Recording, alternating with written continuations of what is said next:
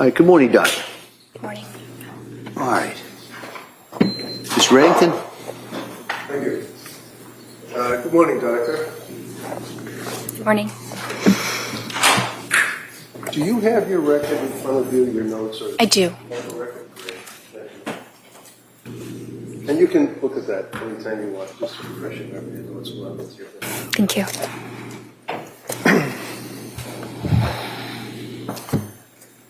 Dr. Tufts, you are presently a psychiatrist, correct? Correct. And can you tell me where you went to med school? University of Vermont. And what were the years that you were at University of Vermont? 2014 to 2018. Beautiful country up there. Great place to live, right? It is. It's beautiful. And when you graduated from med school, you then did your residency? Correct. And where was the residency? Boston Medical Center. And can you tell me, what is it exactly that you do as a psychiatric resident or a psychiatrist resident? What do you do? You do a lot of different things. You rotate in all the different aspects of psychiatry, as well as internal medicine, so that you have a foundational knowledge of broad medical topics. You admit patients into the inpatient hospital. You manage emergencies in the hospital and in the emergency room, decide whether patients need to be admitted psychiatrically or not, and also carry a panel of outpatients. And is this a hospital that you're working in, or is it Boston University? Is it a medical center? So yes, it's the Boston University program, located at the hospital, Boston Medical Center, with also a lot of time spent at the various Boston VA locations. And what were the years, I'm sorry, that you did your residency? 2018 to 2022. So you basically were working as either a person studying to be a doctor, graduating, and then becoming a resident through the entire pandemic. For the first part of the pandemic, yes. The pandemic ended when Joe Biden said it ended. I think it was July of 2022, right?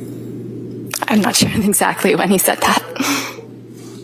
Would you agree with me that when the pandemic started around 2019, when you began your residency, 2020, 21 into 22, it was a large portion, if you will, of the pandemic time frame. So when you finished, do you graduate from a residency, or is it like you get a certificate or something? Yes, there is a certificate for completing it. And then, at that point, you are now a licensed doctor? Is that how it works? Well, you're actually a licensed doctor the entire time that you're in residency. But upon the completion of that, you can obtain a full, unrestricted Massachusetts license and also become board certified. And the board certification, for example, you have a board certification in general psychiatry, is that correct? Yes, sir. And when was it that you got that certification? When was it? Yes. It was September 12th, 2022. When was it that you actually started working as a physician, as a psychiatrist? I started working as a physician and as a psychiatrist during the residency training program. But I started practicing completely independently at Astor Mental Health in August of 2022. August of 2022. Yes. Now, prior to working with or at Astor, is that ASTOR or ER? ASTER, like the flower. And what is Astor? What is it, like a group of doctors? Is it a medical center? What is it? It is a outpatient practice that is owned by a psychiatrist. It has a number of psychiatrists as well as therapists. And where is it located? Is it a brick and mortar type place where you have offices? Yes, the original offices were in Braintree, Massachusetts, and now there's an office in Peabody as well. Your office, where do you work? So at the time I saw the patient, I was working in the Braintree office. I currently work in Peabody. Where, I'm sorry? Currently in Peabody, Massachusetts. So when you start working at Astor, obviously like anybody else, you submit a resume, an application, and you perhaps when they hire you, right? It's a fairly lengthy process and a number of interviews with different staff at the practice, and some recommendations, letters of reference, verification of credentials, all of that. But yes, it can be comparable to another profession in that process. Now, in August of 22, when you, congratulations, obviously you were hired by Astor, how many women had you treated in your residency that were postpartum? With postpartum depression? Or just in the postpartum period? How many women that were in the postpartum period did you treat prior to August of 22? Many. It's hard to give an exact number, but I did have specific training in that population. In that population. And where did you have the training in that population? At Boston Medical Center. And can you tell us in that 2-year period approximately how many women that were in the postpartum period that you treated as a resident? Okay, so it's really hard to give an exact number, but if I had to say, at least 50. So in the 2-year period, you treated 50 people in the residency that had postpartum. And can you tell me, what is postpartum? What does that mean? Well, I just want to address that it was a 4-year period, not a 2-year period. Oh, I'm sorry. Okay. And sorry, what was your question? Hold on. You saw 50 people in a 4-year period that had postpartum. In other words, they had been after having a baby, right? Possibly, yeah, more or less. I saw a number of other patients. I saw much more than 50, but yes. So after you had your residency and after you were hired by Astor, is that when you began in August of 22 your practice as a practicing psychiatrist? Yes. And when was it that you actually got your DEA license that authorizes you to prescribe medication to citizens? So during residency, I had a DEA license, but it was affiliated with the with Boston Medical Center. And then when I started at Astor, I had my own DEA number. I don't know exactly when, maybe sometime around August. So August of 22, you start working at Astor. August of 22, you got your DEA license individually that authorized you to prescribe medication, correct? Yes. And it was when that you saw Lindsay Clancy? I believe our first visit was September 15th. Of? 2022.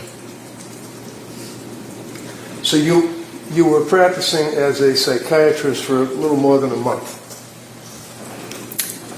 I was practicing independently with my full credentials for about a month, but the training is just immense that goes on before that. Absolutely, it must be. But that's a residency that you're talking about, right?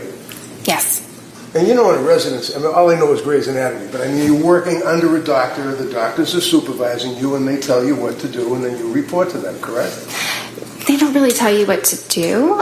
They're there as a resource if you need additional support. But I followed many of my own patients. I was the only person in the room with them. And, my notes were signed off by an attending physician, and that attending was available for any support I needed. So in August of 22, when you started working at Astor, you actually filled out a form for your advertising. Is that correct? I believe that was handled by other people at the practice. And who would that be? Well, we have non-clinical staff that handle the administrative matters. Okay, but you're a doctor and you're out there to the public. You're advertising yourself and your services to the public. Is that fair? I believe yes. I'm not directing the marketing of our office, but yes. Okay, never mind your office. I'm talking about you. You had an ad that was on the computer that if somebody wanted to reach out to a doctor, they could see your ad amongst many others, right? Well, I don't think there was an ad. I think we have a website that had some information about myself. Okay. Now, in August of 22, up until when you saw Lindsay, how many patients in that month or so had you treated for postpartum psychosis? How many patients in a month? Up until that month? I'm asking you about when you started working in August of 22 for Astor, and you are now on your own as an employee. How many patients had you treated before you saw Lindsay Clancy for postpartum psychosis? Well, in the span of 1 month, I would say none because it's a very rare disorder. Okay. But it exists, doesn't it? Absolutely. And one of the things would be the voices that people hear, right? That is a symptom of psychosis, absolutely. And that's legitimate, isn't it? It is a legitimate diagnosis, absolutely. It's not the diagnosis. People that have postpartum psychosis hear voices, do they not? Many do. The disorder can manifest differently in different people, but yes, many people do hear voices. How about postpartum depression? How many people in that month or so before you met Lindsay did you treat for postpartum depression? In the span of 1 month, it's really hard to pinpoint that. Maybe a couple. Maybe a couple? And do you recall how long you treated them for? Again, it's hard to really pin down the individuals in a short span of time. Can you tell the jury what you put in your ad or in the Astor website that you indicated that described you? I don't recall. Well, one of the things you did is that you said that you basically were a specialist in postpartum, people that have postpartum psychiatry. You indicated that on your website, didn't you? Are you able to read the actual document? I don't remember exactly the wording. Well, you've been working now for how many years now? 3 since you saw Lindsay? Or more? Almost 4, yes. You haven't changed your ad on the website, have you? I have not personally, no. And you've read it probably a bunch of times, right? I've read it a couple times, but I don't spend a lot of time on my website. Okay. Do you recall that you indicated that you were specializing in any particular aspect of psychiatry? Yes. It probably includes a special interest in women's health, in perinatal psychiatry, in trauma-related disorders, anxiety, and there may be some other things that were mentioned. Yeah, like women that have babies and they're suffering from postpartum depression, right? Absolutely. You advertised that after a month in working for Astor, right? That's listed as one of my interests, definitely. And again, forgive me, how many women did you treat for postpartum depression in that month and a half before you met Lindsay? I don't know, maybe a couple. But I've treated many of them in the residency, which was just immediately before. So when a person needs to see a psychiatrist, generally they're not well. Is that fair? Some are not well. It really can vary. So when someone comes to see a psychiatrist like you, it's because they need help, right? Yes. And when they come to you because they need help, for example, with Lindsay Clancy, she came to you because of your ad, right? Or your website for Astor, what you said about yourself. I don't know exactly how she found us. Well, do you know why she came to see you? I'm not sure exactly. Friday, we spent a long period of time going through your initial or the initial intake that she had to fill out. Is that correct? You recall that? Yes, we did. And the district attorney kept asking you, and this is in September, is it September 12th? Is that when that form was filled out?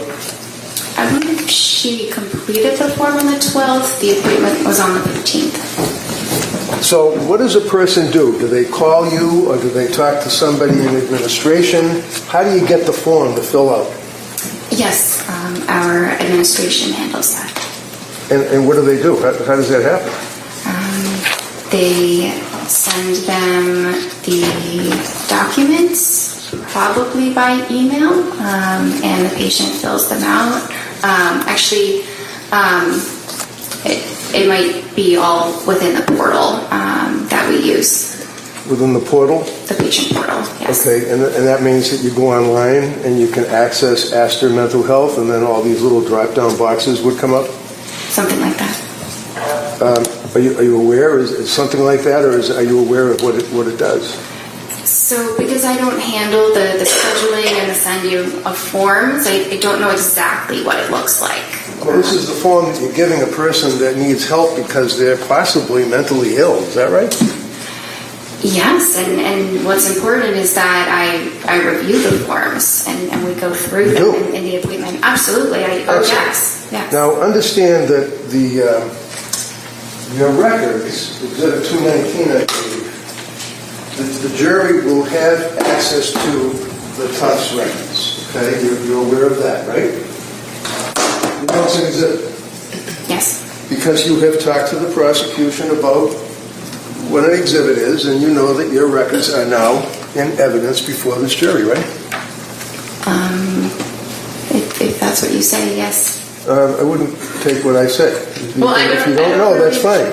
I don't know the details of how this works. All right. Have you talked to them prior to your testimony? No. You haven't talked to the DA's office? No, not at all. You're a defendant in a very large lawsuit, are you not?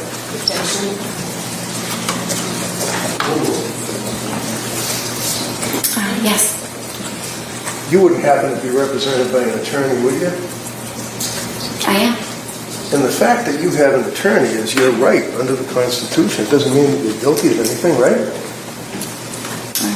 Right. Okay. And you know that the outcome of this case is very, very major to the outcome of your lawsuit. I don't actually know that. So you understand that if, in fact, it's determined that you advertise as an expert in postpartum and in postpartum psychiatry, and you've had a month experience plus a residency, would you consider that to be negligent or misrepresentation? I do not believe that I have been negligent. Do you understand what misrepresentation is? Yes. With a month under your belt plus your residency, do you really want this jury to believe that you were an expert? Can you advertise that?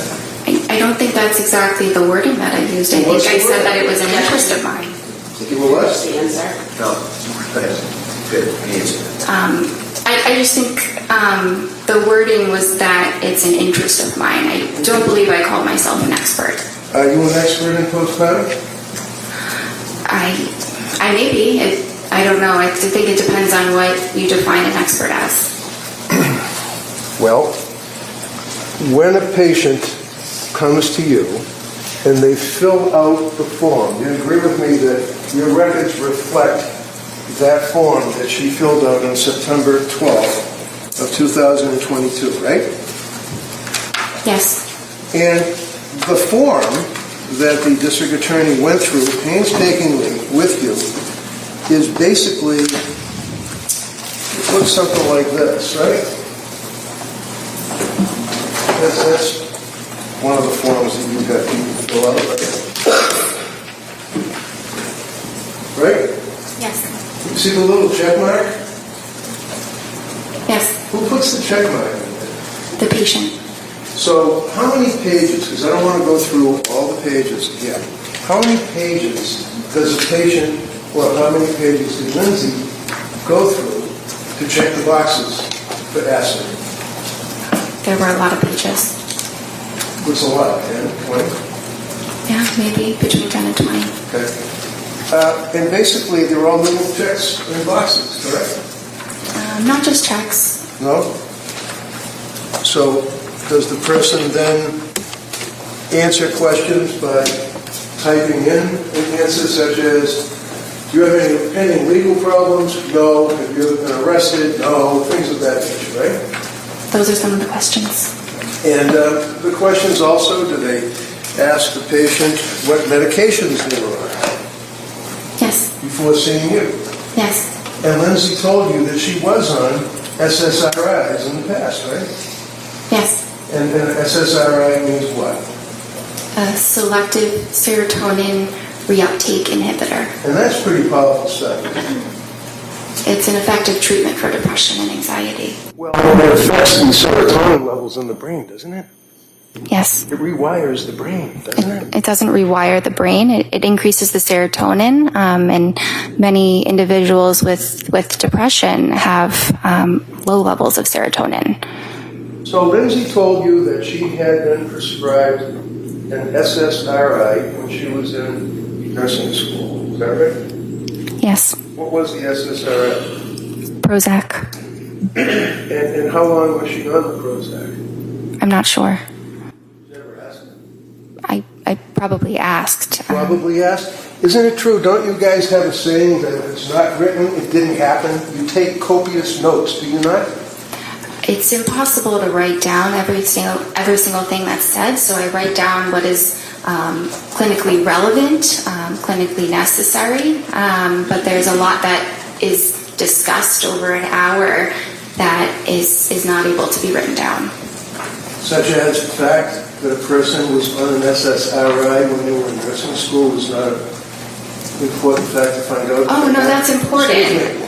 Sorry. No problem. I'm not doing, the Sophie Cunningham.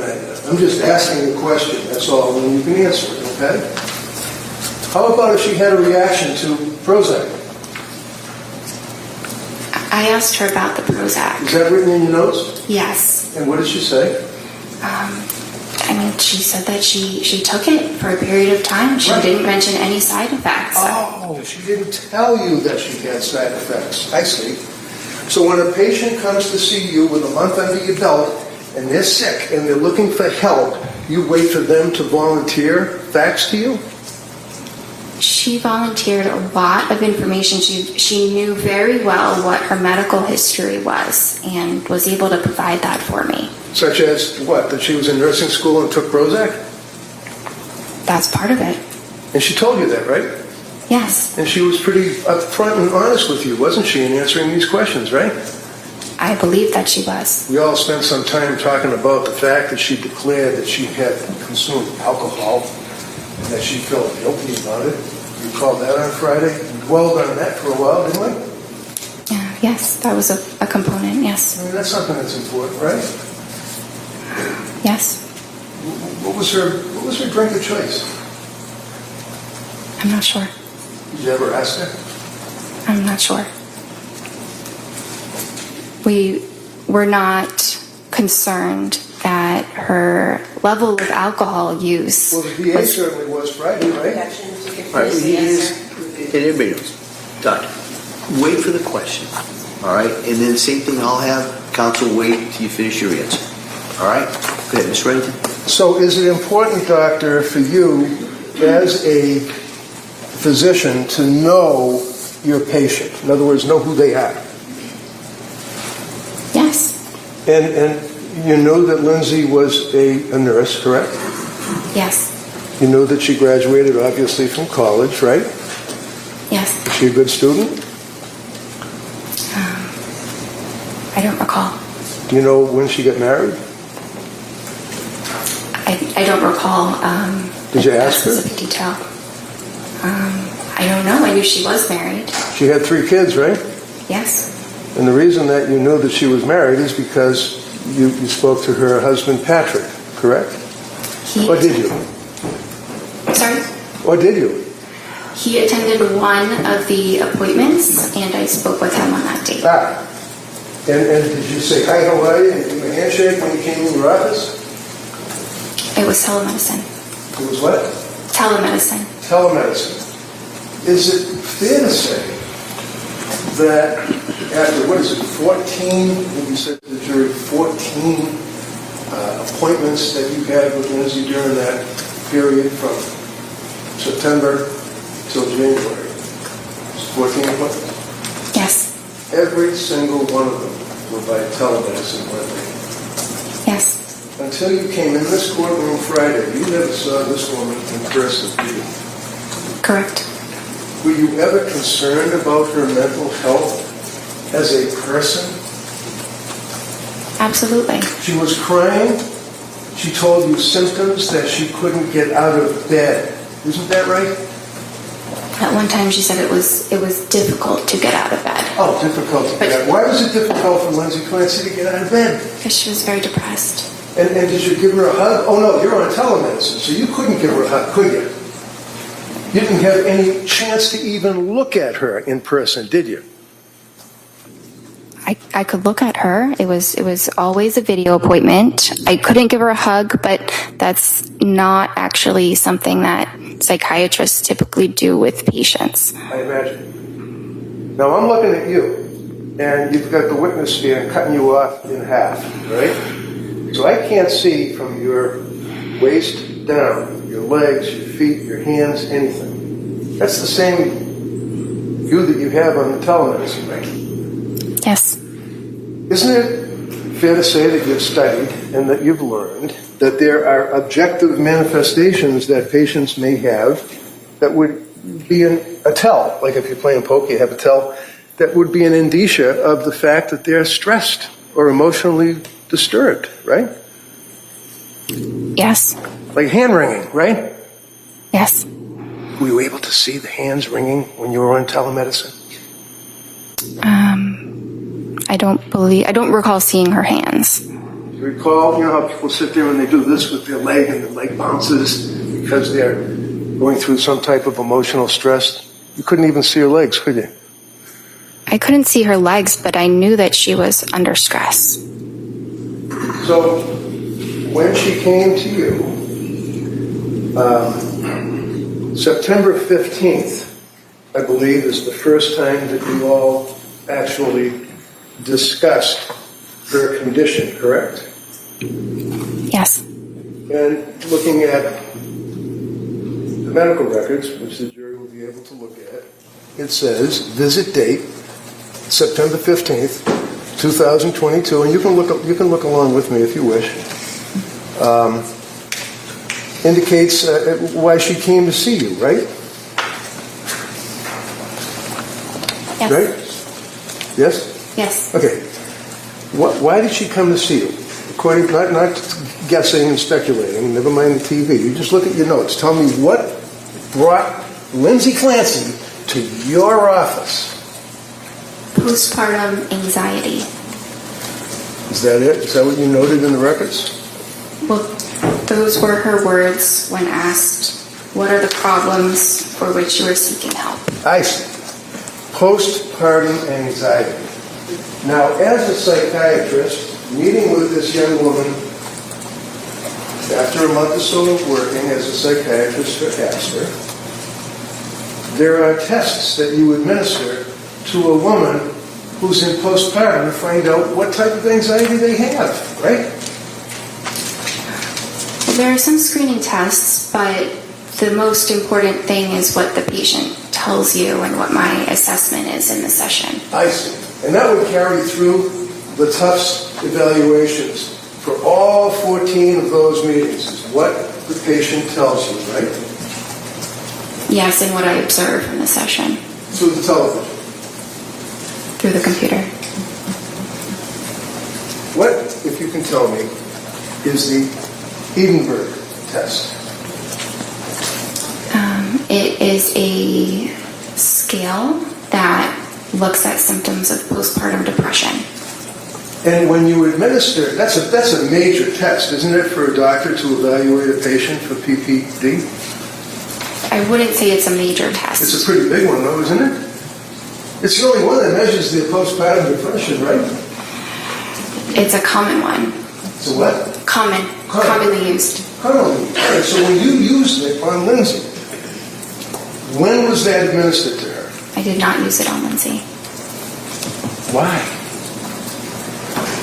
We used the PHQ-9, which What is PHQ-9? It's a depression screening form. That's like generalized anxiety disorder, general depression. It's got nothing to do with a woman suffering from postpartum depression, does it? I disagree. Well, do you agree that people, perhaps that may know a little more than you, determined that the Edinburgh scale is the appropriate scale to administer to a pregnant or postpartum woman? Objection. Sustained as a form. You're familiar with the Edinburgh scale, right? I've heard of it. And can you explain to me how it's graded? No, I cannot. There are 30 questions in it, are there not? I don't use this scale, so I don't know how many questions there are. So the Edinburgh scale, do you even know that the cutoff for someone that is depressed in their condition of postpartum would be 15? Anything over that, they're in severe depression? Okay. You know that her first Edinburgh test that was administered to her put her at a 23 Objection. overall. Severe depression. I was not aware of this test. I was not aware that this had been administered to her. Well, you know that except for the Prozac that she had when she was a nurse, what, 23, 24, 23 years old, she hadn't, other than seeing her own doctor for having a baby, she hadn't seen any doctors. You knew that, right? I didn't know exactly which doctor she sees. I think we ask about your primary care doctor, but she did not report any other medical issues that she was under treatment for. So is it important for Dr. Jennifer Tufts to know whether or not a patient who is coming to you for help has a prior medical history other than what they might tell you? Well, when patients are able to advocate for themselves and share their medical history, we rely on what they tell us. Was she able to advocate for herself, in your opinion, when she came to see you, when you evaluated her in September? Absolutely. How about October? Yes. How about November? Yes. How about December? Yes. And your medical records, you would agree, show that during that period of time that she was deteriorating, was a word that was used on Friday. Isn't that right? No. You used the word deteriorating on Friday, did you not? She was a little bit worse at certain appointments, and the deteriorating word, which is not my word choice, is what is in the note because I had to select that. Because why? You have some kind of a program that you have to check the box and you have to bring down the drop box? You can't take a pen and write something down about a patient? There are certain parts of the note where I can write whatever I feel is necessary, but that specific aspect of the note is a button where you have to click one of three choices. So when the jury's going through your medical records, one of the things that they're going to see is that when you meet with a patient, you have a form that you fill out where it says, if you feel like you're going to harm yourself or somebody else, make sure you go to the emergency room, right? Yes. If you have any urges to harm yourself or others, go to the nearest emergency room. That's in every single time that you meet with a patient, right? Yes. And it indicates that if there's any, call the Suicide Prevention and Crisis Hotline. If you feel that you're in crisis, you may text home to a particular number anytime. What's a suicide hotline?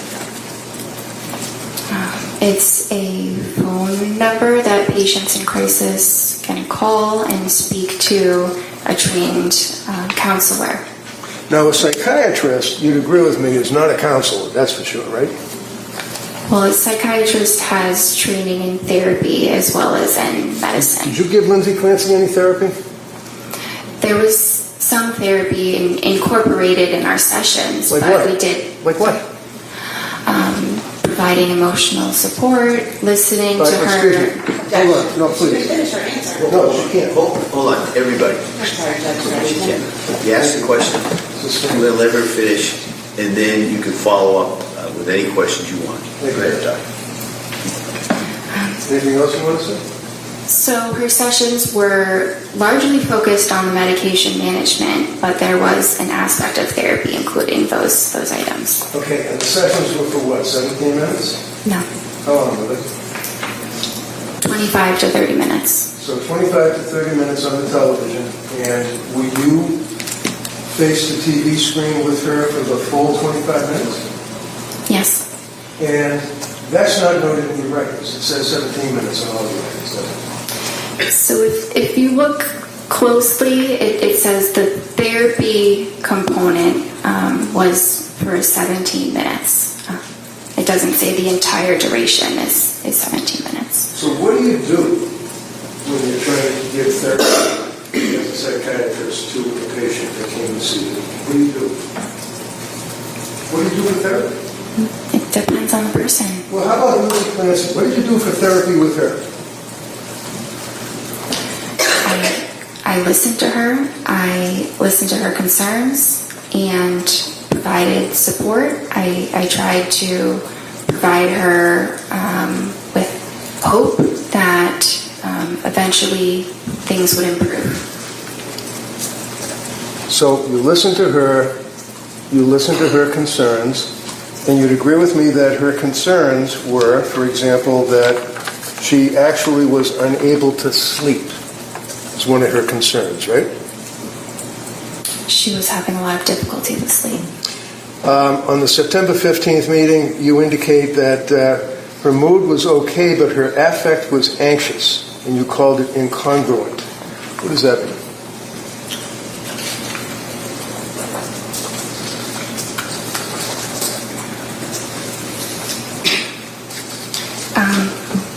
So she said she was feeling okay.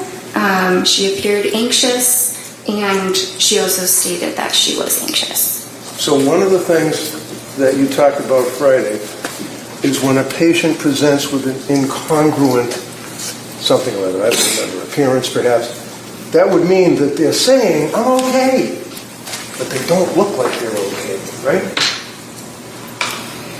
Well, it could. I don't think her affect and her mood were really that incongruent at that time. I think that she didn't appear terribly depressed. I didn't say she was terribly depressed in that initial visit, but she said she was anxious and she appeared anxious. That's pretty congruent. Okay. So did you put in the report that she was congruent or incongruent? So that is not an option for me to indicate in that section, but So- it was congruent. You're like a robot. You can't take a pen and write something down. You have to do the drop box and the X's on the computer. Well, if it's on the computer, I'm limited by the options that are out Why? there You're a doctor. Why are you limited? because of the technology. What technology? The fact that there's a form on a computer? You're trying to treat a human being who comes to you for help. And that's what's most important. What's most important was the treatment, not what is checked off on a box. Makes sense. So you were unable to make a note as to whether or not her affect and her mood appeared to be in conflict, and that she would have been incongruent, and that she had poor insight. You couldn't write that down. Is that right? Because the box doesn't let you. Correct. So basically, she's telling you that I'm okay. Well, actually, when she came, do you know that she never saw, other than when she was in nursing school, would surprise you, a psychiatrist? And that was only for like a week when she got the Prozac in nursing school because she was afraid of public speaking. Did you know that? I was aware that she did not have a significant past psychiatric history. I was aware of that. Okay, so you were the first psychiatrist that she had the pleasure of meeting. Is that correct? I think it was. And isn't that important for you as a doctor to take a history? I did take a history. So can you tell us? You're testifying here for the government. Tell us whether or not she had any past psychiatric history other than in nursing school for a week with the Prozac. She did not report any other past psychiatric history other than the Prozac and Wellbutrin. So when a patient comes to see you and you're treating to help that patient, if they don't report something to you, you don't know about it apparently, right? Well, I think it depends. There are certainly things I can assess, but if it's related to their history, I do need them to tell me. Well, you can't assess it unless you ask, right? Unless I ask or they volunteer it. Or of course, we already talked about the volunteering. How about you as a doctor, when you're evaluating a patient coming to you for help, do you ask them questions? Yes. You didn't ask her a prior history. I did. What did she tell you? She said that her prior history was what we discussed about the Prozac in the nursing school. So, basically, other than hoping to give her hope, is what you said, for the therapy. How do you give someone hope for therapy, the other doctor? Try to encourage them and...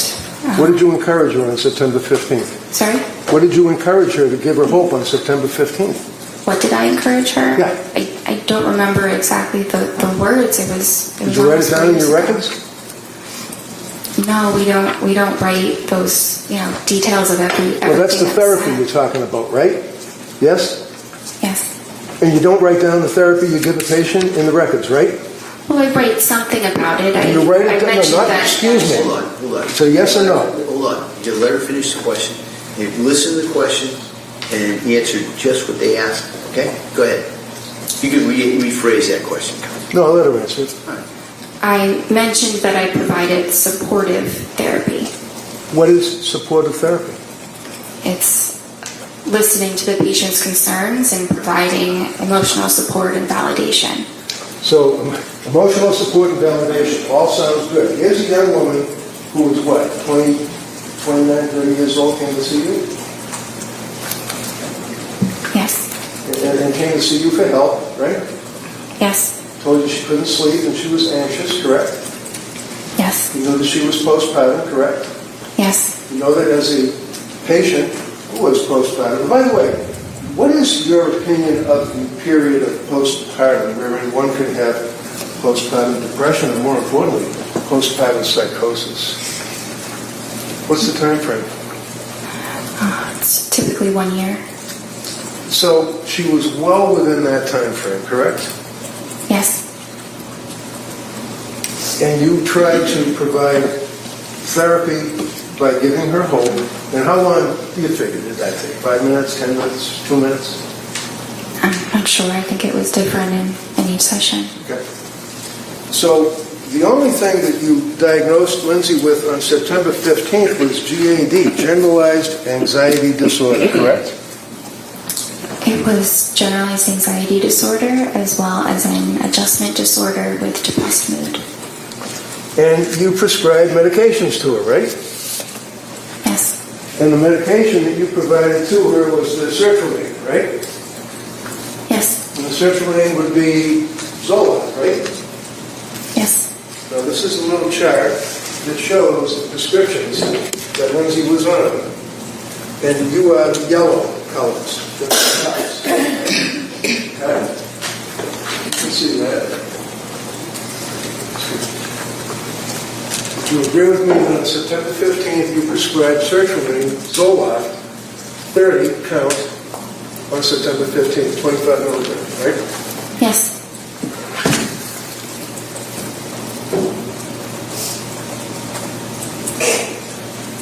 Have you ever read the website for sertraline? The website for sertraline? Yeah. I mean, sertraline, Zoloft, is a chemical that is marketed as a pharmaceutical, right? Yes. Right? It's a pill, right? Yes. And as we said, it's an SSRI pill, correct? Yes. Do you know that Zoloft is not indicated for generalized anxiety? Why'd you give her Zoloft? It is a very effective medication for generalized anxiety disorder. So you're familiar with the drug labeling for Zoloft, is that correct? Generally. Generally. Are you aware of what the manufacturer of Zoloft indicates it can be used for, to treat?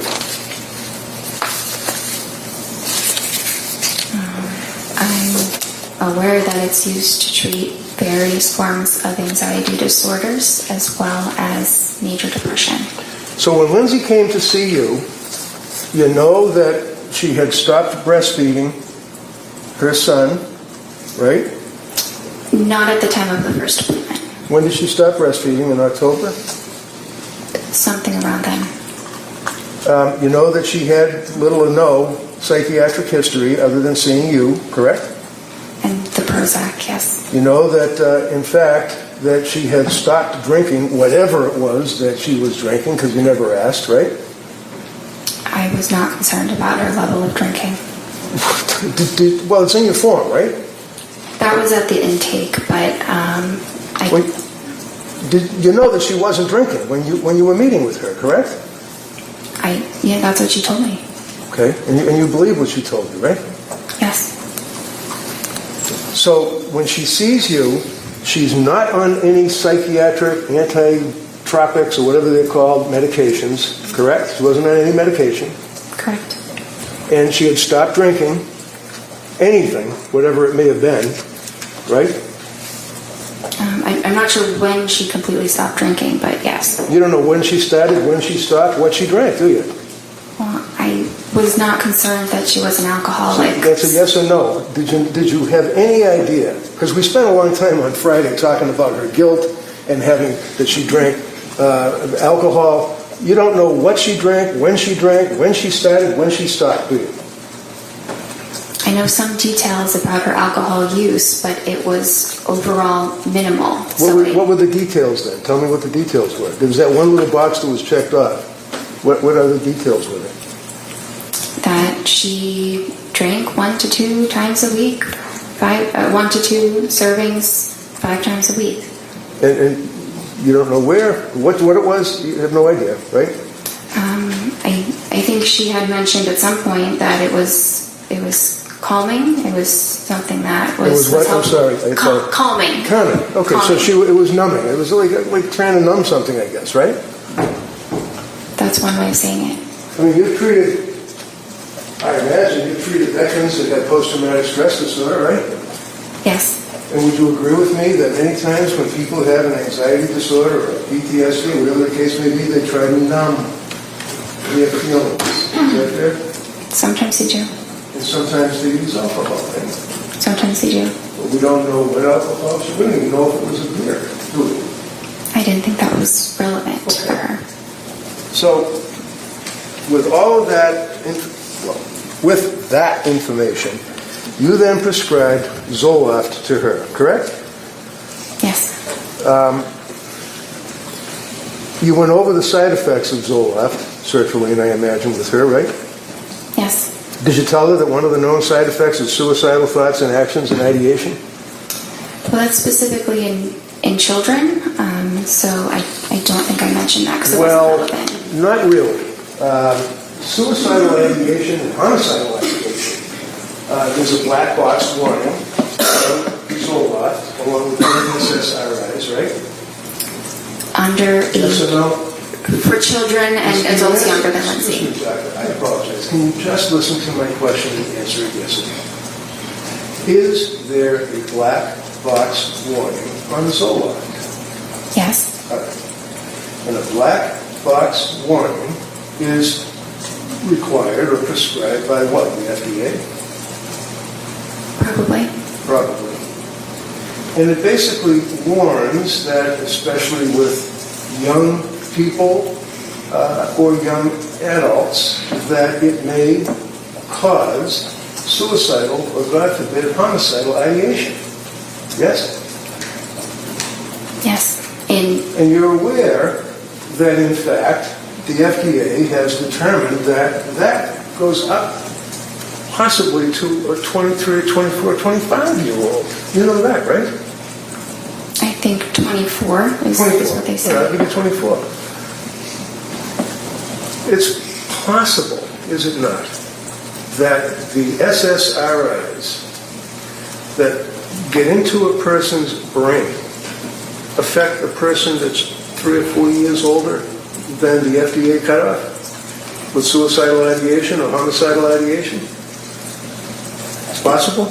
There's a lot of development that happens in the brain between ages like up to 24 and closer to 30. The brain is fully matured at past age 24, and so it's less vulnerable than in a younger individual. So with 24, you're suggesting as a cutoff, are you suggesting to the jury that a drug that increases the risk of suicide in a 24-year-old patient cannot increase the risk of suicide in a 29 or a 30-year-old patient? Just a little bit?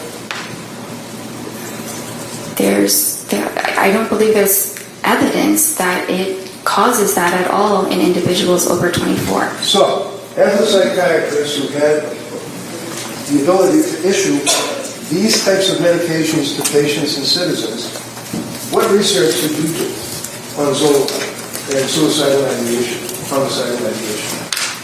I was taught extensively about SSRIs and suicidal ideation in my training. Vermont, right? In Vermont, in Boston, yes. Okay, so in Vermont was when you get your medical degree, right? Yes, And in Boston would be when you were a resident, right? yes, And then you had board certification on general psychiatry, right? yes. You can have a certification on the subspecialty, right? There are certain subspecialties, yes. Right, and some of the subspecialties deal with postpartum or women that are pregnant and have babies and have psychiatric symptomology. There's no board certification for perinatal or reproductive psychiatry. Well, there are plenty of classes that are recognized as, for example, at Harvard Medical School, there's an annual class or symposium, if you will, for postpartum. Have you ever been to that? No, sir. What have you done to research or to improve your education? I understand you went to med school and that you were a resident. What programs, continuing education, symposiums have you attended since you got the ability to prescribe these medicines to people? I have not attended a symposium. Have you attended anything?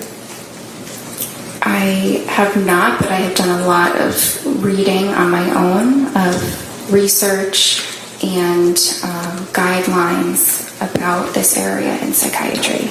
Did you tell Lindsay when you were going, because one of the things that you guys are always concerned about is what's called informed consent, right?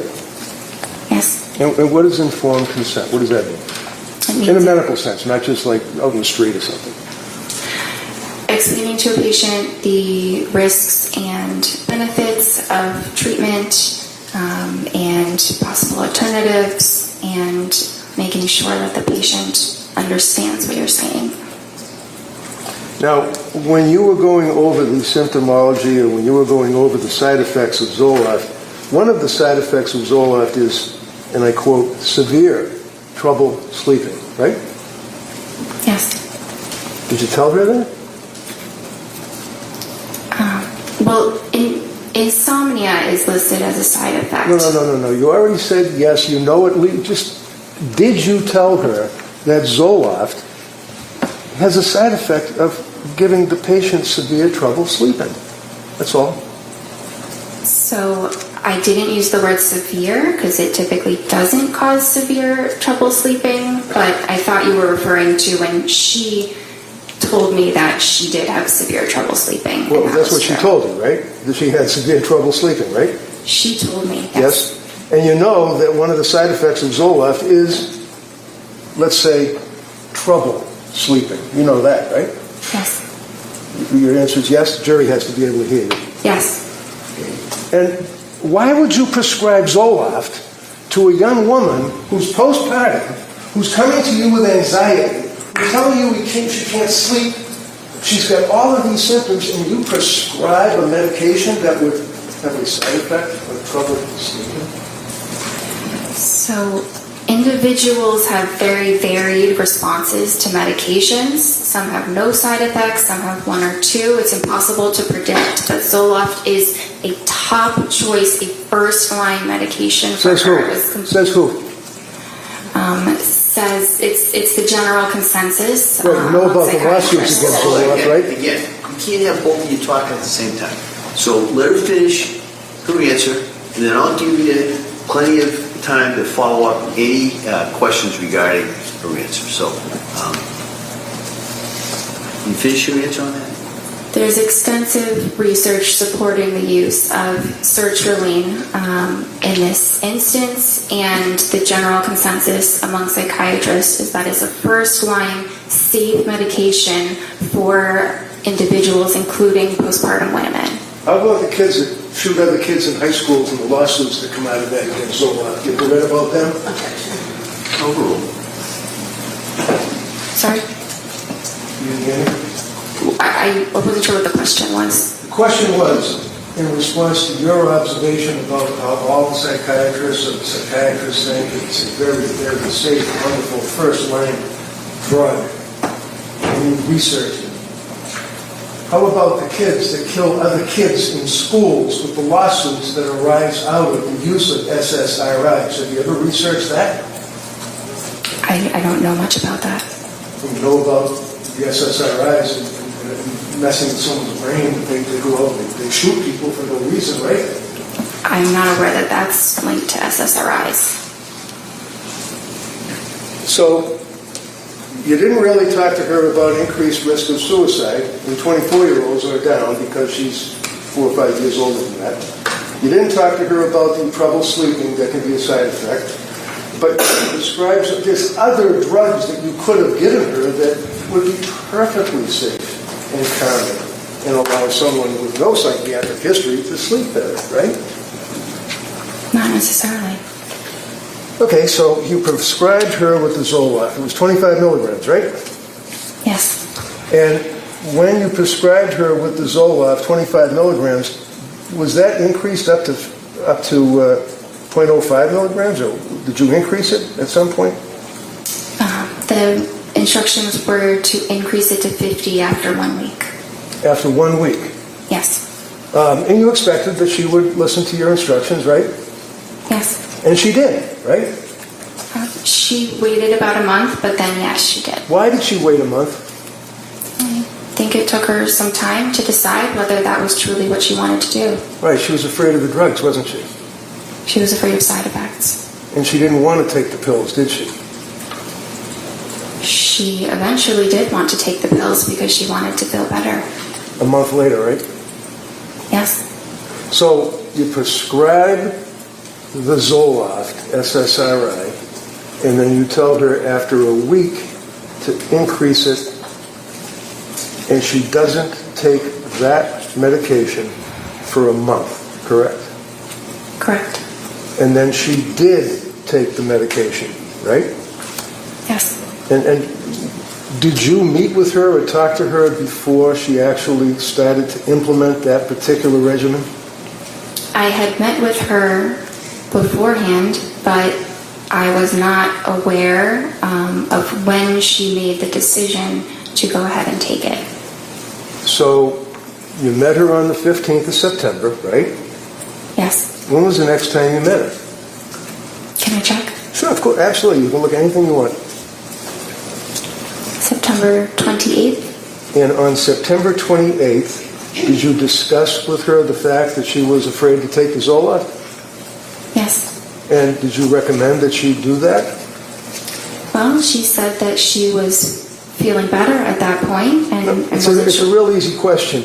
When you talked with her, did you recommend that she increase or take the Zoloft?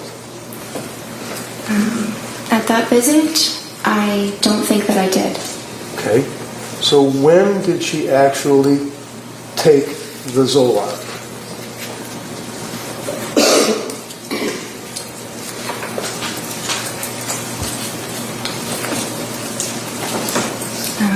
She told me in her October 20th visit that she had taken it 1 week prior. And she told you that when she increased it in accordance with your instructions, she went off the rails, right? I don't think she used those words, but she had. What words did she use for you as her doctor? She felt awful. Awful. Why did she feel awful? Did she have a stomach ache? Did she have a headache? Why did she feel awful? She did have some stomach aches. She had some diarrhea and had a difficult time eating. She also had increased anxiety. She had some more depressed feelings. She had more difficulty sleeping. And what was your advice to her as her doctor on the 28th of October, after she told you about the effect the Zoloft had on her? I told her to stop it. Stop the medication. Okay. Now, Zoloft being an SSRI, and a patient that is taking the Zoloft, and the 0.05, we spent Friday afternoon going over the drugs, and 0.05 milligrams is the lowest dose, and all that. That's the dose that is prescribed to people, invariably, correct? It goes up to 200, but that is a starting dose. For pretty much all of you psychiatrists would agree with that, right? 0.05, right? 50. 50, okay. And you then told her to stop? Yes. What does it mean to titrate something? To slowly increase the amount. What do you tell patients when they're on an SSRI as to weaning them off the SSRIs? Depends what the dose is. If it's a high dose, you need to slowly decrease the dose, so kind of the opposite of titration. But if it's a low dose to begin with, you can stop it. Are you supposed to tell a person that's on an SSRI to stop immediately or to slowly withdraw from it? At 50 milligrams, it is perfectly fine to stop it immediately. So you didn't have any concerns at all about telling her to immediately stop taking the Zoloft. And what did you do, put her on another drug? Not immediately. Okay. So did she relate to you on that October 28th meeting that you had? Was it the 28th or the 26th? I met with her the 21st and then the 26th. Okay. Now, on the 26th of October, what did she tell you her condition was? So she was feeling back to how she was before the Zoloft, which is not great still, and that she was considering a new medication. So she was considering it. Did she do research on medication as to what medication she wanted to take? Is that what you're telling this jury? She didn't specify exactly what medication she wanted to take, but that she wanted to try something else because she was still having significant anxiety. So when you say she wanted to try something else, I'm just asking, did you tell her what you recommended she try, or is that something that she decided she'd do on her own? No, I gave her my recommendation. Okay. The only reason why I ask that is that, a lot of times people might think that she's a psychopharmacologist, that she's a heart surgeon, that she's a vascular surgeon, that she knows everything about medicine. That's not true, is it? No.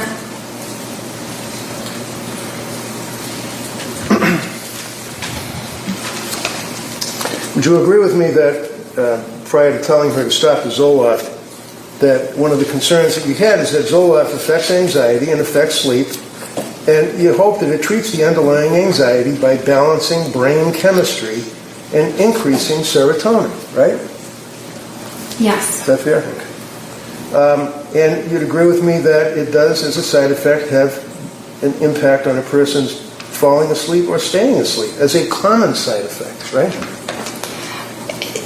It can happen. It doesn't happen to everyone, but it certainly happens to some. But it is temporary. That's the important distinction. Is that there are many side effects that disappear entirely, and then the medicine is quite helpful for those certain conditions. What's that? Yes. She had problems sleeping, didn't she? Yes. Even after the Zoloft, right? Yes. So you, not her, you recommended a particular drug that she should take, right? Yes. And again, as it relates to what one would expect a young woman who's a labor and delivery nurse to know about psychiatric medication. What is methadone? Do you know? I'm sorry? Methadone. I'm not sure. How about hermababate? B-A-T-E. H-E-R-M-A-B-A-T-E. How about that? You ever heard of that? I'm not familiar with that. That's what's used to administer to a woman who's going through birth. You don't have an obligation to know that, do you? No. You have an obligation to know about psychiatric medications, though, right? Yes. There's a difference between what's known as nescience, which is not knowing what you have no duty to know, and ignorance, which is you don't know what you should know. Is that fair? Yes. So, did you ever gauge Lindsay's knowledge or ability to judge what medication would be good for her? So that was my role. Right. I didn't expect her to know significantly the details about different psychiatric medications. Is it important to know that a woman that's coming to you because of postpartum issues, shall we say, had prior problems in prior deliveries? Yes. And you'd agree with me that you're on the front line of healthcare for pregnant women when someone comes to see you, either pregnant or after having a baby, right? They're usually referred by a therapist or an OB, but yes. Okay. So being on the front line and dealing with these people, and you advertise that you deal with pregnant people before they have babies, right? Yes. And after, correct? Yes.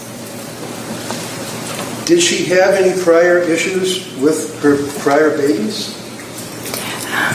I knew that she had some anxiety symptoms with her prior, after her second child was born. And that would be Dawson? Yes. And when she saw you after having Callan, how old was Dawson, if you know? A few years old, maybe 2 or 3. Did she tell you what the side effects were after she had Dawson? She did.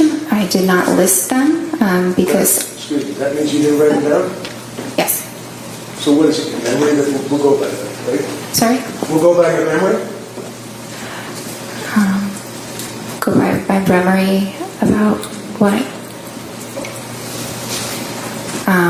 I don't recall exactly which side effects she said, but I recall that they were some of the very common ones, the ones that are temporary. Wait, hold on. You're telling this jury that you don't recall what the side effects were that she told you, but you knew that they were general? Carmen? Is that what you're saying? Yes, because if it were anything else, I would have documented it. Well, how about And she took Zoloft? Did she take Zoloft, SSRI, after having Dawson? I think she took it for about a week. You think? Or she did? She did. So isn't that something that would be indicative of the fact that there was some psychiatric issues after she had her second child? Yes, but she did not describe them as being severe. Well, as a psychiatrist, can you ask her whether or not they're severe, or do you just wait for them to tell you? Based on her description, they did not sound severe. Tell me about bipolar. What's bipolar? Bipolar is a mood disorder that has both depressive episodes as well as episodes of mania. And is it your understanding that if a person has a difficult birth and in fact has some psychiatric attributes as a result of that difficult birth, that you should not prescribe SSRIs to that person because they could be bipolar?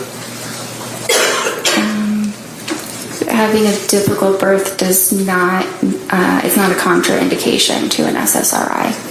So after she had her second child, she took Zoloft, and you did not detail any side effects, and you don't remember any side effects. Do you agree that Lindsay had, at this point, a history of mental problems during postpartum? She had a history of anxiety postpartum. Anxiety to the point that she was prescribed an SSRI? Yes.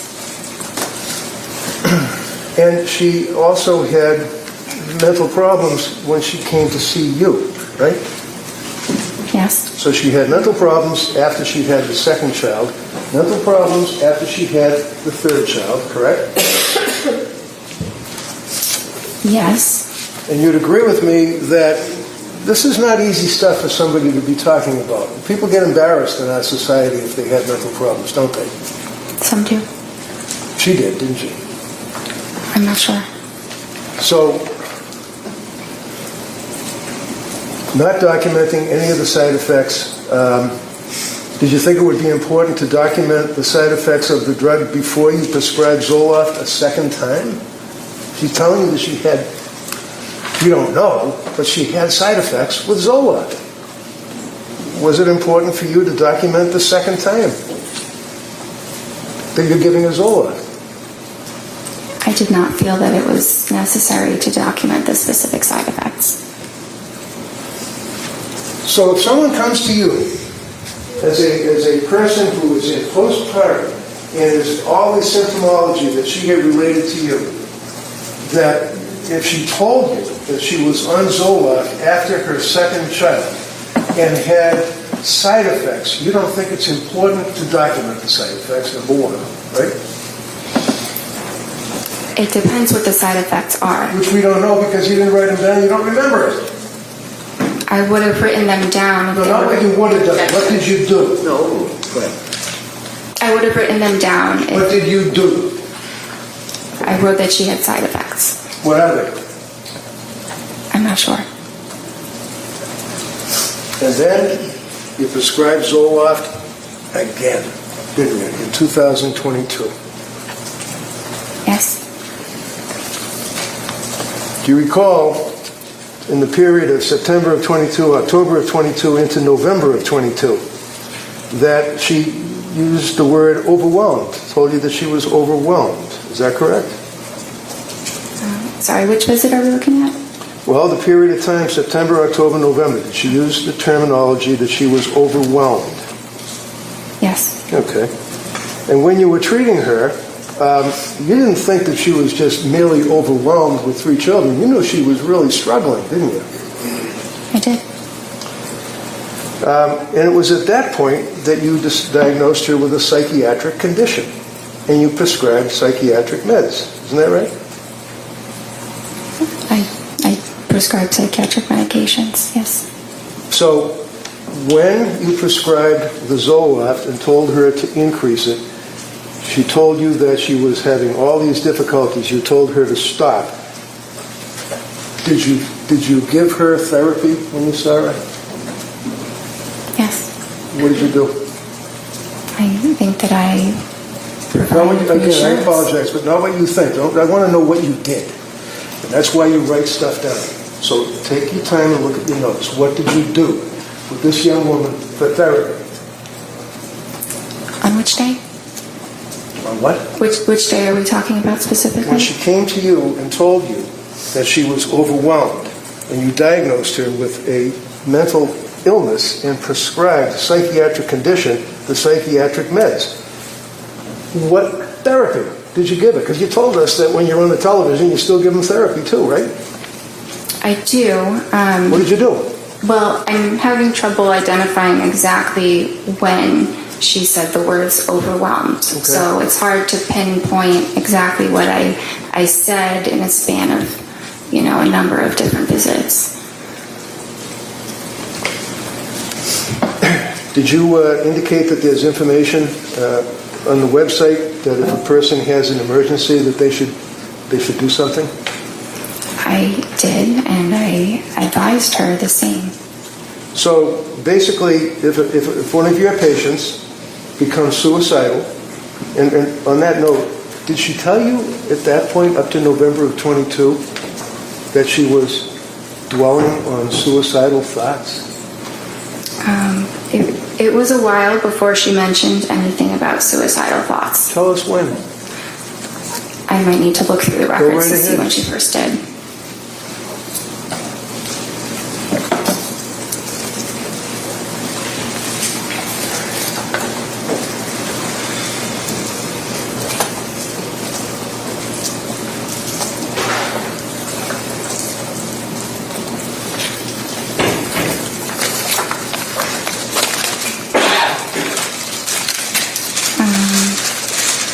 December 1st. So on December 1st, what did she tell you? That she denied feeling suicidal, but that she was close to feeling suicidal.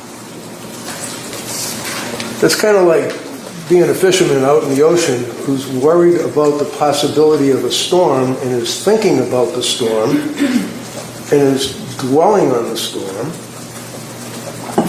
almost in fear of the storm, right? Objection. No vote. Isn't it? I guess. So when she tells you that she's, and I don't want to put words in your mouth, what did she say? She's having suicidal thoughts, or what did she say? All close to it? She denied having suicidal thoughts, but felt that she was getting close to it. Okay. So she was dwelling on it or thinking about it, right? Is that fair? She was fearful of eventually having those kinds of thoughts. To kill herself. Yes. And how frequently were the thoughts? I'm not sure exactly how frequent they were. Did you ask her? It's Sorry? very likely that I did ask her the frequency. Wouldn't that be in your medical records? When you see some patients, you have some patients other than Lindsay Clancy at that point, right? Yes. And you document when a patient, my God, when a patient comes in and tells you that she's in postpartum distress and she's close to having suicide thoughts to kill herself, that's important, isn't it? It's important that I am aware that she's having these thoughts, What thoughts? that she is fearful she could become suicidal. And she told you, I imagine, or you asked, how frequently these thoughts were. I don't have it documented how frequently they were, but that is a question that I usually ask when we're talking about suicidal So when we're thoughts. usually testifying in a murder case, we usually have facts that we can tell the jury, not speculation. Objection. Yeah. Sustained. Did she tell you when you ask about suicidal thoughts? Yes. What did she tell you? If you don't know, tell us. No, I know. Sorry, but it's what I said before, that she denied having them, and she wasn't having them. We were meeting, but she felt close to it. close to having those thoughts.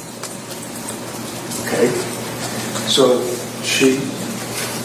would you agree with me that many times patients, especially psychiatric patients, may minimize their symptomology? Patients sometimes do. And sometimes when a woman has just had a child and has other little kids at home, you're worried about the government taking kids away from them because you're a mandated reporter, aren't you? Overall. You're a mandated reporter, right? I am. And if she told you, I'm having suicidal thoughts, I'm close to it, and homicidal thoughts, you'd report that, wouldn't you? Not necessarily. I think it really depends on the context, but having suicidal thoughts alone is not a reportable condition. All right. So basically, we know that she was close to having suicidal thoughts to kill herself, whatever that means. We don't know how frequently she was having them. Yeah? Today, I don't know how frequently, but at that point, I believe I did know how frequently they were. Oh, okay. So as a result of that, you then gave her therapy, I imagine, right? Through the television.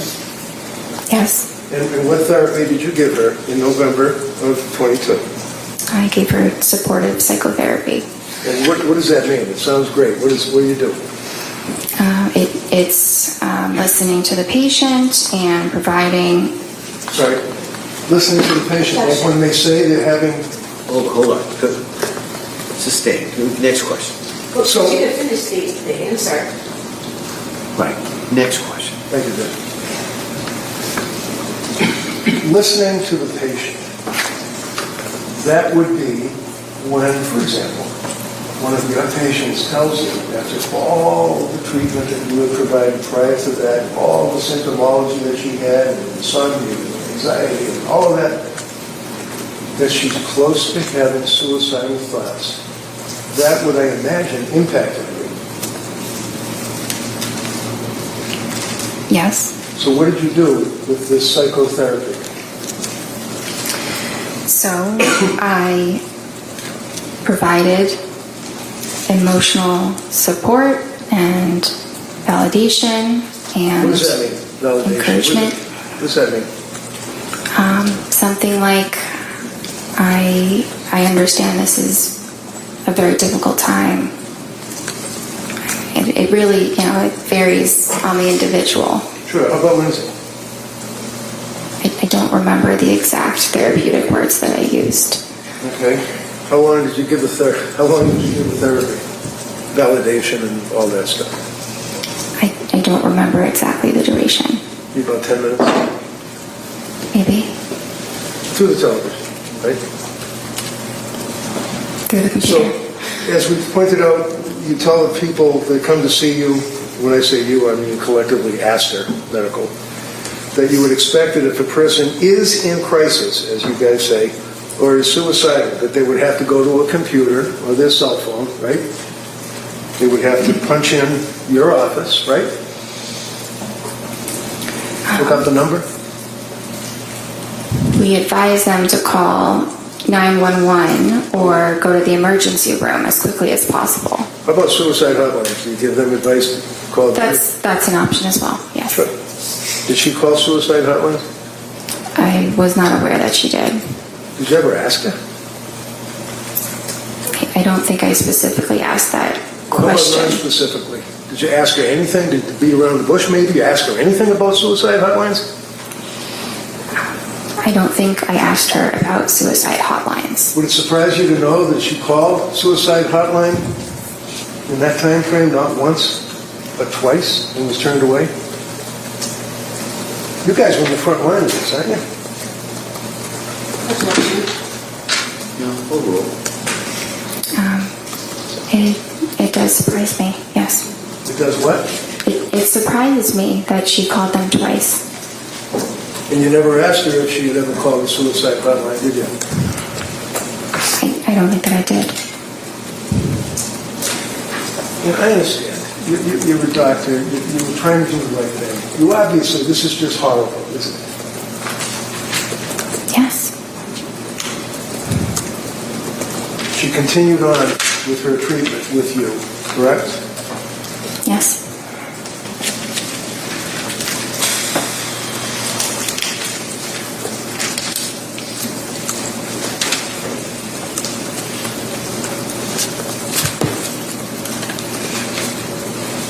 What was the next medication that you put her on?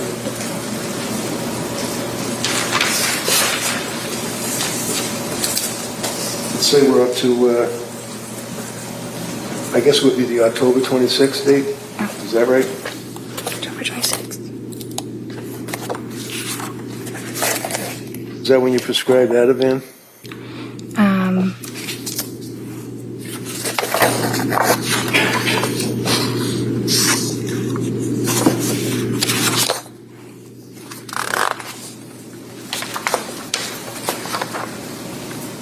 I prescribed that on the 21st. Sorry?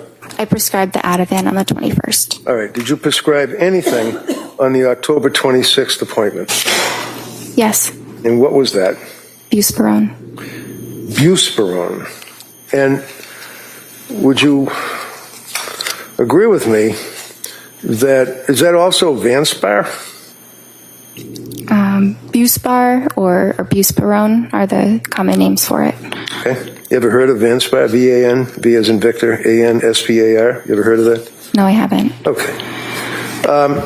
And would you agree with me that there are a number of side effects of Buspirone? Every medication has side effects, but Okay, so my question is pretty simple.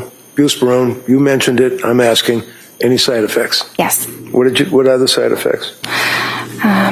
They could be tiredness or dizziness or rarely some upset stomach, but it's generally a very, very well tolerated mild medicine.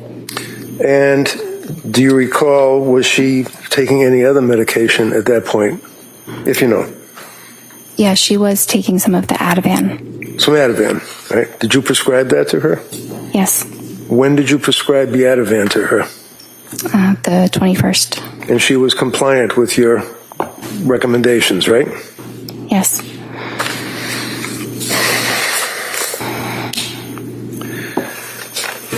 Was she also reporting to you that she was taking Benadryl, like over-the-counter stuff? It was being used as needed, yes. So that's PRN, on the record is PRN or whatever, you take it as required, right? Yes. And she reported to you that she was taking Benadryl, right? She reported that, yes. And you didn't document how much she was taking, right? It's only available as one dose over the counter. Okay. Did she re-up the dose over the counter? Do you know? She didn't tell me that she did. Did you ask her? I don't remember asking her about if she increased it. I think she was just taking one of them. You think? Did you know that Ativan and Benadryl are contraindicated, that they can have a serious impact to the central nervous system and depressant effects? Yes, but can I explain that when they say depressant? Excuse me, the answer is yes, right? Is the answer yes? Yeah, if the answer is yes, if that's the question, the Commonwealth may be able to ask you further questions if you'd like. Well, I can't say yes to that entire statement. All right. Next Did question. you discuss anything about Benadryl combined with Ativan on October 26th? I don't recall.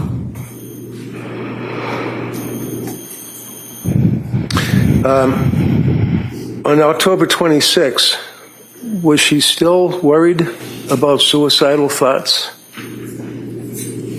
She denied that. And on October 26th, how did she deny that? Is that, you have that noted in your record? I do. And what does it say? Patient denies suicidal ideation. Okay. So there's a huge difference between suicidal ideation and somebody having thoughts of suicide or being close to it, right? Not exactly. Well, you knew that the last time you spoke to the woman, she told you that she was close to having thoughts of killing herself, right? Yes. And you're her doctor, right? Yes. So what do? You just say, do you have, and check the box, and say, do you have any suicidal ideation? And she says no, and you check the box? No, it's not that simple. Do you ask her, like, well, gee, the last time I spoke to you, you told me that you were close to having suicidal thoughts of killing yourself. Did you pursue that on the 26th of October? Yes. And what did she say? That she wasn't. Now, how long was that appointment, if you recall? Would you agree it was 17 minutes and then there was some therapy? The entire appointment was something between 25 and 30 minutes. And that was again through the television, right? The computer, yes. Computer. Did you also add a drug called hydroxyzine? Yes. When was that?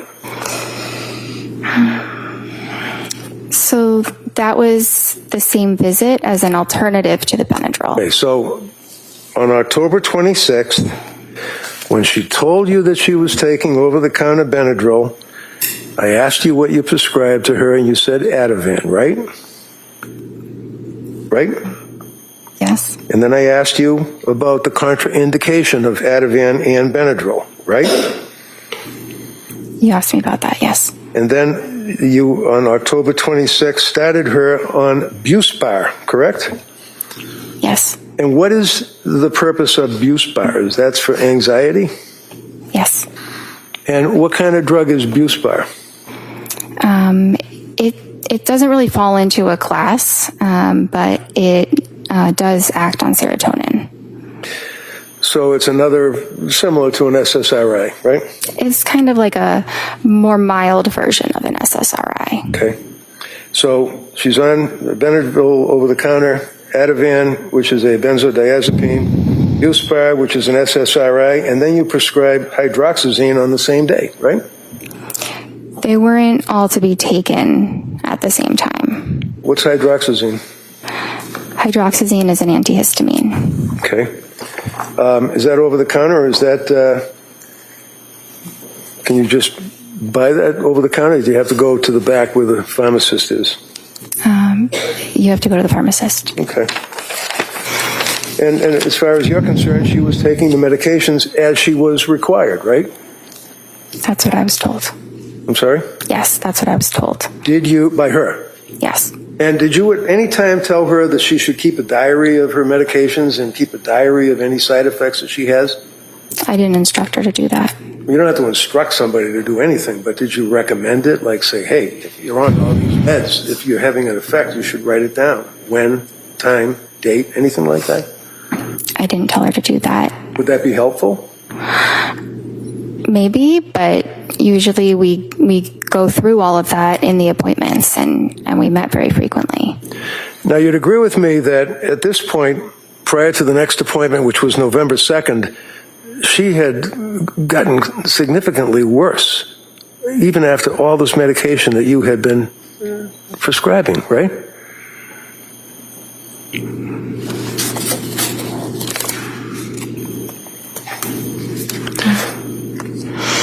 Did you make a note that she was telling you that she had depression and that she was crying, had more anxiety, insomnia had increased, brain fog, and worrying about suicide?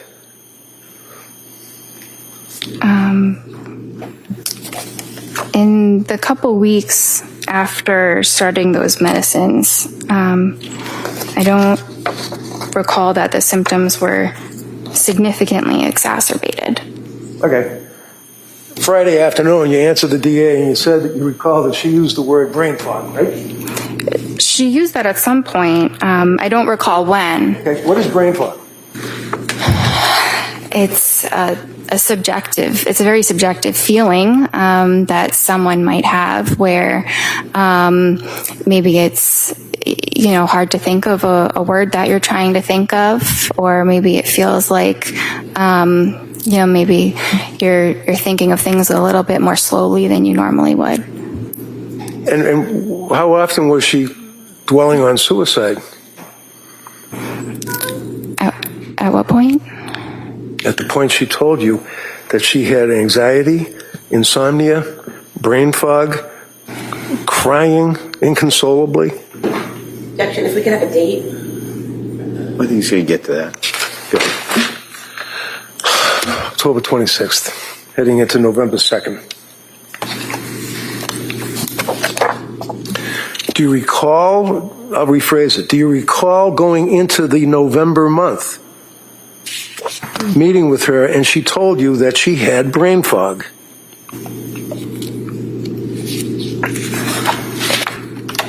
It was mentioned at some point. I Okay. don't see that on the 26th specifically. All right, so let's talk about brain fog. Did you ask her what that meant? Because when you say subjective, that means that's her interpretation. That's in her head. She's telling you, right? Yes. As opposed to objective, which would be what people in general would think, right?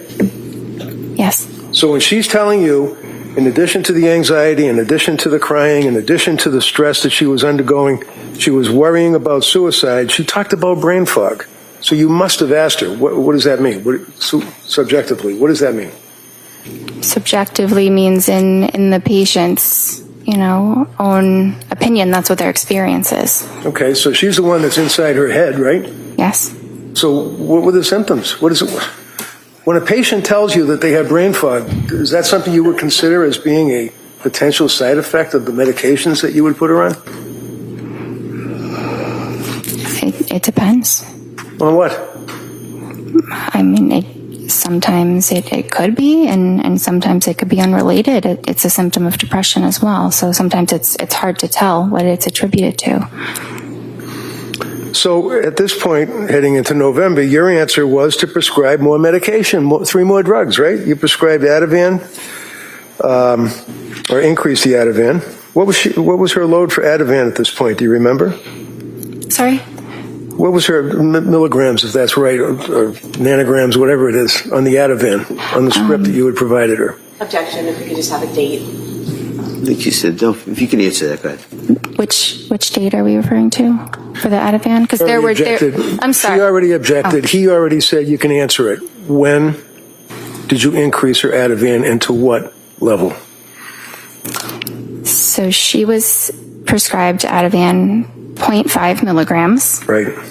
And then when I next saw her, she said it was a little bit helpful. So I said you could increase it and see if 1 milligram is more helpful. Did she increase it? Yes. And when was the next time you saw her to talk to her on the television or on the computer? Well, I saw her on the 26th, and then I saw her on the 31st. I'm sorry. How was she on the 31st? Halloween. Sorry. How was she? That's not my note. That's her therapy note. Okay. So how about this November 2nd? Was that the next time you saw her? I saw her on November 2nd. And she told you that she was hesitant to use the medications, the Buspar and the hydroxyzine, right? She said she was hesitant to try the Buspar. She was scared of the drug. She was scared of the drugs, right? She was afraid to take a medication. She wasn't doctor shopping and asking you to give her drugs so she could get high. She was asking you for help. Isn't that right? Yes. And she was afraid to take the drugs and told you that she was afraid to take the drugs, right? She told me she was afraid to take the Buspirone. Did you advise her or counsel her or give her therapy about that? Validations? Yes. And what did you tell her? Well, I advised her of, the risks. What were the risks? Well, the risks of the medicine, like we had said, sedation or dizziness. Okay. How about interfering with sleep? Buspirone doesn't usually interfere with sleep. Not usually. Did you ask her about any thoughts of suicide or being close to having thoughts of suicide? Yes. Did she indicate to you that she had any thoughts of suicide at all? Not at that date. Did she use those words, or is that a box that you checked off? I don't remember her exact words, but we talked about suicide or, thoughts of hurting yourself. Right. And there's a distinction between, in your records in the notation, between suicidal ideation and I quote, worrying about, thinking about suicide. Would you agree with that? Yes. And what did she mean when she told you, as her doctor, that she was worrying about, thinking about suicide? You mean in the prior appointment? I'm talking about a woman that's sitting in front of you on your television or your computer telling you that she was worried about thinking about suicide. Well, on the second, she didn't say that. Okay. When was the next time that she told you that she was worried about or thinking about or suicidal ideation?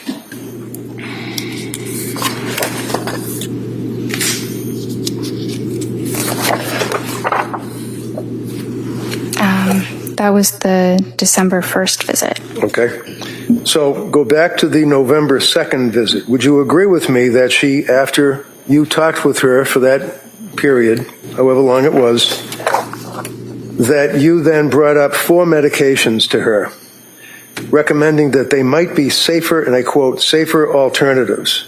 Would you agree with that? I see the word alternatives, not Okay. safer alternatives. Do you remember talking to her about Remeron? Yes. Did you recommend that she take Remeron? No. Did you ever prescribe Remeron?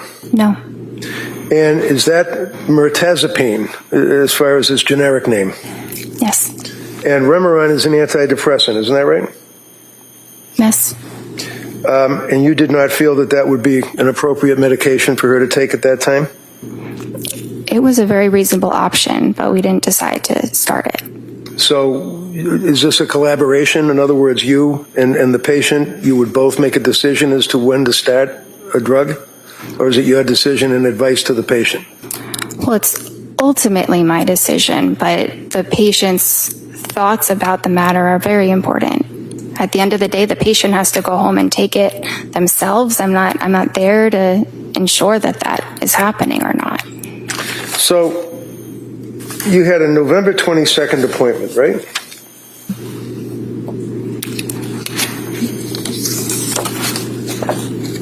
Yes. And it was at that time that she told you that she had been to see South Shore Perinatal Clinic, right? Yes. And did she tell you why she was seeing someone from the South Shore Perinatal Clinic? I think she told me that it was because they were exclusively focused on treating perinatal conditions. Yeah, but so were you, right? Not exclusively. I'm a general psychiatrist. I see. And did she mention the name of any doctor or nurse practitioner that she was seeing at the South Shore Perinatal Clinic? Yes. Who'd she mention?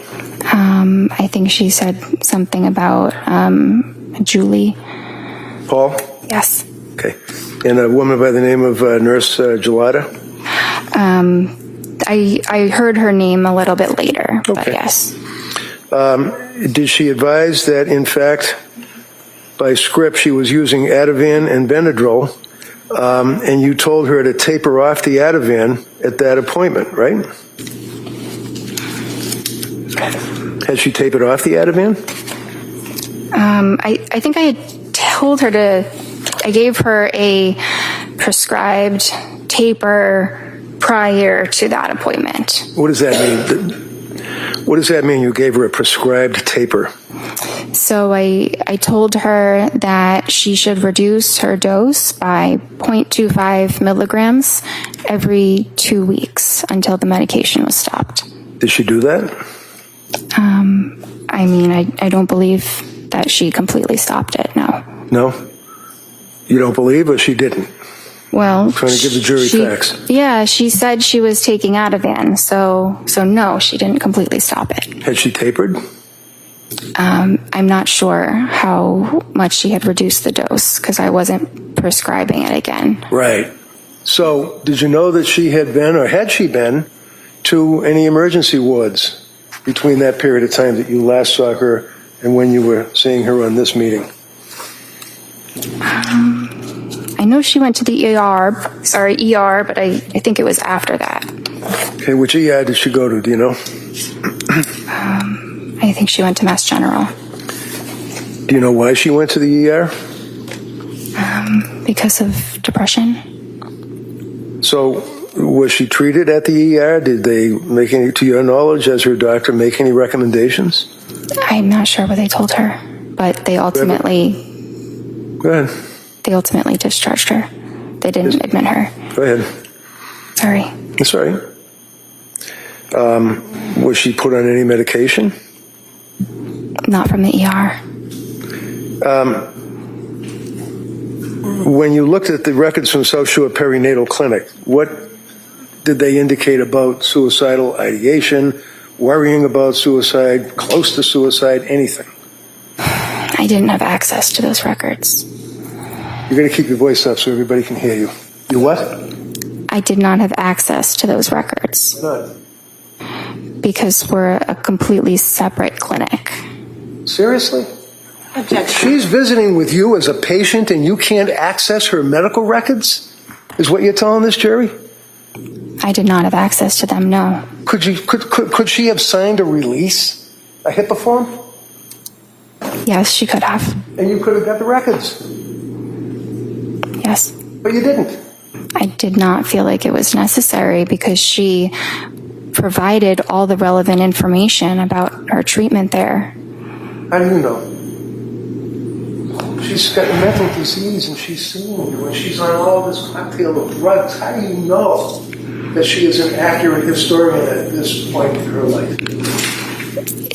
It felt very accurate when she was able to recall the names of the medicines, doses of the medicines, specific days. She provided a lot of incredibly detailed information. So it showed me she was capable of doing that. So when you talked to her husband, Pat, how many times did you talk to her husband, Pat?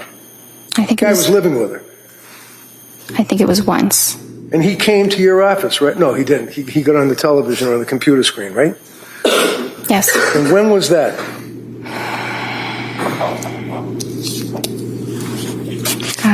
I think it was the December 16th visit. So let's... Mr. Reddington, before we get to that, Okay. probably a good spot to stop. We're going to take the morning recess. Mr. Reddington. If you would just please look at your medical records that you have in front of you, I believe, and just go back to the October 20th record, where you have, I believe it's called interval history.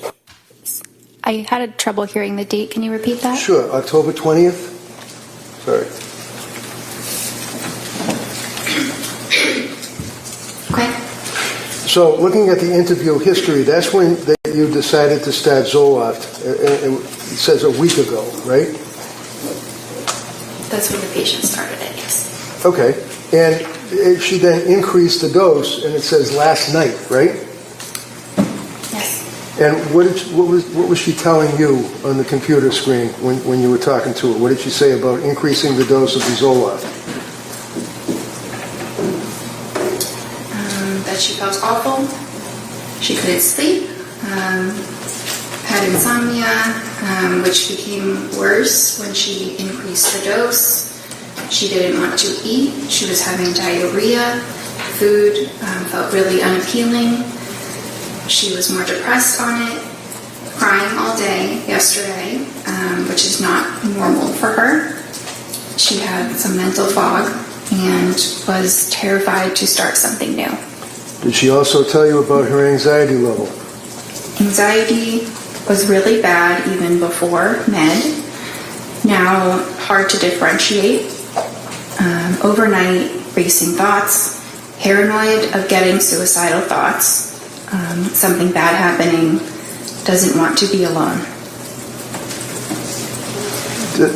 That must have given you concern that you had a pretty sick patient on your hands at that point, right? I was concerned, yes. So you gave her some therapy, did you? I gave her some therapy in conjunction with discussing all of her symptoms and assessing her and managing the medication. Okay, and again, I apologize. You have to keep your voice up so people can hear you way down here. So when you say you were talking about the symptoms, and what did you do? Just talk about the same thing that we've just gone over, the symptoms? There were a number of them to discuss in more detail. That's the summary of them. Okay. So did she discuss it in detail?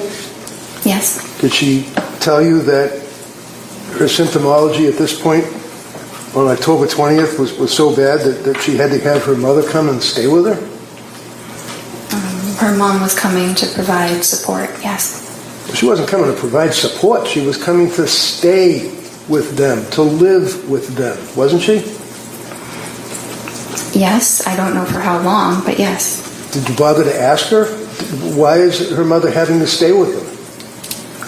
Because she needed some help. Do you know how long her mother stayed with her? I don't. Do you know that she ended up sleeping in the basement? I don't. Do you know that she ended up sleeping with her mother? I don't. So you decided that you'd stop the Zoloft and you would monitor closely, right? Yes. What does that mean, you'd monitor closely? Well, I saw her the next day, so that's monitoring, an example of monitoring closely. So this would be on October 21st that you saw her the next day, is that correct? Yes. Now, on the 20th, you made reference to the fact that you also recommended that she try fish oil and things of that nature, natural remedies. Yes. Okay. You also wanted to look into what's called Zulresso, Z-U-L-R-E-S-S-O. Yes. What's Zulresso? It is a treatment for postpartum depression. And when you say that you were looking into it, what did you do? Did you find out if it was available and if she could participate in the program? I did some digging online to see where it is done and how to do it. I hadn't officially recommended it, so I had not started that for her. It's not really an easy medicine that I can just start. It's not a what? I'm sorry. Sorry, it's not a medication I can start on my own. It is it's infused through an IV in a hospital, so it's a bit difficult to coordinate. It's a 60-hour infusion, right? It's a long infusion. That sounds right. And it's about 2.5 days of infusion, and it has to be under hospital circumstance, and the only hospital around here is in Rhode Island, right? Yes. And did you ever recommend that she do that? It was something to consider. I couldn't make the official recommendation because that's not something I prescribe. Why? Because you can't pick that up at the pharmacy. Well, no, obviously you have to go to a hospital setting and basically have an infusion through your veins for 60 hours or 2.5 days, but why didn't you look into it or recommend that she do that? Well, I did look into it. So what happened? She ended up actually going to a partial hospitalization program at the hospital that does it. I don't believe the program was completed, but she went. And I advised her to discuss it with them because they have access to that medicine. I don't have access to it. Of course not. Is this Women and Infants Hospital in Rhode Island that you're talking about? Yes. So when you looked at the medical records for Women and Infants Hospital, did they make reference to your inquiry for Zulresso? I never received records from Women and Infants. Did you ever look at them or even online? Online? Yeah, like online, like you do when you talk to patients. No, I never had access to them. Why? It's similar to South Shore. It's a completely separate hospital that I don't have access to. I don't work there. Well, of course you don't work there, but you're a doctor and you're treating a patient who's got medical records that you could access through a HIPAA release, right? Yes. Why didn't you do that? Well, she didn't ultimately end up having any treatment there, so it didn't seem necessary. She didn't end up having any treatment there, so it didn't seem necessary. You can't just walk into that place and say, hey, I'd like some Zaresso, can you? I don't exactly know how it works.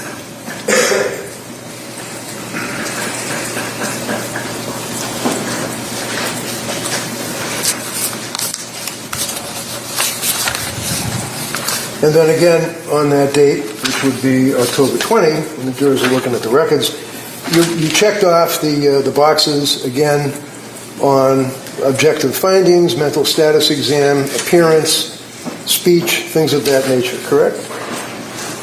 Yes.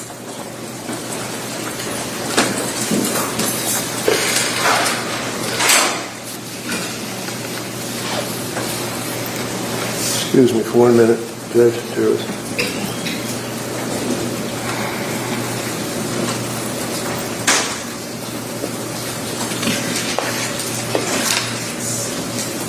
So when she was telling you on that date that she was in quoting your record, paranoid of getting suicidal thoughts and something bad happening, doesn't want to be alone, what did she mean by that?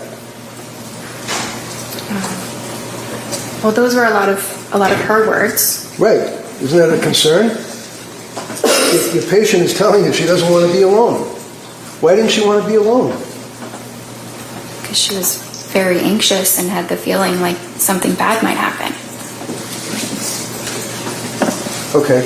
Did her mother ultimately and dad come to stay with them? Yes. How long did they stay with them? I don't know.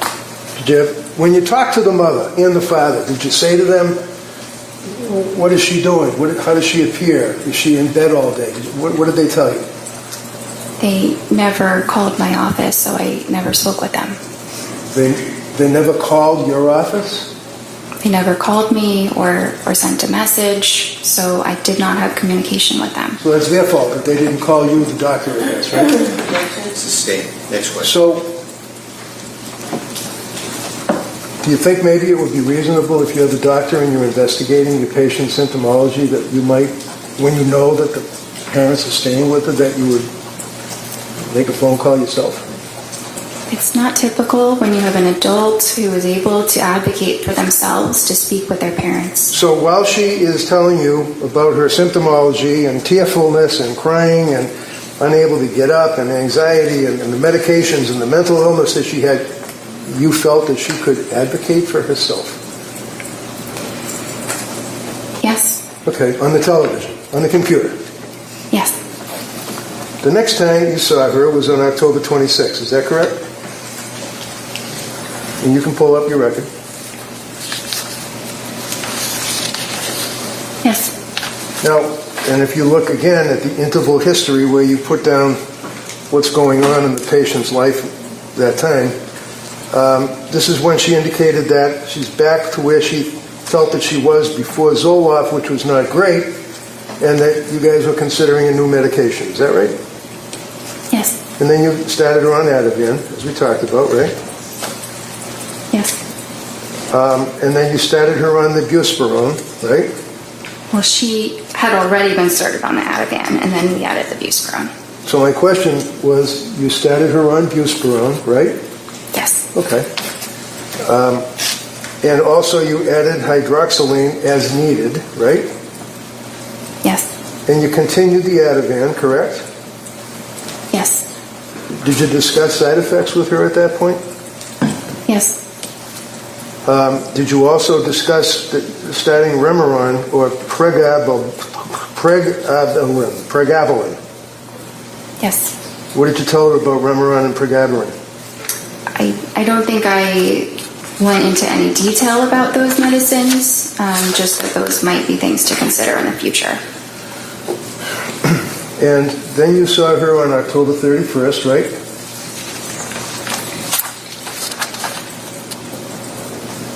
That was her. I think that was just a therapy appointment with a different provider. Would that be Jennifer McAllister? Yes.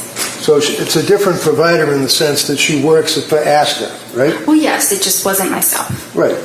So on October 31st, they did a suicide assessment, or she did, right, McAllister? I wasn't there. Well, I know you weren't there, but these are medical records that have been introduced into evidence that the jury's going to have in the jury room. Objection, is that a question? No, good. Next question. McAllister did a suicide assessment, apparently, right?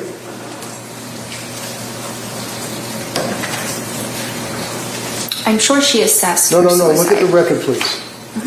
Where do you see it? Sorry. Where it says suicide assessment. There's only 4 pages for October 31st. Well, actually, there would be 8 because it's 2 sides.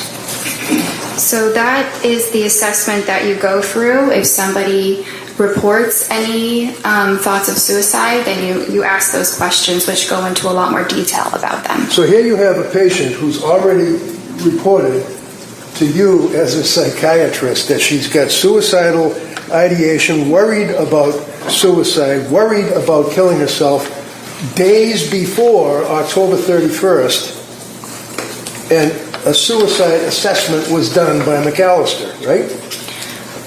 I wasn't there. You would have to ask her.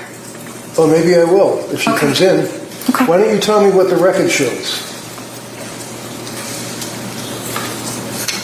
Did they do a suicide assessment? Did she check off the little boxes? I'm looking for that section. It says that patient denies suicidal or homicidal ideation at this time. Okay, so again, this is on October 31st, right? Yes. The patient, within a period of a couple of days and meetings with you, that McAllister has access to because the records are within your business, right? It's not my business, but yes. Has reported suicidal ideation and fear and dwelling about killing herself and afraid of those thoughts, right?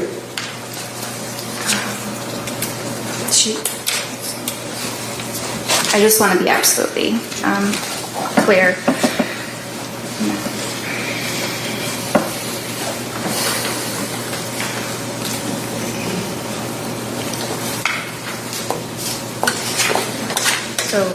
So yes, a little Yes, while the answer is earlier, yes. she had voiced those concerns. Right.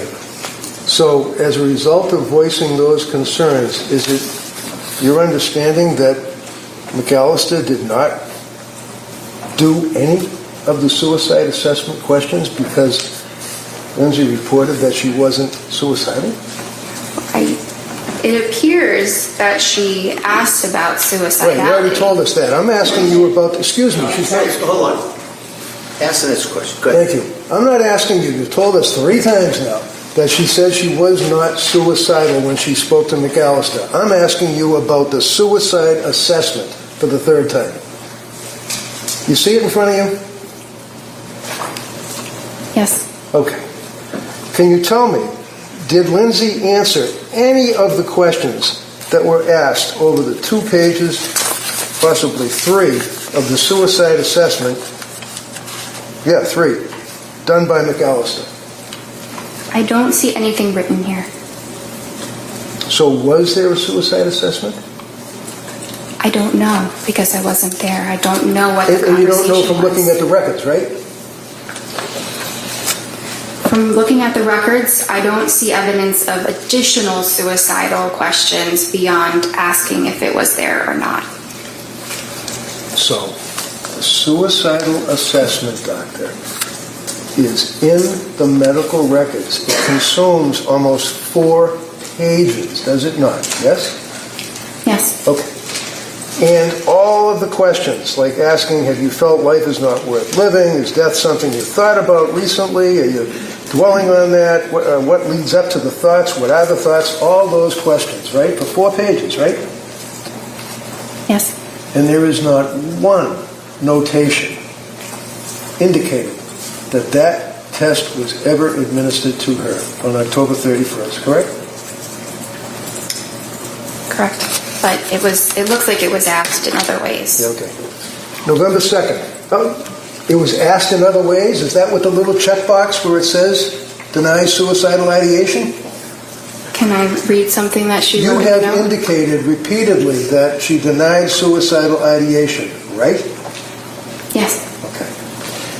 The suicidal assessment was not administered, according to the record that's in front of you, by McAllister, yes? The additional suicidal assessment, yes. November 2nd. Oh, by the way, as a psychiatrist, not a psychologist, you have the ability to prescribe medication, obviously, right? Yes. And that's what we talked about, the DEA number and all of that, correct, which you had for about a month, other than when you were a resident, right? Yes.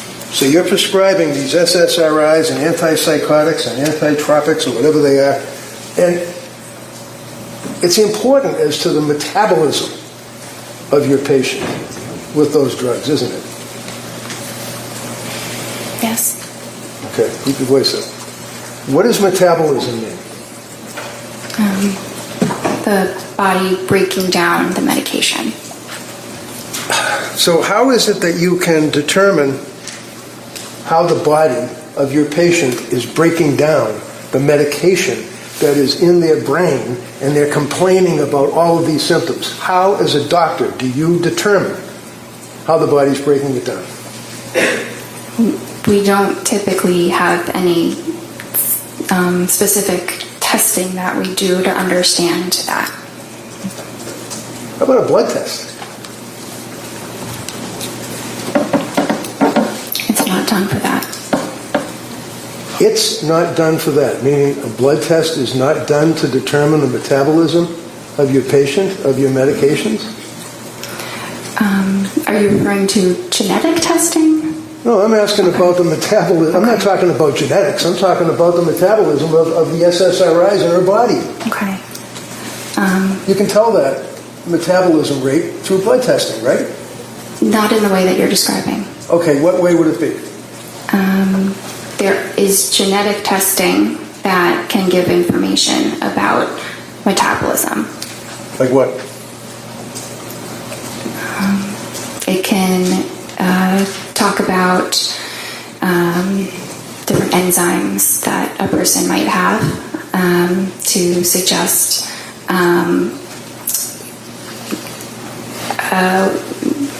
it provides information about the enzymes that a person might have the genes for. Okay, so it provides the enzymes that a person might have the genes for. Forgive me, I'm having difficulty with that. What does that mean? It's a little complicated. Yeah, you don't expect a patient that's going through what she was going through to understand that, would you? No, Did you guys do the enzyme test? they are not typically done. Why? Because, again, it's genetics. Does insurance cover it? Question, just in the middle of answering. Good. You finish that answer and I'll allow follow-up. Go ahead, Doc. So it's not as simple as testing for an enzyme or not. You can test someone's genome, like we have the ability to test the entire human genome now, but which is great, but the clinical use of that is not there yet. So while we can test these things, it does not yield meaningful clinical information, so it is not commonly done. What is the Cytopro P4-50 system? That's one of the enzymes that I'm talking about. So the Cytopro P450 system talks about and tests for the breakdown of psychiatric meds in the blood, right? It's not in the way that you're describing. It doesn't All tell I'm you what describing is that it's medicines. a test. Again, one at a time. Finish the answer and then you can ask follow-up. Go ahead, Doc. Yes, this is a test that is done, but it doesn't tell you what medications a patient will do better on. It's not useful in that way. So what's it useful for?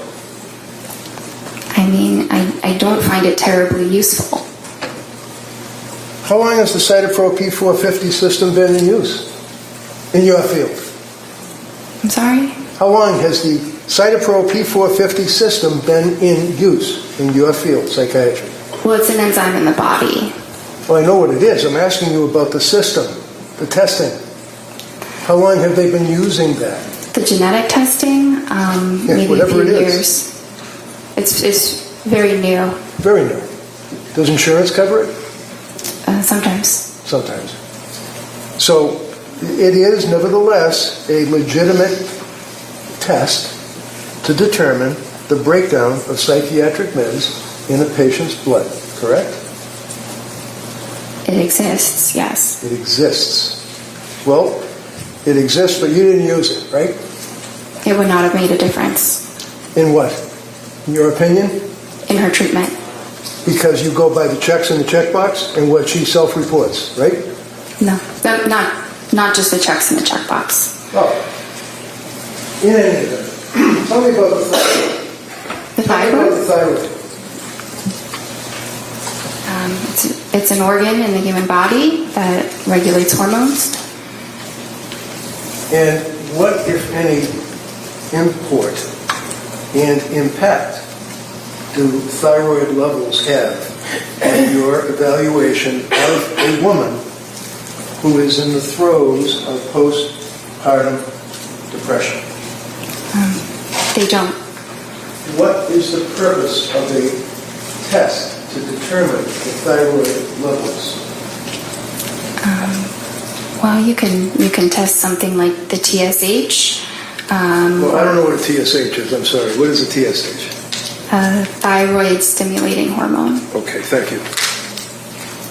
That's something that can be tested, typically by maybe a PCP, primary care, or endocrinologist if they have concerns about someone's thyroid function. Were you aware of a study that was a major study that was peer-reviewed? What does peer-reviewed mean in your business?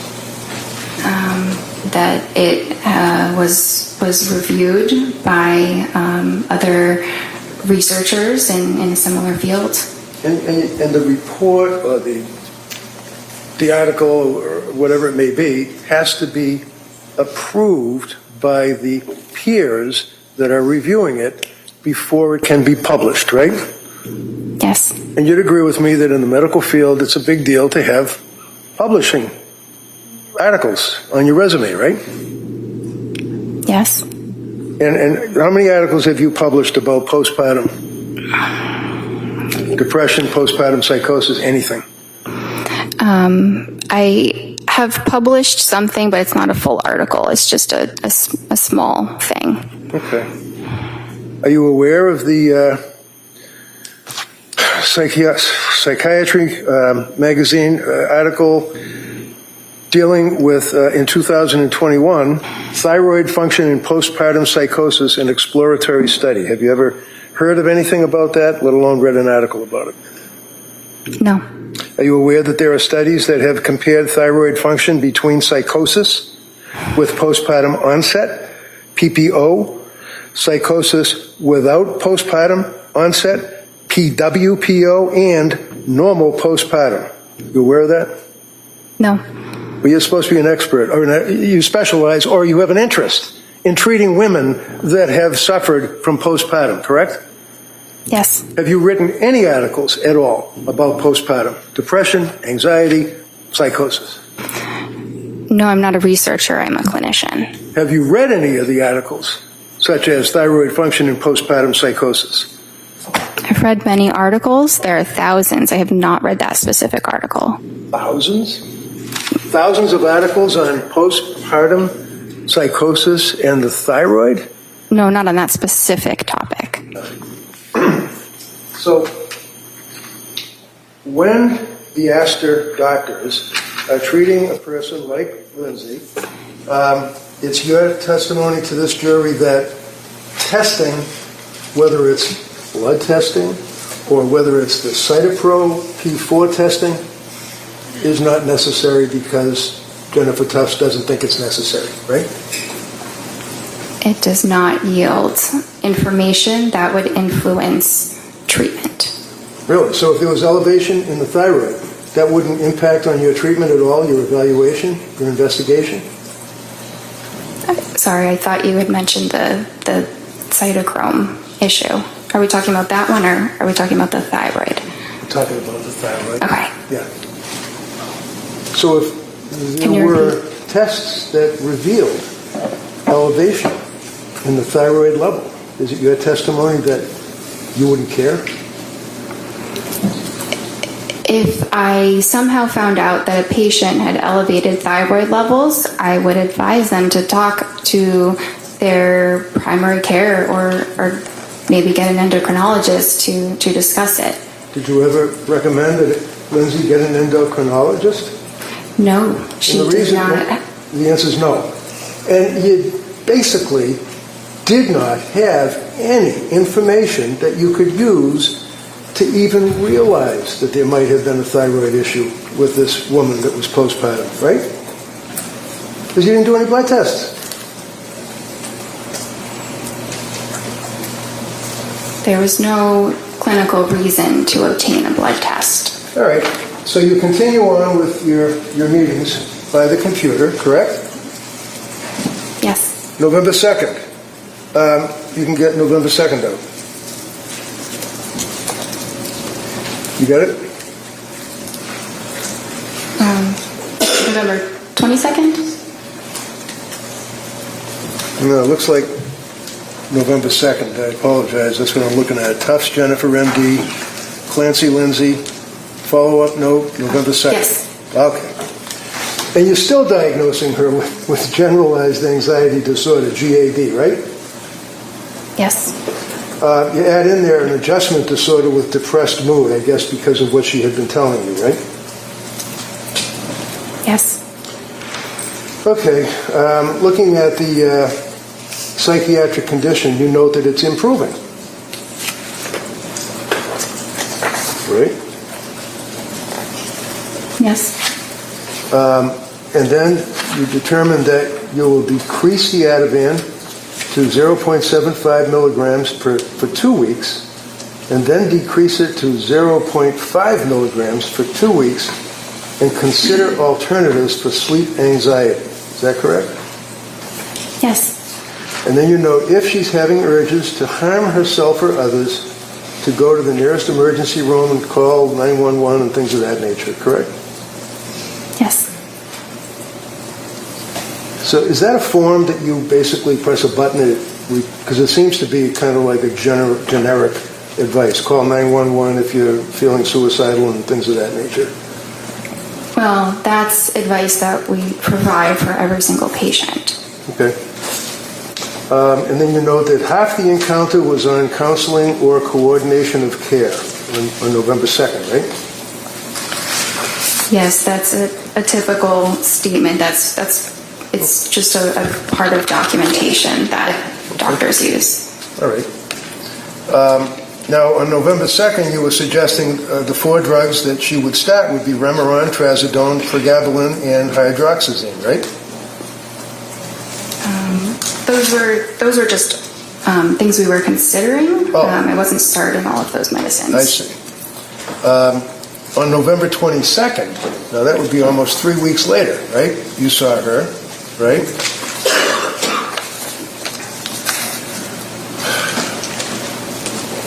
And did you ask her about whether or not she was still having suicidal thoughts or worrying about suicidal thoughts, for example? Did you ask her that? Yes. And how do you know that? Because the box is checked? It's written in my note. What does it say? Patient denies SI. Okay. What did you ask her about that? I don't remember the exact words, but I know that I asked about that. Did you ask her about how things were going at home with her mother and father staying there? That I don't remember. I didn't document how her parents were doing. Okay, well, I don't really care about how her parents were doing. I'm asking about whether or not you asked her how it was working out while her parents were there helping out. If you did, fine. If you didn't, that's fine too. Yeah, I don't think that I did. In this Okay. appointment, Okay, that's all. That's fine. December 1st was the next appointment, correct? And you can look at the interval history. Yes. Now, on that December 1st appointment, this is after she had transferred to South Shore? Yes. She disclosed to you that she had been seeing South Shore, right? Yes. We already talked about the fact that you never got the records from South Shore, so you don't know, other than what Lindsay reported to you, what medications she was on, right? Right. I knew what she was telling me. Right, and she told you that she was doing the Ativan taper, right? Well, she said she had tried doing that, but that then she was having more sleep. Having difficulty sleeping is what she indicated to you, right?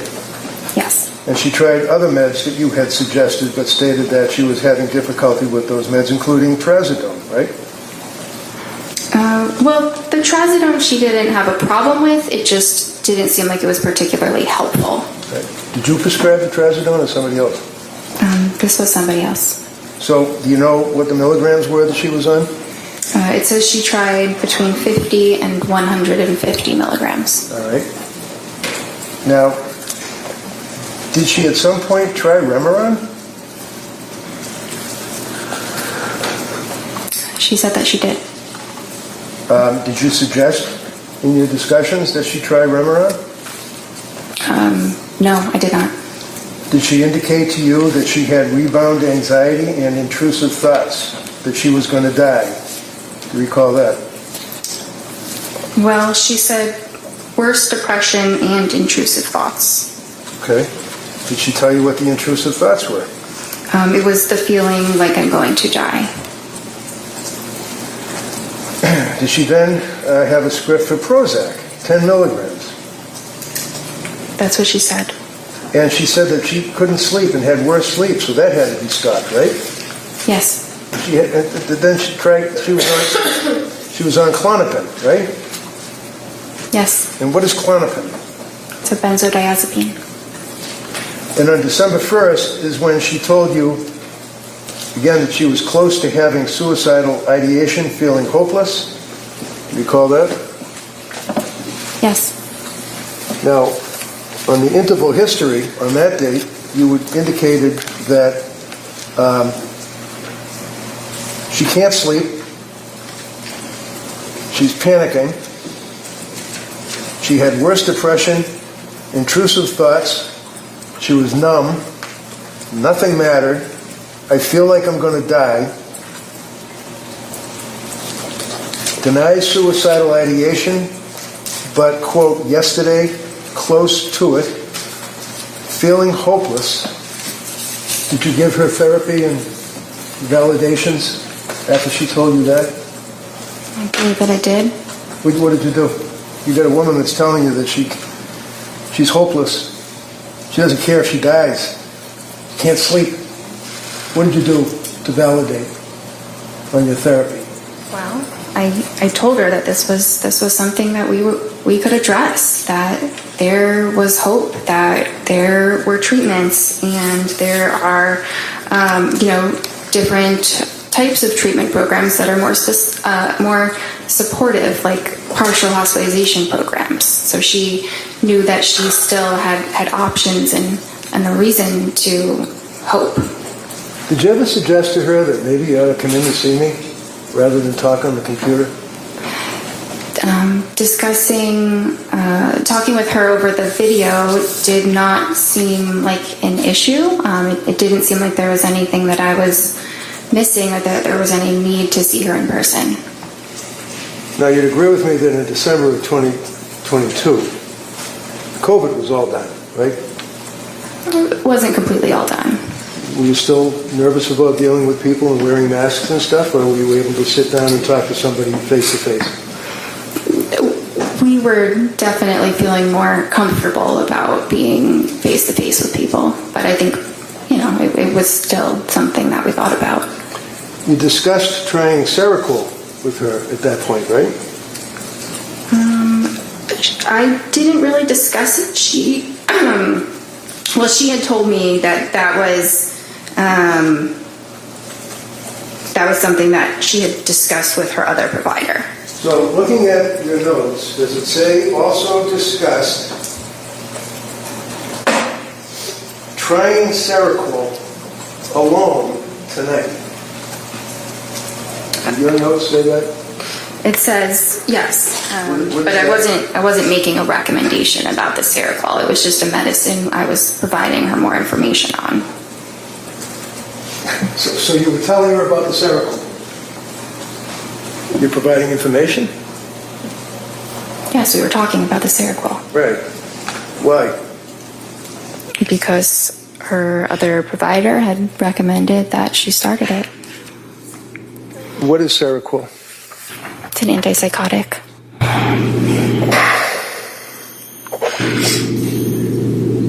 You also discussed with her the possibility of undiagnosed bipolar disorder, did you not?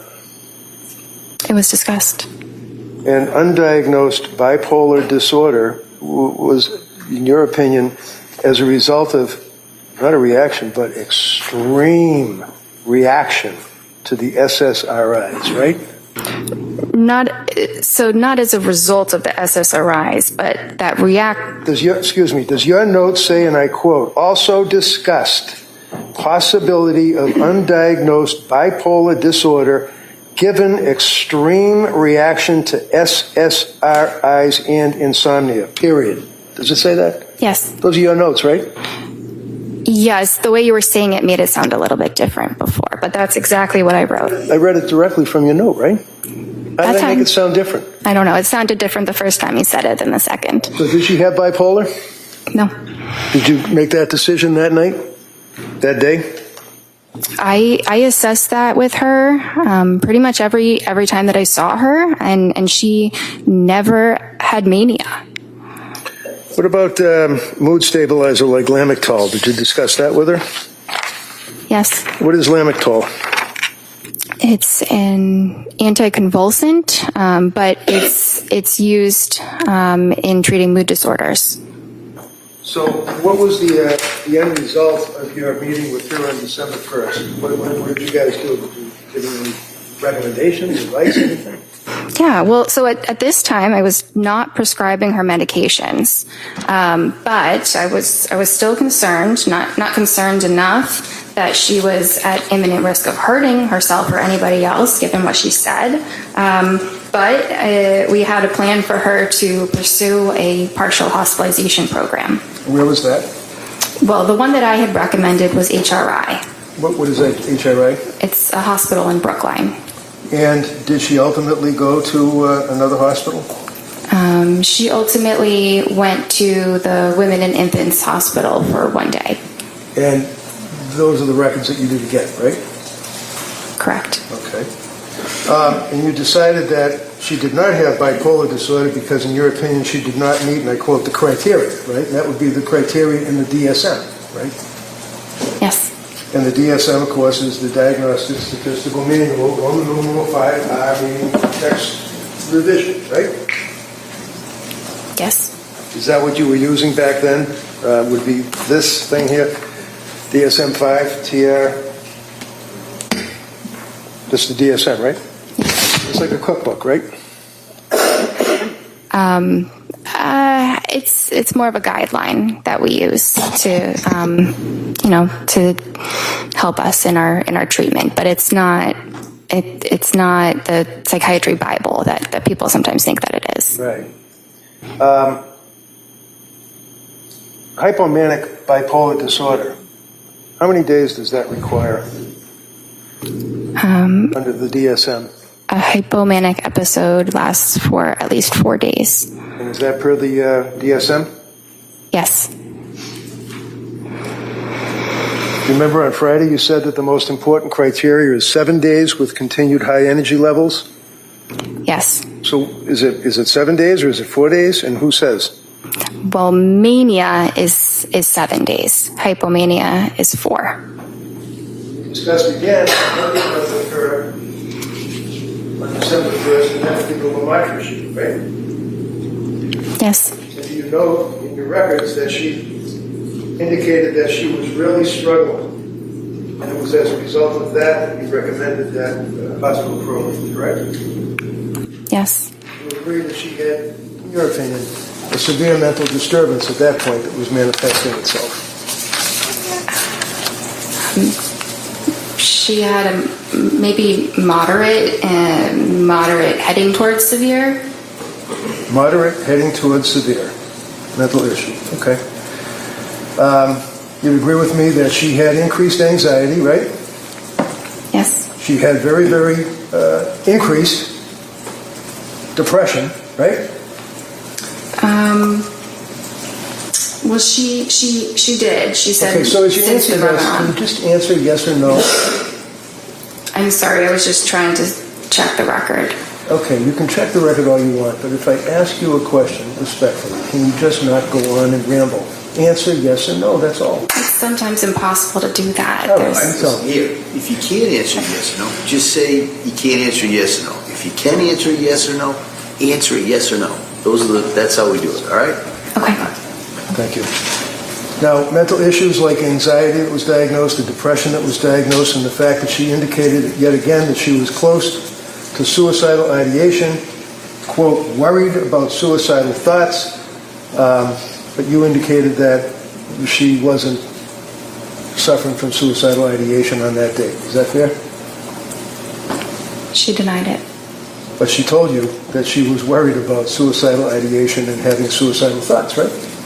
Well, this was the time she said she was worried that she was close to having suicidal thoughts. So did you ask her what does that mean? Does that mean that she's standing at the edge of the stairs and she's thinking about falling down the stairs or what? What does that mean? I'm close to suicidal ideation. So I asked about that, and that's when she said she described it further as using the word hopeless.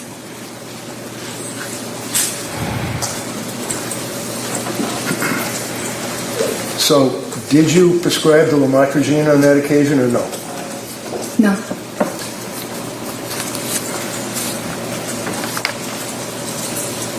On December 16th, that's the next appointment she had, right? Yes. That'd be 2 weeks later?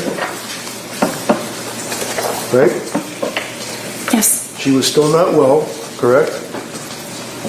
She told you she was having a really rough time. She was sleeping, but she was still feeling very poorly. In your notes, does it say that she was having a really rough time?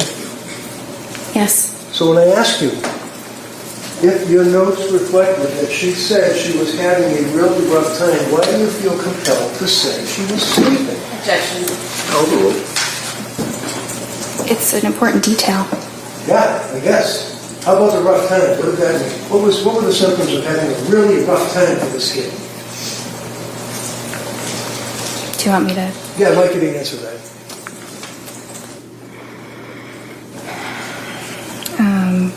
So finally works, referring to the Valium and quetiapine, but very depressed during the day. No motivation, some SI. Do you want me to continue? Sure. Went to MGH emergency room for SI, declined inpatient, feeling hopeless, no intent or plan, and feels like depression related to Seroquel. Okay. Now that's the question on Friday that, well, strike that. So what was the SI? Suicidal ideation? Yes. And can you read that back to me again? What did she say about SI? So that when she went to the hospital, she went because she had no motivation, some SI. Some SI meaning that she had some suicidal ideation, right?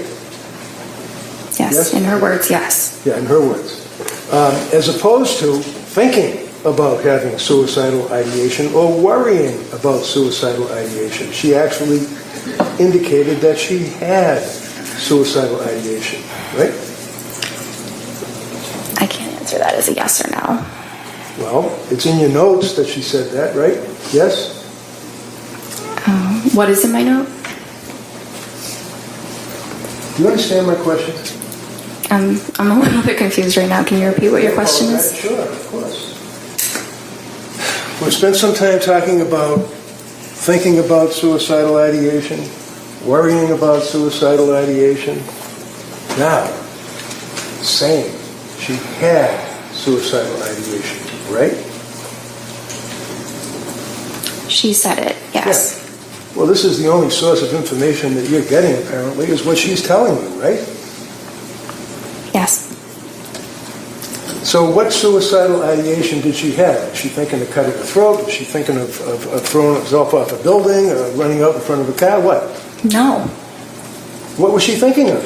So I asked her those important follow-up questions, and Like that's so what do you mean when you say I'm feeling suicidal? Okay. And that's when she said it means I'm feeling hopeless. And then I asked do you have intention of hurting yourself? Do you have a plan for hurting yourself? And she denied those. And that's where you left it? I'm sure more was said, but that's the most important part of that clinical encounter. And did you give a therapy by the computer on that date too? Yes. What did you do for therapy about her suicidal ideation and saying she wanted to kill herself? Well, we explored what that meant, and what to do if you're feeling that way.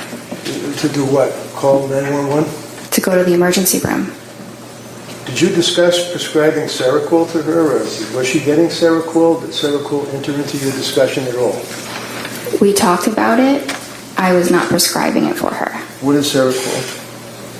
That's an antipsychotic.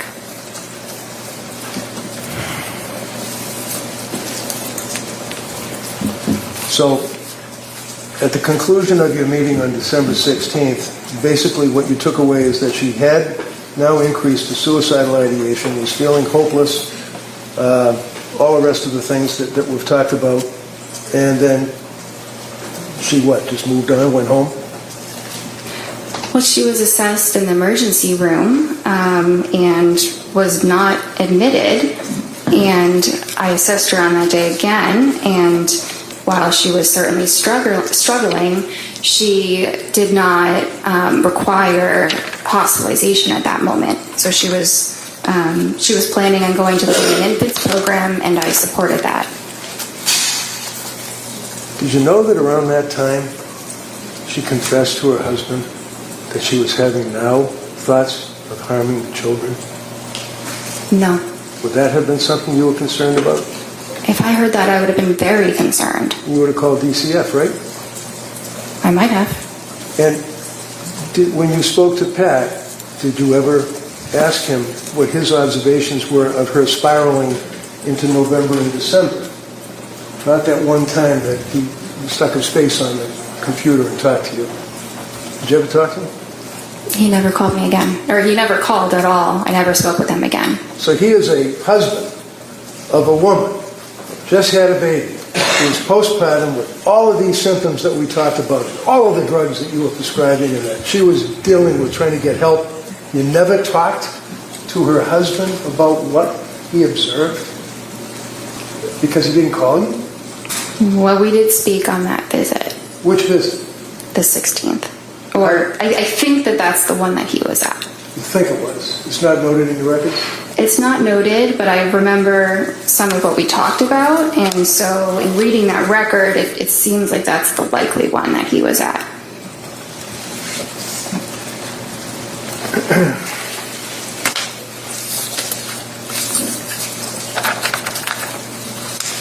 December 16th, on your objective findings, you note that her mood was depressed, right? Yes. And what does that mean? Did she just say, I'm depressed, or did she give you symptoms? You checked the little box. Yeah, it means she's saying that she's depressed. Okay, so you're the doctor. You checked the little box. What did your patient tell you about her symptoms that she was depressed on that date? Was she crying? Was she able to get out of bed? Was she worshiping at the porcelain god? What was going on in her life? She said she was having a really tough time. Her affect was flat, right? Yes. And again, depressed. You check it off twice. One under mood and one under affect, right? Yes. And then the next page it says recent lab work. That wouldn't be blood testing, would it? Does ASTA do blood testing? We don't have a phlebotomist or a lab, no. Well, why does it say recent lab work typed into your form where you check off the little boxes? And that's something that auto-populates. It's a template that, It's a what? many different, it's a template. The whole note is something that psychiatrists or probably all across the country use. Probably. You can't diagnose someone's illness by a template, though, can you? No, You filled in, no lab results were found, right? there were none in the computer. Yes, I didn't type that in though. It So who typed it in? auto-populated. It was auto-populated. So on the next page where it talks about symptom goals, treatment goals, I'm sorry, symptom reduction and improved functioning. What does that mean? Symptom reduction is to have fewer mental health symptoms, and improved functioning means improved day-to-day life functioning, things that she's doing in her daily life. Really? Did you tell her all that? You get a Yes. young woman that's obviously mentally ill, very sick. She's deteriorating, whether you like that word or it's automatically imported. What, on that date, did you do? Never mind all those words you just said. What did you tell her on the television or the computer?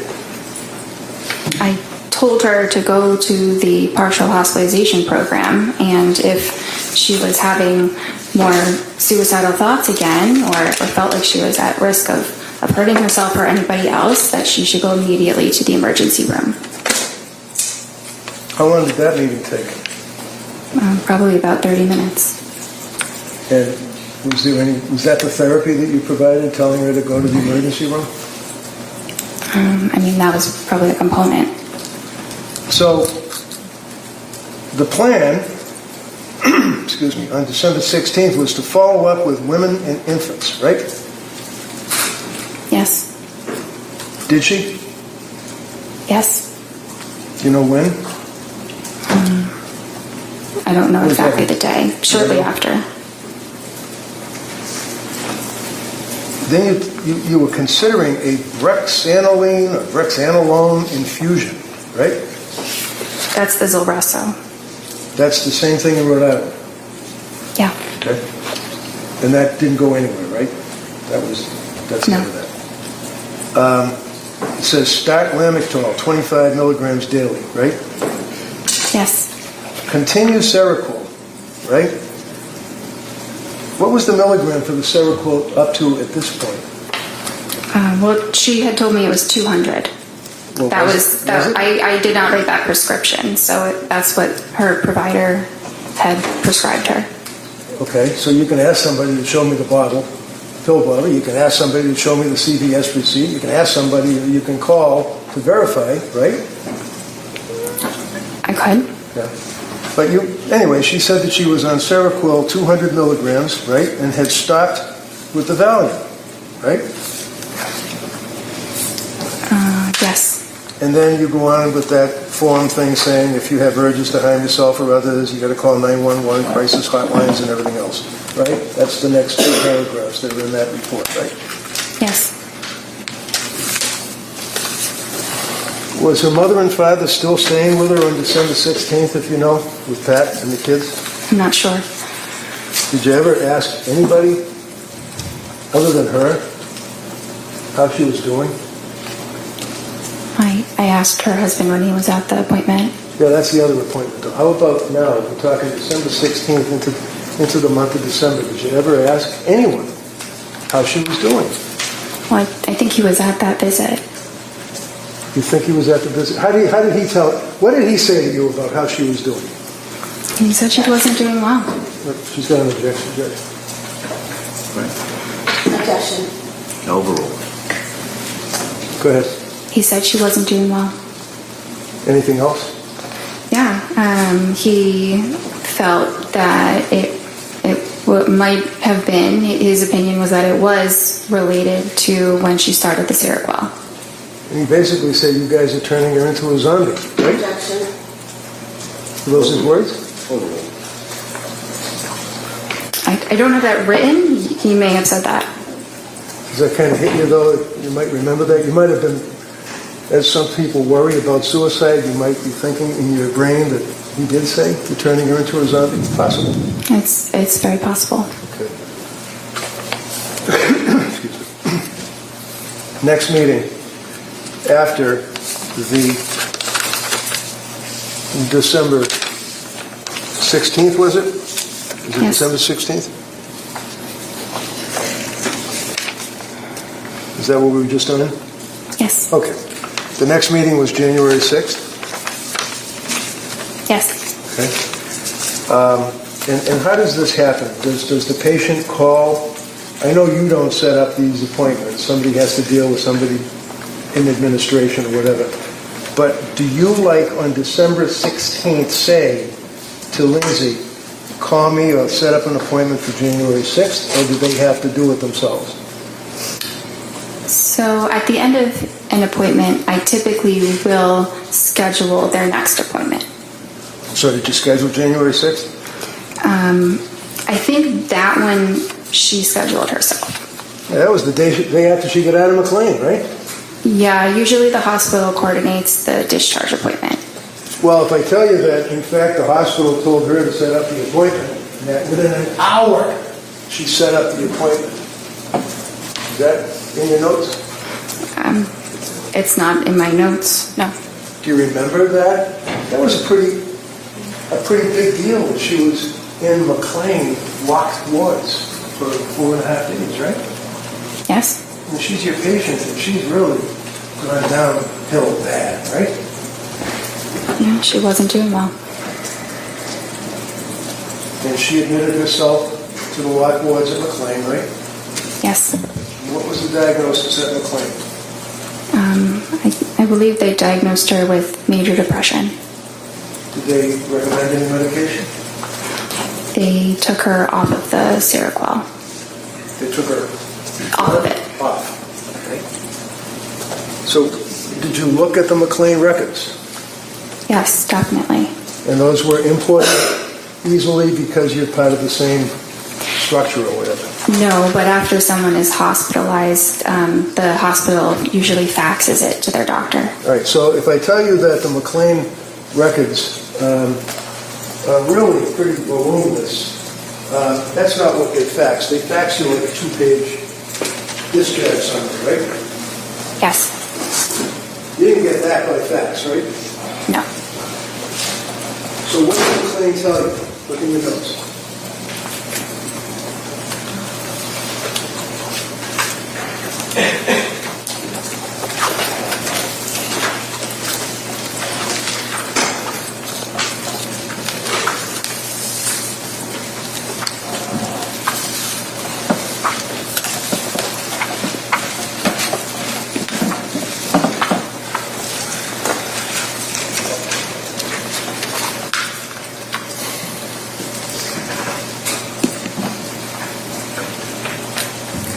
Which part do you want me to read? Did you ever have her sign a release from McLean? Did you ever get access to the McLean records?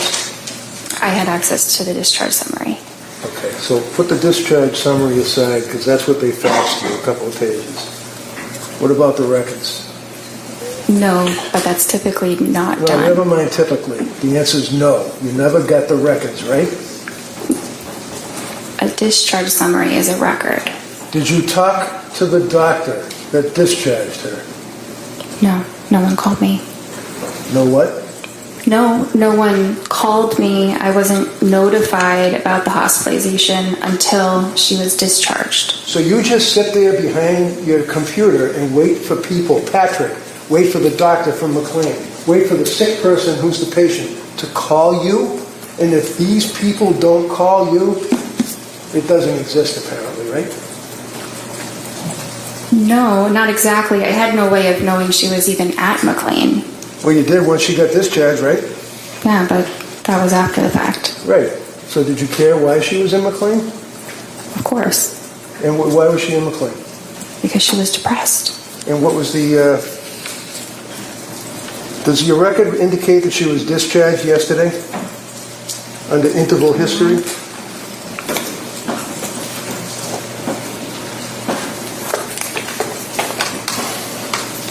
Yes. And discharged from where? Well, I said MGH. Is that Mass General Hospital? Yes. And she was currently on trazodone? Yes. She indicated that the goal was to come off Seroquel, Yes. and she described herself as still being very numb. Yes. She couldn't sleep, right?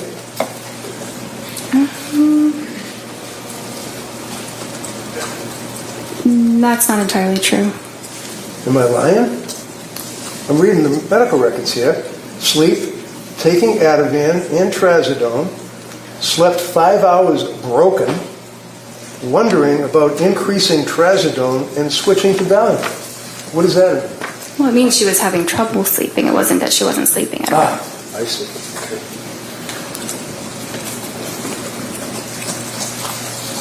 So was the trazodone increased at that point? Yes.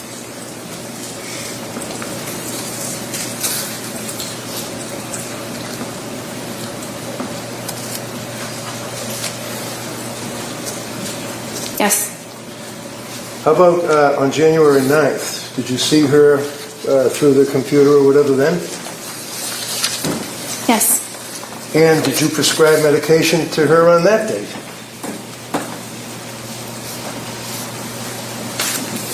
Yes. And was that diazepam? Yes. 14 count, 1 milligram? No, I'm sorry. 14 count, 5 milligram.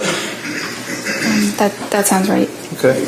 Did you also, on January 12th, 3 days after January 9th meeting, prescribe additional medication to her? I'm not sure. I don't have a record from January 12th. Do you recall on January 12th that, in fact, you prescribed trazodone 150 milligrams, 30 count? Yes. 3 days later, or a couple of days later, January 16th, do you recall prescribing amitriptyline? Yes. What is amitriptyline? It's a tricyclic antidepressant. What does a tricyclic antidepressant mean? Well, it's an older antidepressant. It's called a tricyclic because it has 3 rings. If you look at the chemical itself, like a tricycle, but it's an older but efficacious medicine for depression and anxiety as well as insomnia. On January 16th, look at your interval history. She indicated to you that her mood was very low, no motivation, Yes. numb, Yes. able to force herself out of bed, taking care of basics, eating, concentration fine, caring for baby, bonding feels forced. Is that what she told you? Yes. Through the computer, right? Yes. What did that tell you? Were you concerned about this woman postpartum well within the year from the CDC at that point with these symptoms that she's telling you about? I was concerned that she was depressed. And in all of the times that you spoke to her, you'd agree with me that she appeared to be honest and forthright, telling you what she felt, right? That's what I thought she was, yes. Do you have any reason to think that she was lying to you? No. Diazepam taper on January 16th, 5 milligrams last 2 nights, slept for 4 hours, and then a light sleep, maybe 2 hours, stretches.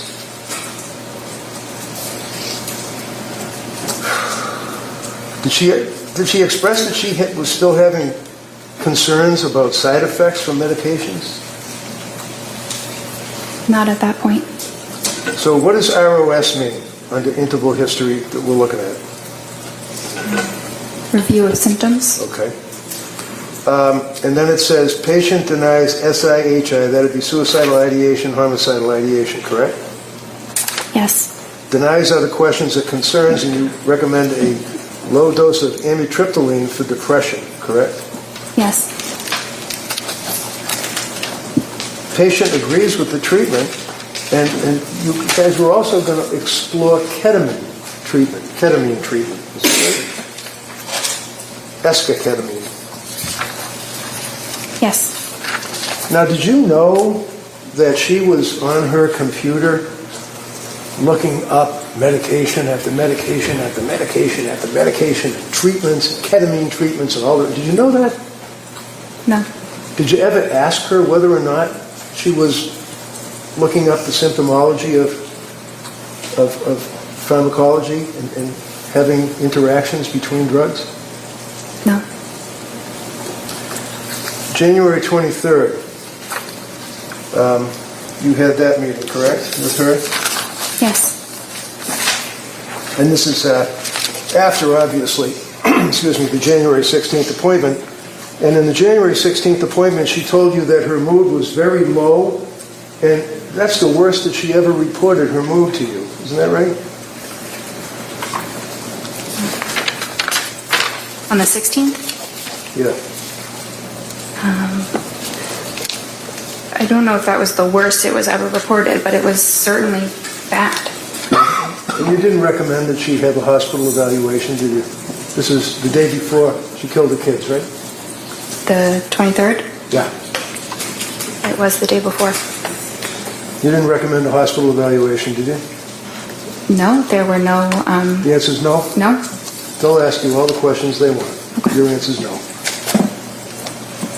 January 23rd, Friday, you testified that she said her mood was depressed, and you noted that her affect was depressed and flat, right?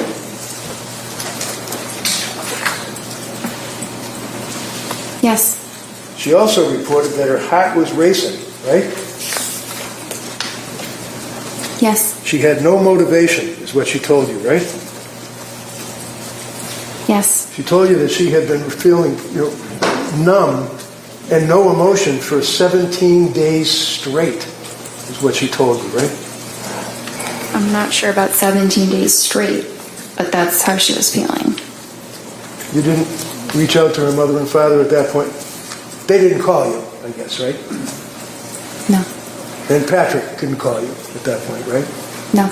So she's sitting in front of her computer getting help from her doctor on January 23rd. And what did you do? Well, I thought about how I could best help her, the medicines that she'd tried and what her current symptoms were, and it made sense to slowly titrate the amitriptyline so that we could get her to a dose that reduced her depression so that she would feel better. But you increased the amitriptyline. Yes. And that pushed her over the edge, didn't it? I don't think so.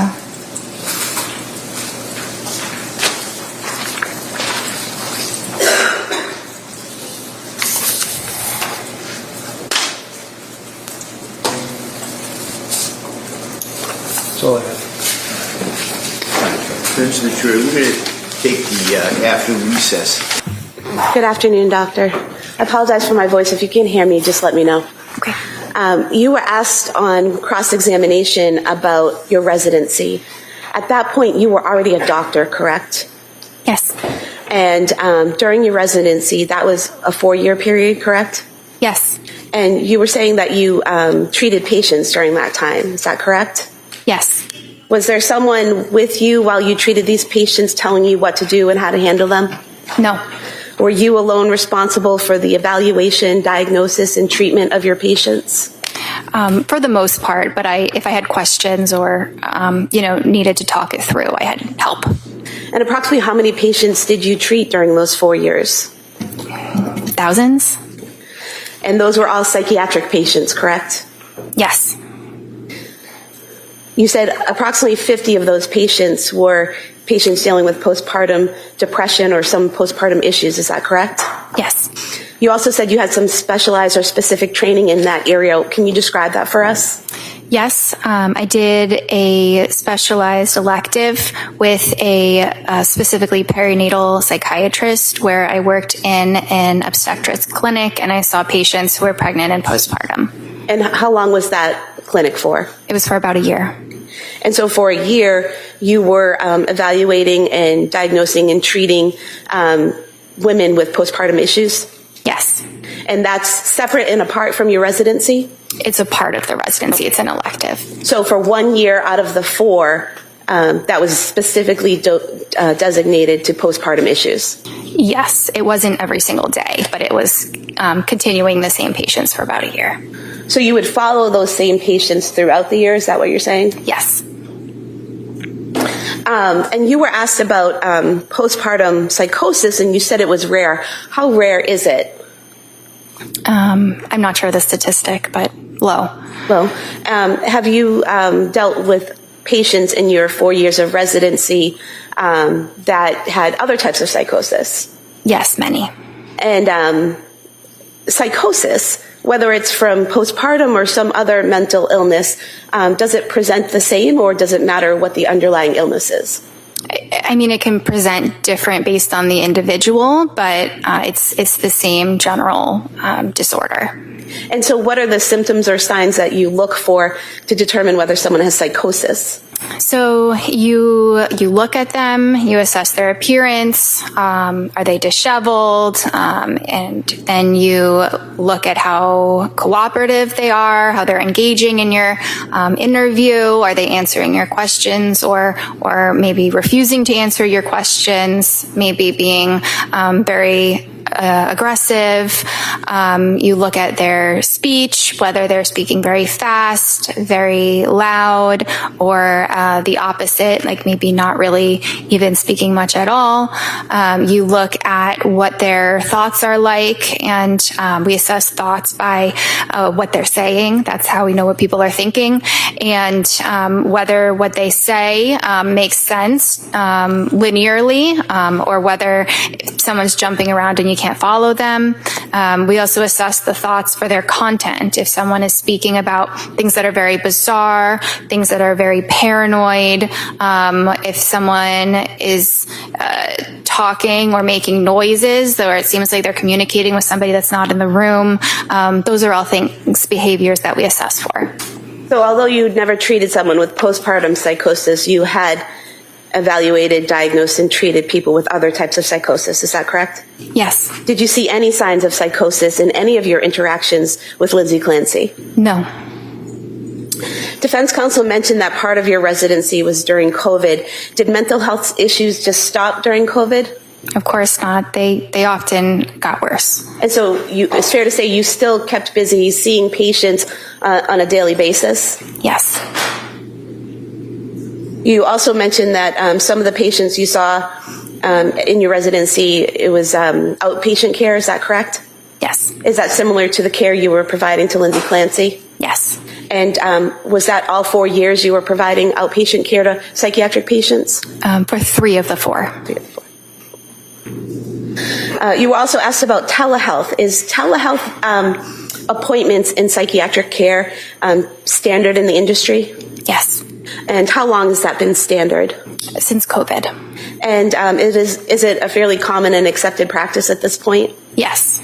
Most of the session, for a psychiatric session, you're talking to someone, right? Yes. Does looking at someone through a computer screen somehow inhibit how you hear the answers? No, it does not. Or inhibit the way you ask your questions? No. And defense counsel asked you about, not being able to see below the waist someone's shaking or moving, but if someone's sitting and they're bouncing, can you see it elsewhere? Can you see other movement? Yeah, sometimes it can reverberate in different parts of the body. You were also asked about the Edinburgh scale. You said you don't use it, right? Yes. You said you use the PHQ-9. Why do you use that instead of the Edinburgh scale? It's not my choice. That's the practice at Astor of what we use. And the PHQ-9, what does that look for? It assesses various symptoms of depression. And postpartum depression, are there questions on the PHQ-9 that look for the signs and symptoms of postpartum depression? Not specifically postpartum depression, but the symptoms of postpartum depression are symptoms of depression that occur during postpartum.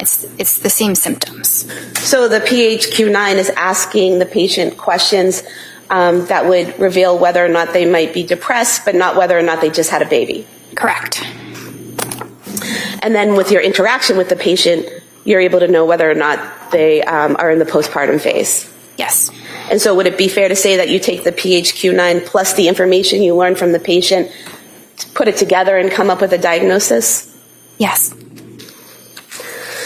When you take a history from a patient, you were asked about taking history from Ms. Clancy. How important is it that the patient give you accurate information? It's very important. And why is that? Well, that information is being used to make treatment decisions, and a lot of things can be assessed. You know, the things that I described before. That's very helpful, but we can't see what someone else's thoughts exactly are. So the person does have to tell them to us. And would you agree that people in the medical field, such as nurses, are acutely aware of the necessity of an accurate medical history and symptom presentation? Yes. You mentioned that the defendant was able to advocate for herself. In what ways did she show you that? In scheduling her own appointments, in presenting herself to the emergency room when things were really not going well. Therapy to someone like Ms. Clancy, is that dependent on what she's telling you and then how she's responding to what you're saying, basically a conversation? Yes. Therapy is a lot of listening. Would you say it's more important in therapy for the psychiatrist or therapist to talk or listen? Listen. And why is that? Because that's how you really understand what a person is feeling. Now, is it accurate to state that in every one of your sessions with Ms. Clancy, you told her about individual therapy and encouraged her to attend individual therapy? And that was the treatment recommendation each time. I'm not sure if I explicitly mentioned it each time, but I did many times. And you, in fact, wrote it on the work form that we talked about previously on page 104 of the records. It lists, was the patient referred to other healthcare providers for evaluation or treatment? It says yes. If yes, state the nature of such treatments and expected duration of treatment. And it says individual weekly therapy, correct? Yes. And this is the form that the defendant asked you to fill out, correct? Yes. And you sent it back to her, and the first version she wanted you to make some corrections on, correct? Yes. But she didn't ask you to change that portion, correct? No. And in fact, on the second version, on page 107 of the record, it still says individual weekly therapy recommended, correct, for follow-up? Yes. Would it be accurate to state that the defendant only saw Jennifer McAllister twice the entire time that she was with your practice for therapy? Yes. You were asked about Zoloft being used for general anxiety disorder. Is that a common drug used for general anxiety disorder? Yes. And why is that? Because it's effective and it's safe. You were also asked about the suicide warning on it, that there is a suicide warning. Is that for all ages? No. What ages or groups is that suicide warning for? It's really for children and adolescents. They do say up to 24 years, but it's really children and adolescents. Would it be accurate to state that the defendant was 32 years old when she saw you? That sounds right. Well, if you want to check the records, I can check. to be sure. Yes. Is that correct? Yes. Okay, so 32 years old is not 3 to 4 years older than 24, correct? No. Why didn't you have to titrate the 50 milligrams of Zoloft? You mean to stop it? Yes. Because it's It's still a very low dose, so it can be stopped right away. So it wasn't necessary? Not necessary. The defendant waited about a month after receiving the prescription before taking the medication, correct? Yes. And she only took the medication when she decided she was ready to take it, correct? Yes. So she was taking in the information you gave her, correct? Yes. She was making her own decisions, correct? Yes. She was not forced to, correct? Yes. She actually had an appointment in between when you first prescribed it and when she started taking it, where she was still discussing with you whether or not she wanted to take it. Is that correct? Yes. Is that part of the advocating for herself that you were talking about? Yes. Is that part of the medical sophistication that she possessed that you were talking about? Yes. Your Honor, at some point, in light of the fact this is direct, I have to object. Sure. Yeah, if you could just not ask the leading question. Sure. I want to direct your attention to the September 12th, 2022 form that the defendant filled out. On page 16 of the record. Oh, we have different page numbers, We right? do, but if you just tell me what you're looking at, I can find it. The past psychiatric history.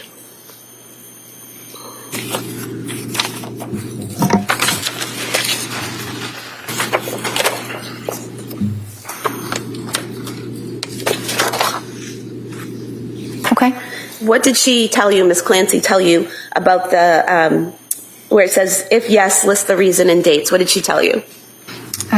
She said anxiety, September 2013 to September 2014, postpartum anxiety, May 2020. And on the following page, under the past or current psychiatric medications, which ones did she list? Prozac, 50 milligrams, and Wellbutrin, 100 milligrams. Is there a column there that says effective yes or no? Yes. What was the defendant's answer with whether or not Prozac was effective? Yes. What was her answer as to whether or not Wellbutrin was effective? Yes. Is there another column there that said experienced side effects? Yes. Did she check off any side effects experienced for Prozac? No. Did she check off any side effects experienced for Wellbutrin? No. Going to the October 20th, 2022 appointment.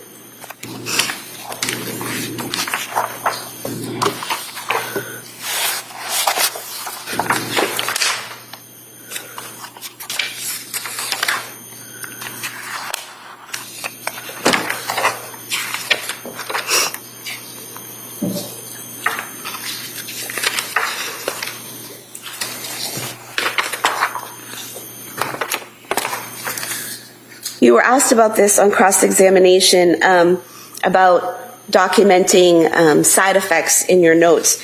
Did you document the side effects that the defendant reported from the Zoloft on October 20th, 2022? Yes. And what did you document? Well, I checked the box for GI, but I also talked about the side effects in the interval history. And so what does GI mean? Gastrointestinal. So would that mean stomach issues? Yeah. And what did you put in your notes?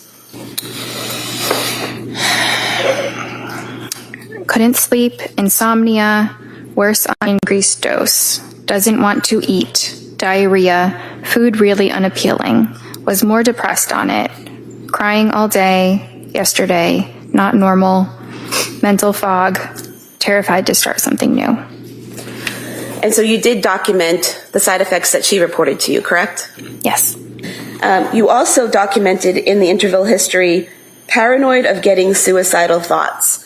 Was that the defendant's phrasing? Yes. And is there a difference between someone being worried about having suicidal thoughts and someone actually having suicidal thoughts? Yes. And what's the difference in terms of how a psychiatrist sees it? So that's the difference between what someone what a patient might answer and then what the psychiatrist actually assesses. So say a patient might say they're having suicidal thoughts, but when they describe them, they're not actual suicidal thoughts. They're fears of suicidal thoughts. So that's the difference there. And I'm sorry, I think I forgot exactly what your question was. What's the difference in your training and experience between someone having fears of suicidal thoughts and actually having suicidal thoughts? Well, so if it's a fear, then it means that they're not actually having suicidal thoughts. It's a negative. And does that affect the way you proceed with treatment? Yes, in some ways, yes. How? Well, you still proceed with treatment. It's still concerning, but it is a level of concern that can be managed on an outpatient basis, not requiring hospitalization. And so, according to the defendant, she was not yet having suicidal thoughts at that time. Yes. So when defense counsel asked you repeatedly why you didn't document how many times she had those thoughts, she hadn't had those actual thoughts yet, correct? Correct. That was later in December, is that right? Yes. Now, she also told you that she was worried about something, that something bad might happen, so she arranged for her mother to stay. Is that correct? Well, she arranged for her mother to stay. I'm not sure if that was because she was afraid something bad was happening, or it just seemed like they needed more help. Okay. So you don't recall the two being together as a thought? Correct. And the fact that she was struggling and arranged to have her mother stay, got support, advocated for herself, would those be protective factors? Yes. How so? So if someone demonstrates that they can advocate for themselves, that they can seek help if symptoms worsen, then that shows that they have good judgment. They can be trusted to present for care if serious safety concerns were to arise. So based on your training and experience with Ms. Clancy, where she says she's worried about getting suicidal thoughts, and she has her mom come stay with her, do you see that as a positive decision? Yes. You were asked about not asking the defendant if she had called the suicide hotline. If a patient denies suicidal ideation, would you typically ask them if they had called a suicide hotline? No. And why not? Because I wouldn't think that they would have. If a patient were to call a suicide hotline, I would think that they would be telling me they're having suicidal thoughts as well.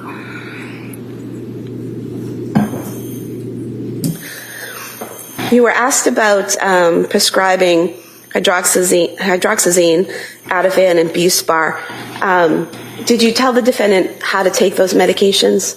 Yes. What were your instructions?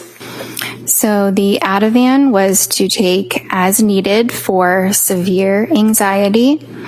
The Buspar was to be an everyday medicine.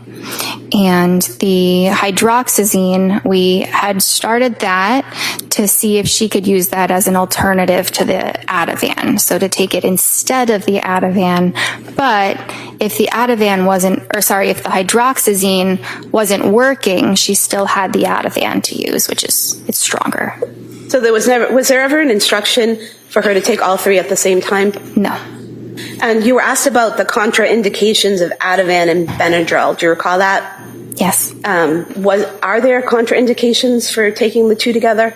It's not an absolute contraindication. You have to be careful that the person is not excessively sedated, meaning like they're so sleepy that it's hard for them to, engage in normal activities because they're so sleepy, or maybe they might feel a little bit dizzy. But it's not an absolute contraindication. You just have to monitor them.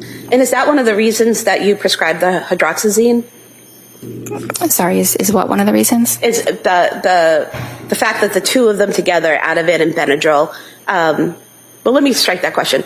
Why did you prescribe the hydroxyzine?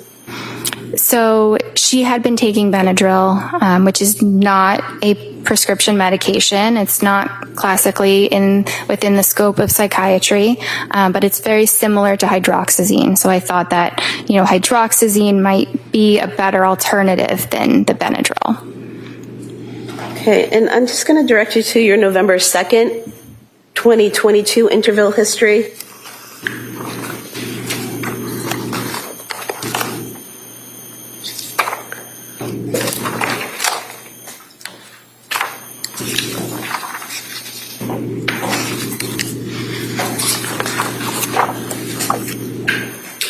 Now, would it be fair to say that on the November 2nd date, the defendant reported she was fine all day, evenings, bedtime, get anxious, Ativan helps, sleeping great on it, afraid to try something else, but knows it's not a long-term solution. Is that correct? Yes. And what part of that did the defendant tell you was not a long-term solution? Taking the Ativan. And why is that? Because it was indicated for short-term use only. The people can struggle more with dependence if they're taking it for a very long period of time. And was there a plan developed based on that concern? Yes, there was. What was the plan? To reduce the dose by 0.25 milligrams every 2 weeks until she was off it. So the defendant was able to express to you a concern she had about the medication, you had a conversation about it, and you addressed that with her and came up with a plan. Is that right? Yes. She also told you that day that she was in therapy and exercising daily, correct? Yes. Did the defendant ever tell you that she went to the South Shore Hospital Emergency Department on November 16th, 2022? I don't recall that. Did she tell you that they had prescribed trazodone to her at that time? I don't recall that. Did she ever tell you that she was trying some alternative methods like weed gummies? No. Do you have any way of knowing these things if the patient doesn't tell you? No. Now, on December 1st, 2022, defense asked you about that date. That's the date that she, again, said she had the fear of thoughts of suicide. Is that correct? Yes. Up until that point, had she consistently denied suicidal ideation or intent or a plan? Yes. Had she consistently denied homicidal ideation, intent, or a plan? Yes. What's the difference? Let me ask you this. When you talk to a patient, do you ask them, do you have suicidal ideation? Not usually.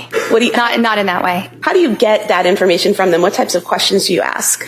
It depends how the course of the conversation is going. I might ask if they're having thoughts of hurting themselves, if they, sometimes wish that they weren't alive. It can be a lot of different words, and sometimes I use, the patient's own words, but things like that. And is there a difference between having thoughts of suicide versus having the intent and a plan to do it? Yes. And are there different types of treatment or things that you would do if someone has intent or plan to do it? Yes, that would generally require hospitalization.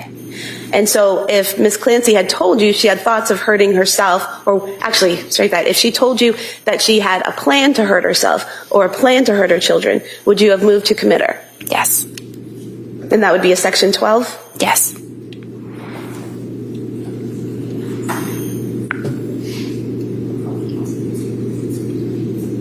You were asked about the October 31st therapy session with Jennifer McAllister. And I know you weren't present from that. You're just going from the records.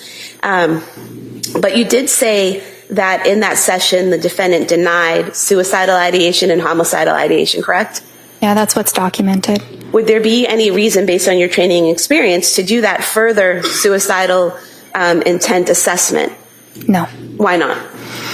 Because if someone is denying suicidal ideation, they're just going to deny every other detail about suicide. But that further evaluation, is that very specific questions about planning for suicide, how you do it, all of those things? Yes. Okay. You were also asked about evaluating the defendant for bipolar, and you said that she, based on your conversations with her, there were no signs of mania, correct? Correct. What are the types of questions you ask a patient to determine if they've experienced an episode of mania? Well, a lot of it is what I can see in the session. I might also ask about some of those symptoms, like decreased need for sleep, or racing thoughts, or increased risk-taking activities.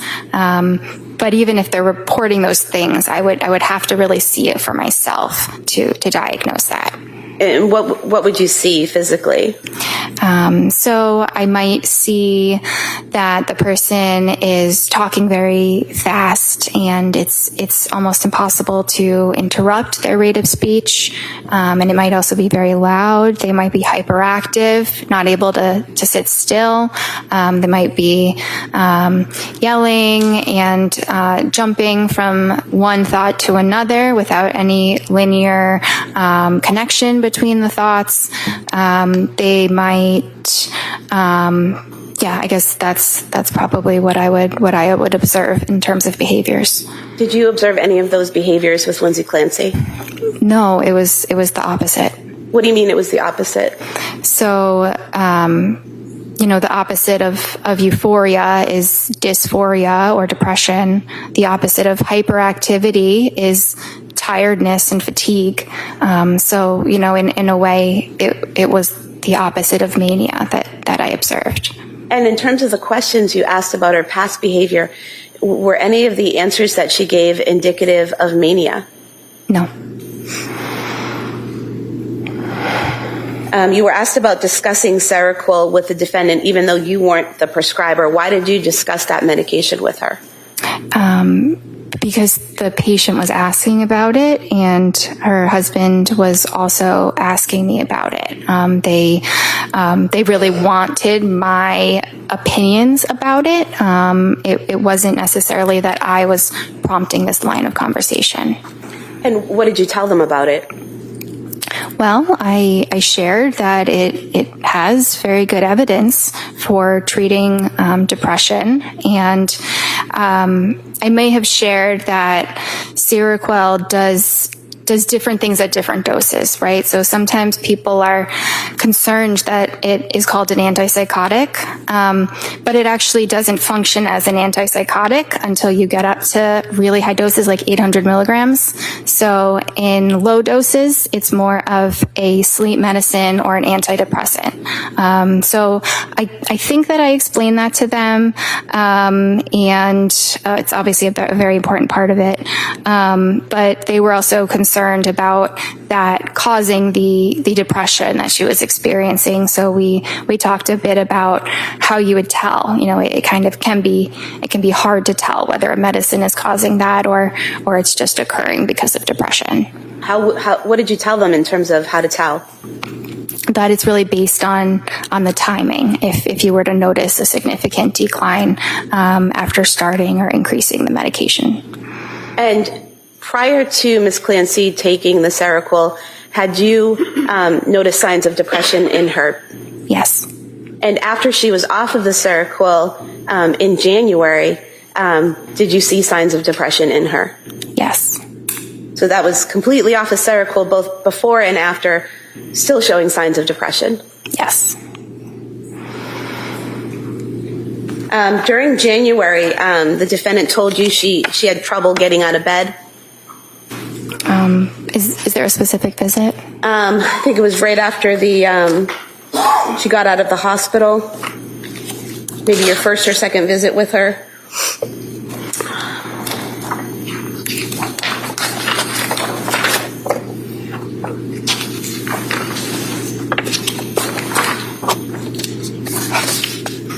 I see that on the 16th, she did say that she was able to force herself out of bed and take care of basics, so on and so forth.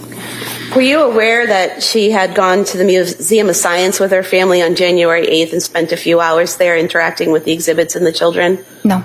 Were you aware on January 15th, the day before that session, she had been to the Cape Codder down in Hyannis with the family, interacting with the kids and going down little water slides and all of that? No. Were you aware that on January 14th, she watched all 3 kids while Pat went to a brunch and was fine? No. Were you aware that on January 16th, her husband took Cora skiing and she was alone with the boys all day and had no issues? No. You were asked about the thyroid and how that can affect mental health and postpartum. Were you aware that at both South Shore Hospital and Brigham and Women's Hospital, her thyroid limits were in normal range? No, I was not.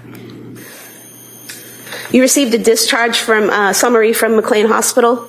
Yes. What's contained in the discharge summary? So it includes information about how the patient initially presented, what they said when they first came to the hospital, and their initial assessment from the psychiatrist that they spoke with. It talks a bit about their course, their treatment course, how things progressed, any changes that were made, and then it talks about how the patient appears on the day of discharge. Does it also include what medications they were prescribed and what the diagnosis might have been? Yes. And was that sufficient in terms of your review of the information that you needed for you to know about your patient at that time? Yes, that was a very helpful amount of information that I would typically review that amount of information for a patient after the hospital. Now, you were asked about your January 23rd, 2023 session with the defendant. Defense counsel asked if you had, recommended a hospital evaluation for her on that day, and you said no. Why not? Because she was completely denying any suicidal ideation or homicidal ideation. There were no signs of psychosis or mania, so there were no serious signs that her safety or that anyone else's safety was at risk. And during that session, did she ever tell you that she planned to harm herself or the children? No. If she had done that, what would you have done? I would have, it depends exactly how it would have played out. It would definitely include hospitalization.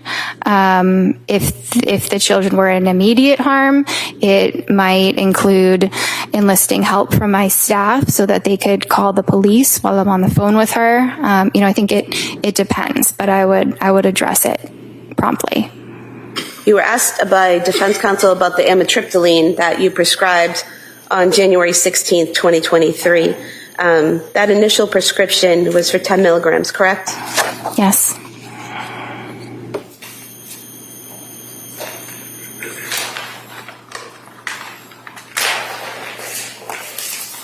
Pulling the bottle from exhibit 155 of amitriptyline.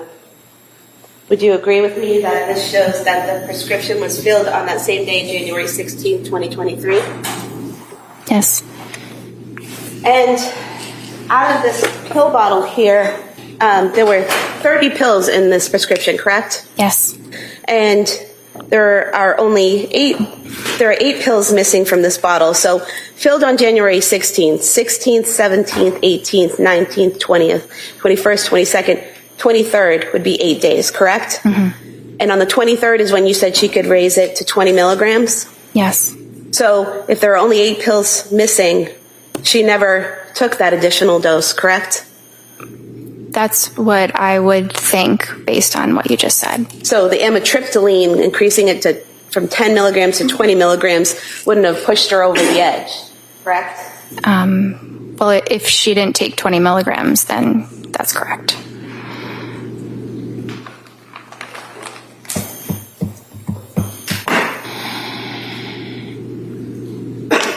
I have nothing further. Thank you. All right. Then recross. Briefly. So one of the questions that prosecutor asked you pertained to whether or not you could reach out to a third party. You recall that question, like mother, father, husband? Yes.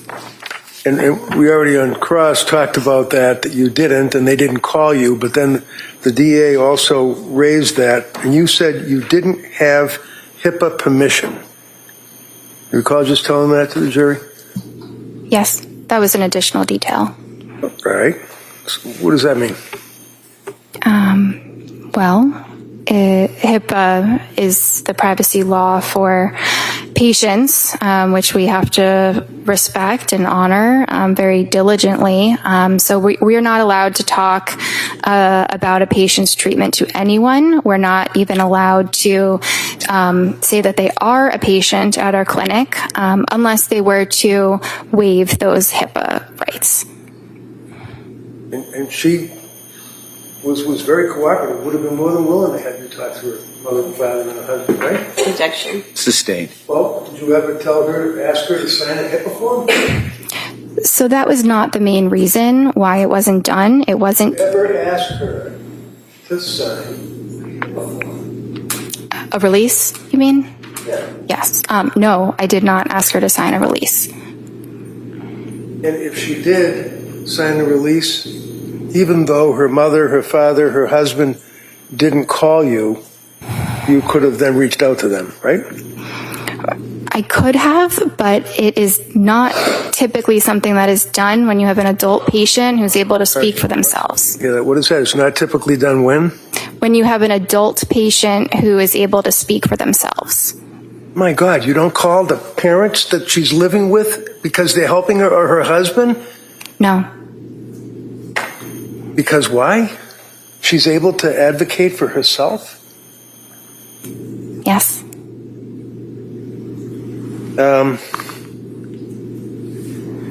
Prosecutor yet again raises the issue of the marijuana. You recall that question? Yes. She wasn't smoking marijuana, was she? She did not tell me she was smoking marijuana. Did she tell you that she was using marijuana? No. Did she tell you that she was using gummies? No. Did she? Because gummies in plural is what the DA asked you, right? That she was using gummies? Yes. Now, I asked you about getting access to the woman and infant's hospital records, which you did not. Which you did not, right? I did not. And we already went over that. You could have, if you asked for them with a HIPAA form, right? Objection. Didn't ask about these records. I don't care if she asked about the Beyond the records. scope. Overruled. You can ask that question. She asked you about marijuana gummies, right? Yes. Okay. Your Honor, I would offer the women and infants hospital records from Rhode Island dealing with Lindsay Clancy. No objection. Okay, they may be admitted. I just want to look at them at some point to make sure it's a clean copy. Sure, yeah. Before it goes to the jury, you can review it.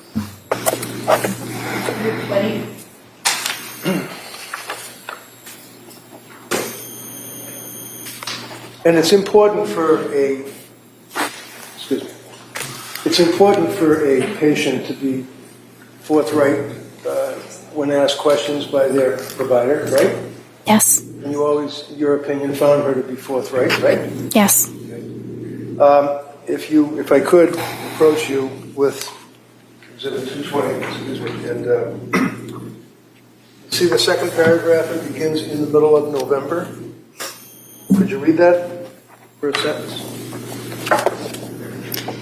In the middle of November, she tried taking a marijuana edible to help her sleep, which caused her to have increased anxiety and palpitations. So, the records, if you had obtained them, you would have seen that it was not marijuana, it was not gummies, plural. It was one gummy that she tried, and it didn't work out, right? Based on what I just read, yes.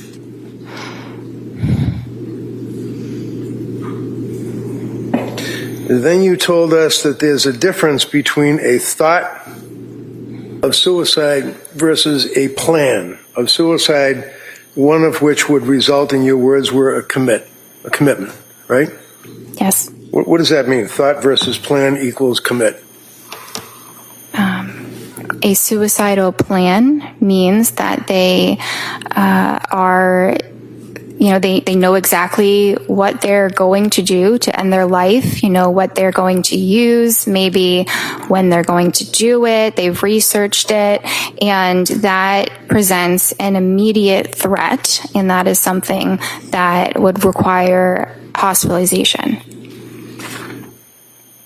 District Attorney had asked you also about the thyroid levels, and you indicated, or she indicated that they were in the low range at Mass General Hospital, Reed. Is that correct? I thought she said they were normal. Oh, I thought she said low, but normal or low. MGH, Mass General Hospital, right? Sorry, what's the question? District Attorney asked you whether or not they were thyroid reads. Do you remember that question? She said her thyroid had been tested. The question now is, do you remember that question that she asked you that you answered with no problem? Yes. Okay. And your response was that, my memory, this is jurors' accounts, that it was low reads, MGH, and South Shore Hospital. Is that right? I thought she said that it was normal, or within normal limits. Almost fine. We'll go with normal. So your memory is that there were thyroid blood level reads of Lindsay Clancy from 2 healthcare providers. Is that correct? Yes. One would be Mass General Hospital, right? I don't remember exactly. I think she said yes. I think she said Mass General. Okay. Do you remember where the other hospital healthcare provider was? It might have been South Shore. Do you know what date those were? No. Those are old reads, weren't they? I don't know. One of the things that the district attorney asked you about on a number of occasions that seems to be important is if the person that you're treating has, I guess, what do they call it, pressured speech? Yes. And you told us repeatedly that you never detected that Lindsay had pressured speech, right? Correct. I'm sorry? Correct. Looking at the record from October 21st, would you... Objection is writing on this. Oh, all right. You know what? I'll ask her to just look at it. Might take a look at it, and if you want to get the actual exhibit, we could do that. All right. So forget all about my sloppy writing. I'm looking here on October 21st of 22. Is that correct, right up there? Yes. Okay. Yes. And can you just read this paragraph here for us? No sleep last night. Falls asleep after 40 minutes. Heart racing, severe anxiety. Worrying about kids, baby, sleep. Yawns but not drowsy. Not hyper, pressured speech. What was that? Not hyper what? Not hyper, not pressured speech is what I meant. I know it doesn't say not, but that is exactly what I meant. When did you see this that you noticed that it did not say not? I don't care what it says. I know what I meant.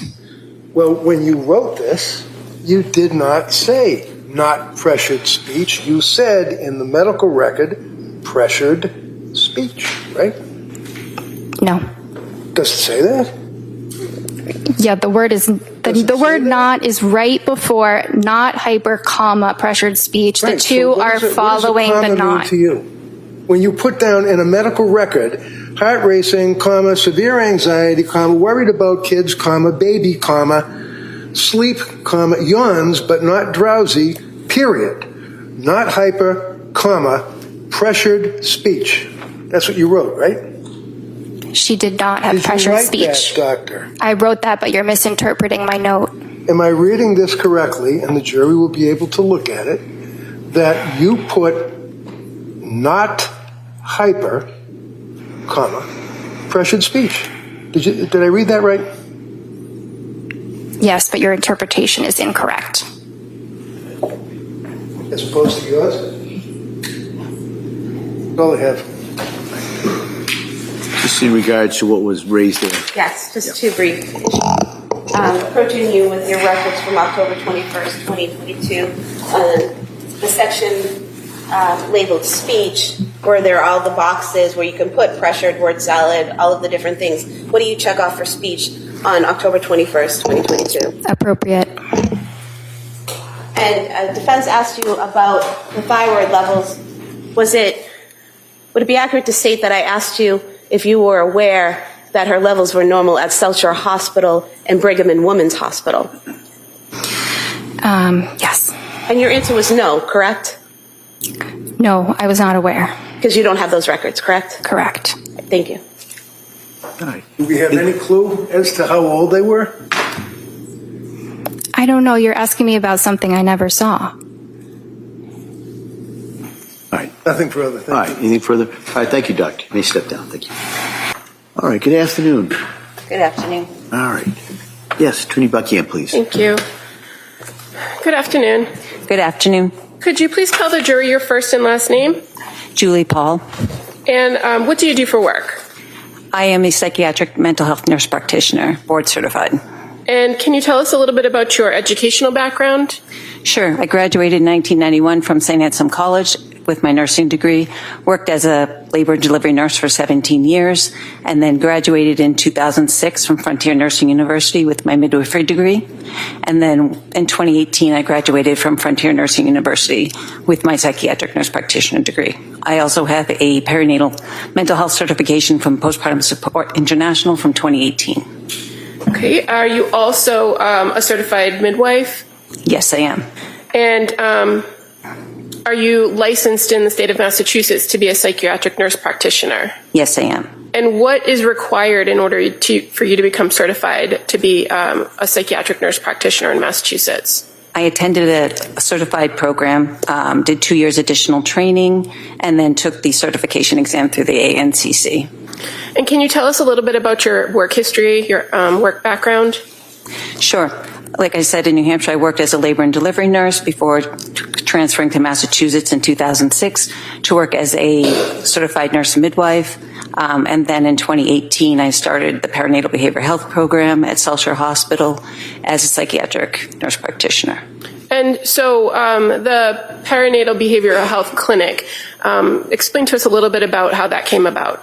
Sure. There's a lack of resources on the South Shore for pregnant and postpartum people with mood disorders. So I really felt compelled, because I had a couple clients that really struggled with mental health issues as a nurse midwife, and really wanted additional education and being able to prescribe for them and take care of them in a proper way. So I went back, got my Psych NP, and then worked with South Shore Hospital to establish the program.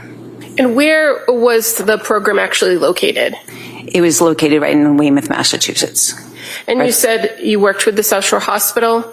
Correct. So the clinic is tied to South Shore Hospital in the South Shore Health System. Yes, it is. Now, when did you start that program specifically? When was it up and running?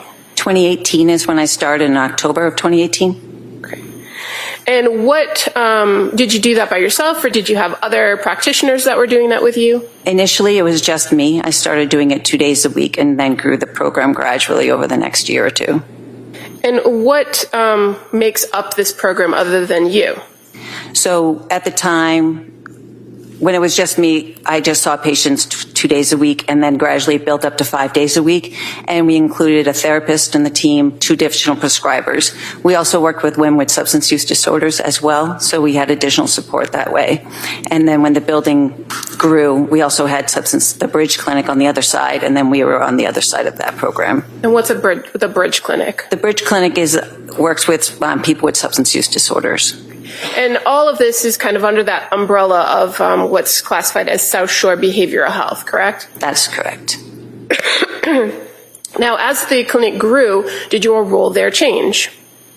I'm sorry, can you repeat that? As the clinic grew to what you described as having additional therapists and other prescribers on staff, did your role there change at all? I became the director of the program. And as director of the program, did you still see patients? Yes, I did. And was that at the same level as it had before, or did it decrease because of your administrative roles? It actually increased because I increased my hours to 5 days a week. I did have a little bit of administrative time. Okay. And can you tell us a little bit about how the clinic would work for a woman who is coming in either during the birth period or prior to birth and after birth? What kinds of things would they be offered at the clinic? So I'd receive a referral, and then the client would come in. We would do a 90-minute intake.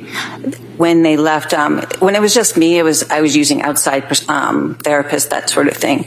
But as the program grew, we had moms groups run by doulas. We had therapists that we brought in that was brought in from Aspire, but part of our program embedded within our program. And I brought in 2 additional prescribers as well as nursing staff. And when you talk about people as prescribers and your role as a psychiatric nurse practitioner who could prescribe, what were you offering to patients as part of this clinic as a prescriber? We were offering the proper medication for anxiety, depression, mood disorders, really any psychiatric disorder that came in, mostly for pregnant and postpartum people up to 2 years postpartum. We also offered therapy focused on sleep hygiene, really looked at the whole person, not just medication management.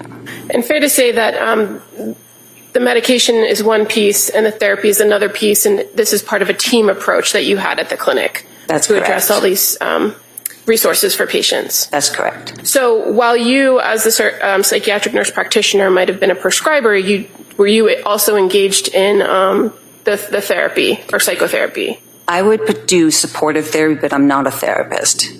I mainly am responsible for assessing, diagnosing, prescribing, but I also really understand the importance of sleep, nutrition, and exercise.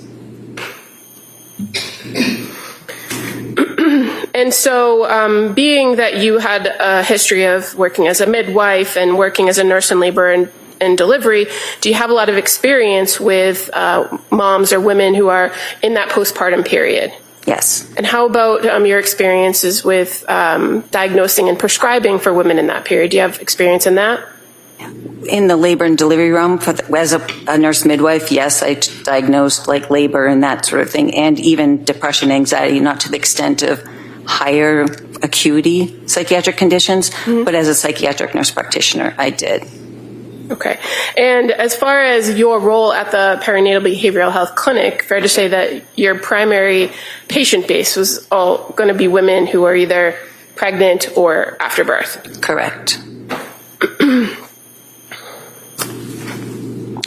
And a part of this team approach at the clinic, is it also to work on developing a treatment plan for patients when they come in? Correct. And so what encompasses a treatment plan generally?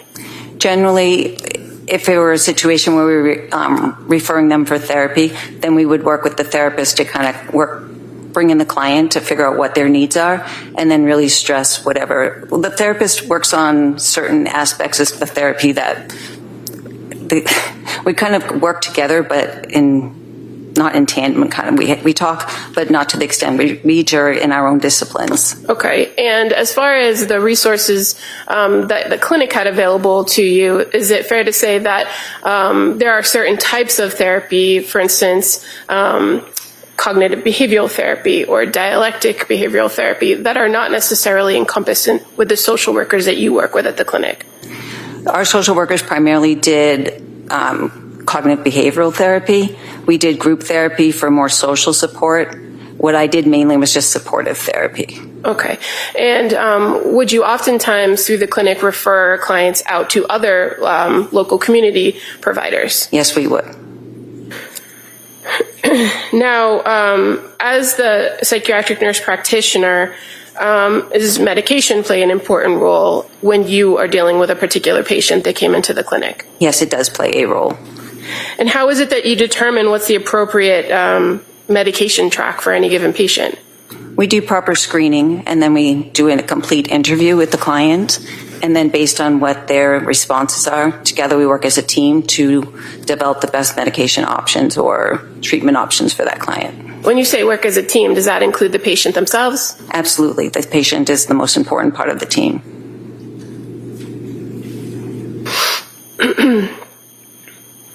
And in your training and experience working with postpartum women, what is the acceptable period to determine postpartum? Anywhere within the first year. Did you know a nurse, or do you know a nurse named Susan Clancy? I do. How do you know her? I worked with her off and on throughout my years as a nurse midwife. And what's the nature of your relationship with her, other than the working with her? Essentially, we just worked together. When we did births together, we worked well as a team. Okay. And do you know where she worked? She worked at South Shore Hospital. On November 20th of 2022, did you have a conversation, or did you get a call from Sue Clancy? I did. She was referred to me through Nanette Landry, another midwife that I work with. Okay. And so as a result of the phone call that you had with her, did you get in contact with a woman by the name of Lindsay Clancy? Yes, I did. Was that the same day or a different day? It was the same day. And your contact with Lindsay Clancy, was it by phone or virtual or in person? It was by phone. And so what was the purpose of calling Lindsay Clancy? I just wanted to get her side of what had been going on with her history. Sue had alluded that she was struggling in the postpartum period, so I wanted to know exactly what she was struggling with to see if she'd be a good candidate for our program. So did you initiate the call to Lindsay Clancy? With the permission, I asked Sue Clancy if Lindsay had given permission, and she said she had. Okay. And in the conversation that you had with her, do you know approximately how long that phone conversation lasted? I don't recall. Okay. But were you able to get all the pertinent information from her during that phone call? I got enough data to determine that she would be a good candidate for the program. So she would have met criteria for a referral from any other resource? Correct. Now, is it fair to say that in this conversation, in order to determine whether she qualified, you had to ask her some background questions? I did. And so were you able to identify whether she was in that postpartum period? Yes, I asked when the birth of Callan was, and she said it was May 26th, 2022.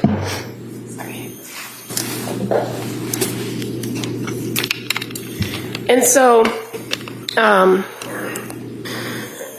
after determining that she was in fact postpartum with a baby at home, did you ask her any questions, or did you learn any information about how the experience was earlier in the postpartum, right after birth? I did. She said she did really well for the first 12 weeks. She was excited, really happy. And then when Patrick went back to work, she said she started to struggle with some anxiety. And you knew Patrick to be her husband, Patrick Clancy? Correct. And do you recall her indicating that she was having difficulty leaving the baby, that she was feeling overwhelmed and having racing thoughts? Yes. Okay. And so in your training and experience, are those things that you would hear from new moms? It was very typical of what I'd hear. Did you learn from her whether she had engaged with any other treatment prior to contacting or prior to you having this conversation with her? She did say that she had met with a psychiatrist. She didn't give the name. And then she had also said that she had been in the emergency room a few days prior to. Okay. And were you able to determine that was actually the South Shore emergency room? Yes, it was. And that would have been on November 16th of 2022? Correct. Now, in addition to seeing a psychiatrist, did she identify to you some medications that she had been taking up to that point? She did. She said she had trialed Zoloft for 1 week. She also said that she'd been trialing Ativan and Benadryl, which worked the best to help her sleep. She identified she had questions about Buspar, didn't say specifically whether she had been prescribed that or not, but that she had questions about Buspar. Okay.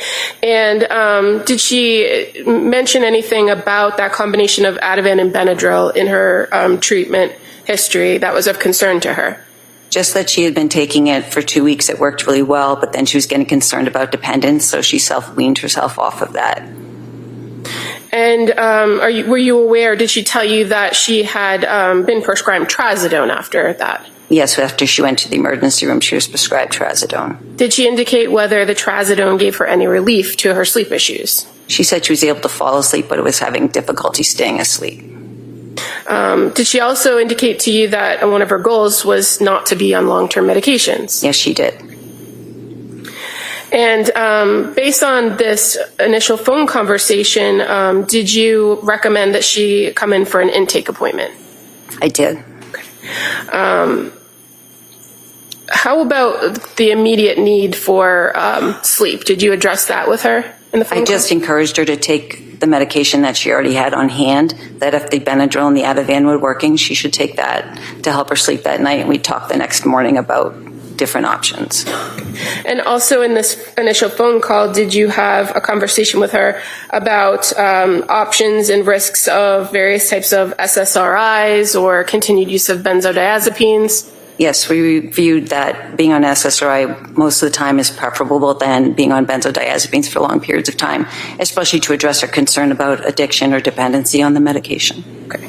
And is this kind of a normal conversation you would have with somebody to screen them and determine whether the clinic, the South Shore Perinatal Clinic, was an appropriate fit?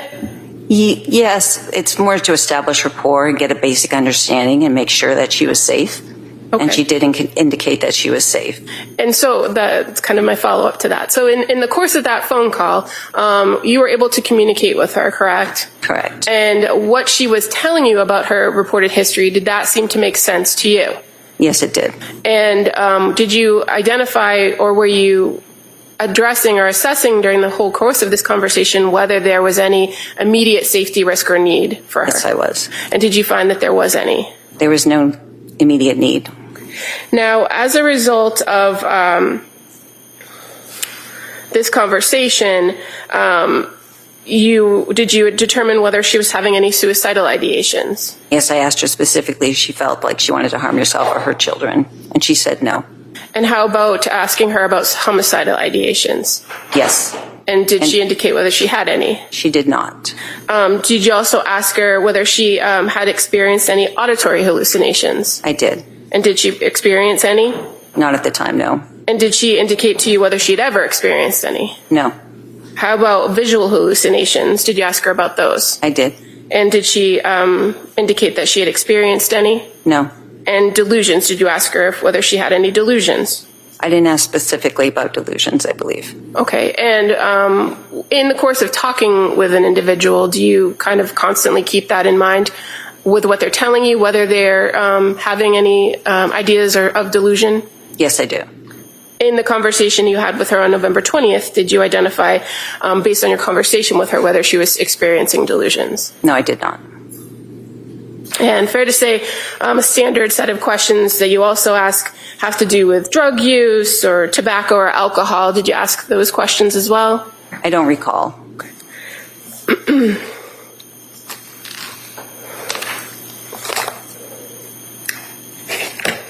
If I were to show you your note, would that refresh your memory? I have my notes right here. I could look at it. Okay. I'm going to draw your attention to the note from November 20th of 2022. Yes, I did ask her apparently. And she said no to illicit drug use, tobacco or marijuana or alcohol at that time. Okay. And she also indicated to you that at this time on November 20th that she had stopped breastfeeding. That's correct. Now, did she schedule or did you schedule with her an intake for the next day, November 21st? We did. And at the clinic, what generally is the practice for whether a person appears in person or on a telehealth visit or virtually? Generally speaking, we like to do the intake in person as long as it's feasible. And for her, it was. Okay. And just kind of while we're on that topic, going forward with a patient who's being seen at the clinic, what are the criteria to determine an in-person visit or a telehealth visit? They're given the option about what works best for them. And are there instances where you as a provider might insist a person comes in person? If somebody needs to do like a urine drug screen or laboratory work, we'll have them come in. Or if they seem to be not making sense or having more difficulties, we'll have them come in person. And if a person is scheduled for an in-person visit and there are no observed issues on your end, can they opt to change it to a virtual appointment at any point? Yes. Okay. And that's just the normal course of business at the clinic? Correct. Now, in this particular instance, you said the intake was in person, right? Yes. And during the course of the intake, are there particular types of questions that are asked of the person to get to know them and get to know their situation? Yes, generally we do a full intake. The first thing they do is meet with the nurse who does all the screenings. And one of the things that is asked of an individual when they come in is to tell you why they are there, right? Correct. What their complaint is. Yes. And so for this patient, for Lindsay Clancy, what did she identify as the reason for the visit? Would it be okay if I refer to my note? Sure. So she said pretty much I cannot sleep was her major concern. Okay. And is that something that you've seen in your experience with new moms that come through the clinic and are postpartum? It's very typical. Now, even with that report or that reason, do you do a full history to try to identify kind of what's going on in the present and what has happened in the past? Yes, I do. And generally, is it fair to say that that's kind of the goal of an intake, right? I do that with every client. I have a standard set of questions. Is that just for the intake or any follow-up? Any follow-up, I have a basic kind of script, but I always adjust it based on what they're saying. Okay. But fair to say, once a person gives kind of that history of their background, especially if they've had prior births before, prior experiences with mental health professionals or psychiatric history, that kind of follows the patient as they go through with their subsequent visits. Yes. So in this instance, you had some background information from the phone call you had with her, but did you go back through those standard questions that you'd ask in an intake? I did. And did you learn a little bit more about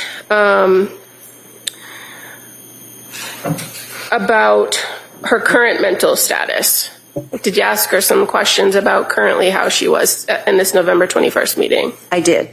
And so, again, do you kind of go through in each and every instance whether the person has any thoughts of suicide or harming themselves or others?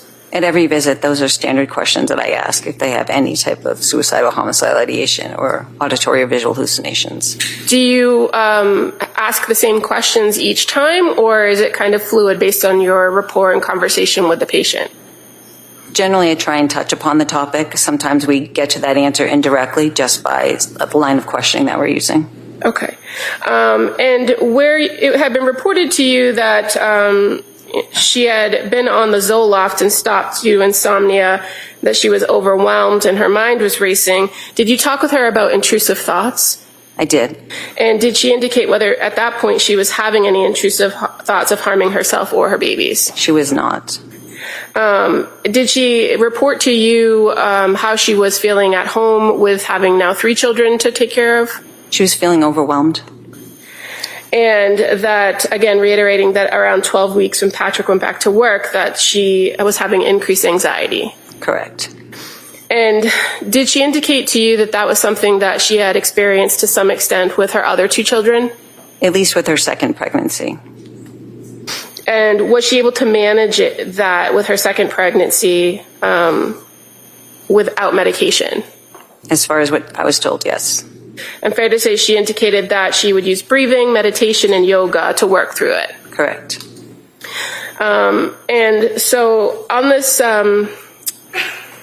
November 21st intake date, you again ask about drug use, right? Correct. And at this point, she had told you that she did trial one CBD gummy at some point, but that did not help. Correct. And you also learn about any prior psychiatric medication she had been on?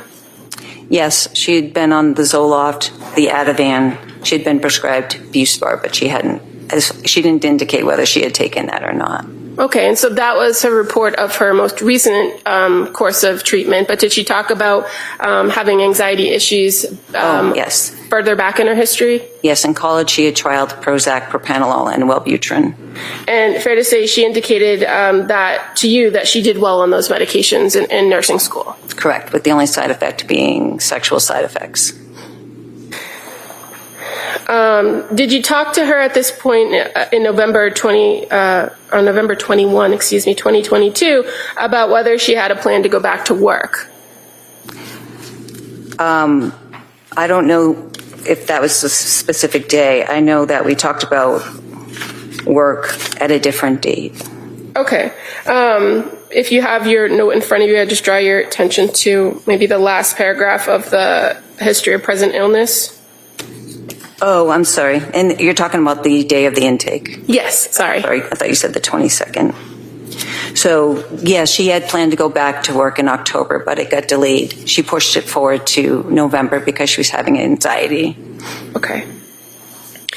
And during the course of this intake, again, you did those same mental status screens for any concerns, right? Correct. Did you know any in this face-to-face in-person meeting with her? No, she was goal-directed, linear. She was a great historian, actively participated in the care plan.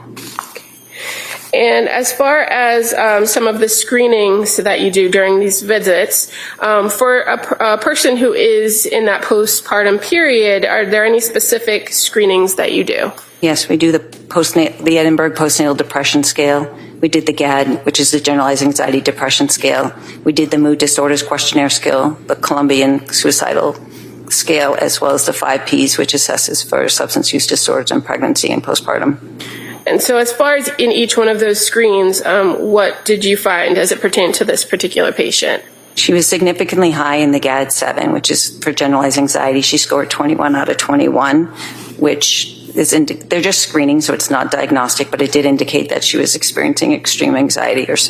And then with the Edinburgh Postnatal Depression Scale, she scored a 23 out of 30. But the one that I look for the most in that scale is number 10, and she was negative, and that's for suicidality.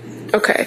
And so why is it that you look at that one in particular, or why do you consider that most? Because that shows significant depression, especially if they have thoughts of harming themselves. Is it fair to say that that Edinburgh scale it also could fluctuate with a postpartum mom depending on their situation?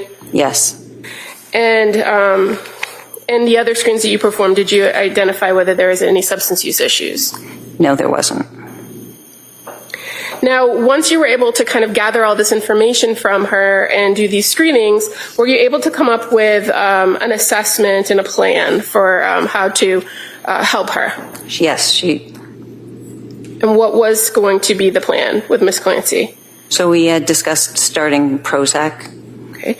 And is that, or why Prozac? Why start there? Because she'd had a history of being successful on it in the past. And that's a good indicator that instead of trialing multiple medications, to start with the ones that actually work. So I gave her 10 milligrams for the first 4 days to make sure there were no adverse reactions. And then I was going to increase her to 20 milligrams if she tolerated that well. Okay. And what about some of the medications that she had already, that she was already on, the Ativan and Benadryl and the Trazodone? Did you have a plan for those? I did. So I encouraged her to take the Ativan. So when Prozac can sometimes be very activating, it can make the anxiety worse before it gets better when you first start it. So I wanted to pair it with the Ativan just in the beginning, just to help her be more comfortable with the anxiety and to make sure that it didn't interfere with her sleep. And as far as Prozac goes, what class of medication is it? It's an SSRI, a selective serotonin reuptake inhibitor. Is it commonly prescribed to treat people with depression? Yes, it is a first-line treatment. You said first-line treatment? Correct. And the idea of pairing a particular medication like an SSRI with another medication, is that a fairly common practice with psychiatric medications? Yes. As far as you mentioned that sometimes symptoms could get worse before they get better. Is that also common with SSRIs? Yes, it is. Does it take a while for a medication to get into a person's system and stabilize them? Generally, side effects are the first week or two, but to get to a therapeutic level, it's about 4 to 6 weeks. And was this something that you discussed with her about the timetable it would take to reach a therapeutic level? Yes. And when we say therapeutic level, what's the goal of reaching therapeutic level? Is remission in symptoms. People start to feel better then, right? Correct. Now, even though you were advising that she continue with the Ativan and she had told you that she had concerns about continuing with the benzodiazepine, did you indicate that there would be a plan to taper that or reduce that? Yes, once the activating symptoms went away, then we would look at reducing that and moving away from the Ativan and moving more towards like a Buspar. Okay. And as far as talking about that plan and what the risks and benefits of that plan were, did she appear to understand and engage in conversation with you about that? Yes, she verbally understood and said that she understood the instructions. Did she ask the appropriate questions or follow up? Yes, she did.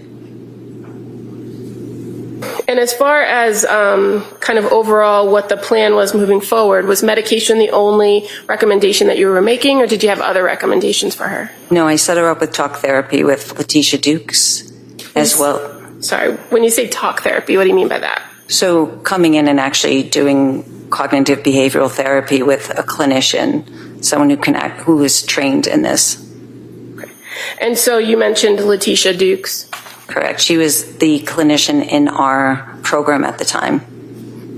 And when you make this recommendation and this intake visit, do you work with the patient to schedule something before they leave, or is it up to them to schedule the time with the social worker? It was set up with her before she left, I believe. Okay.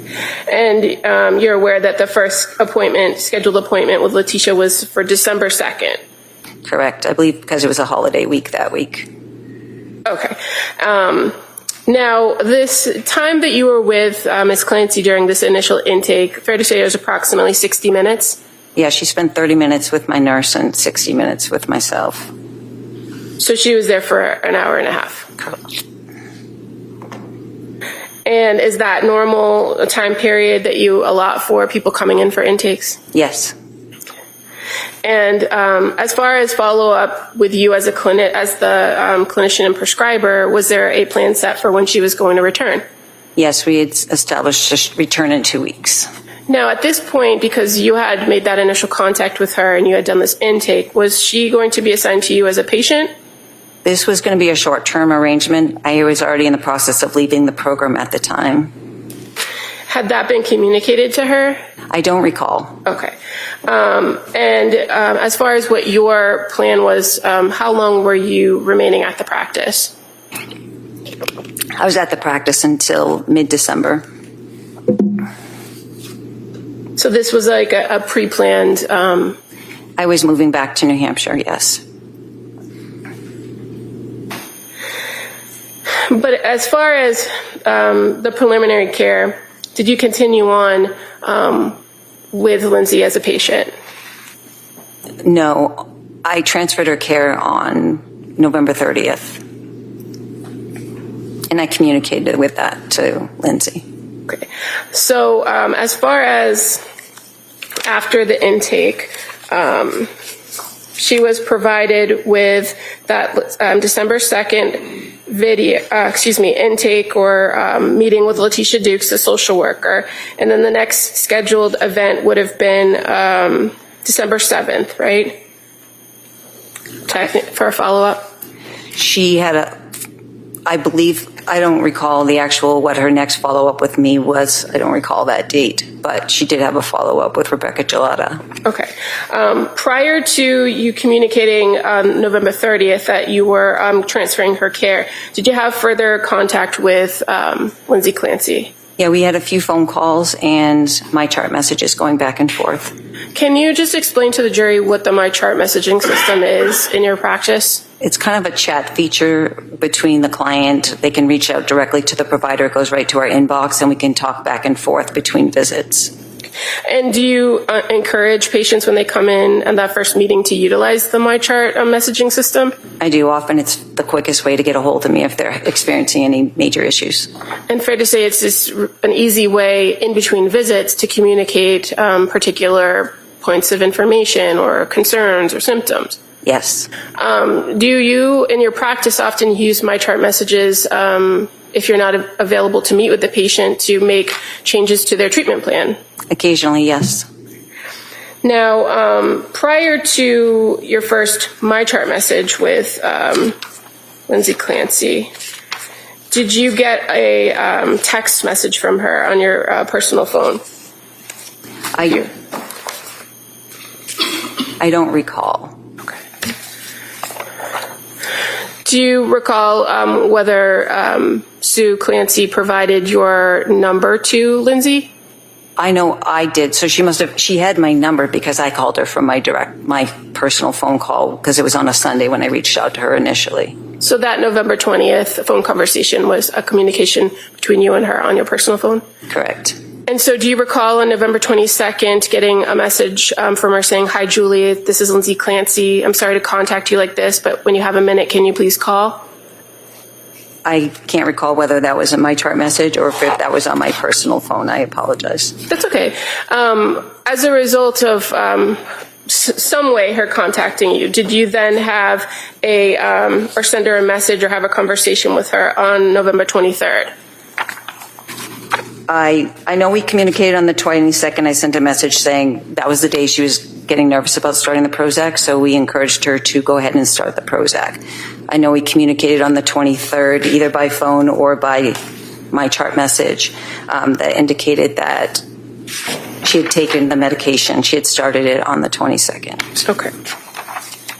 And were you aware at this time period that she was currently already a patient in the South Shore Health System Network with a primary care physician named Margaret Anastasia?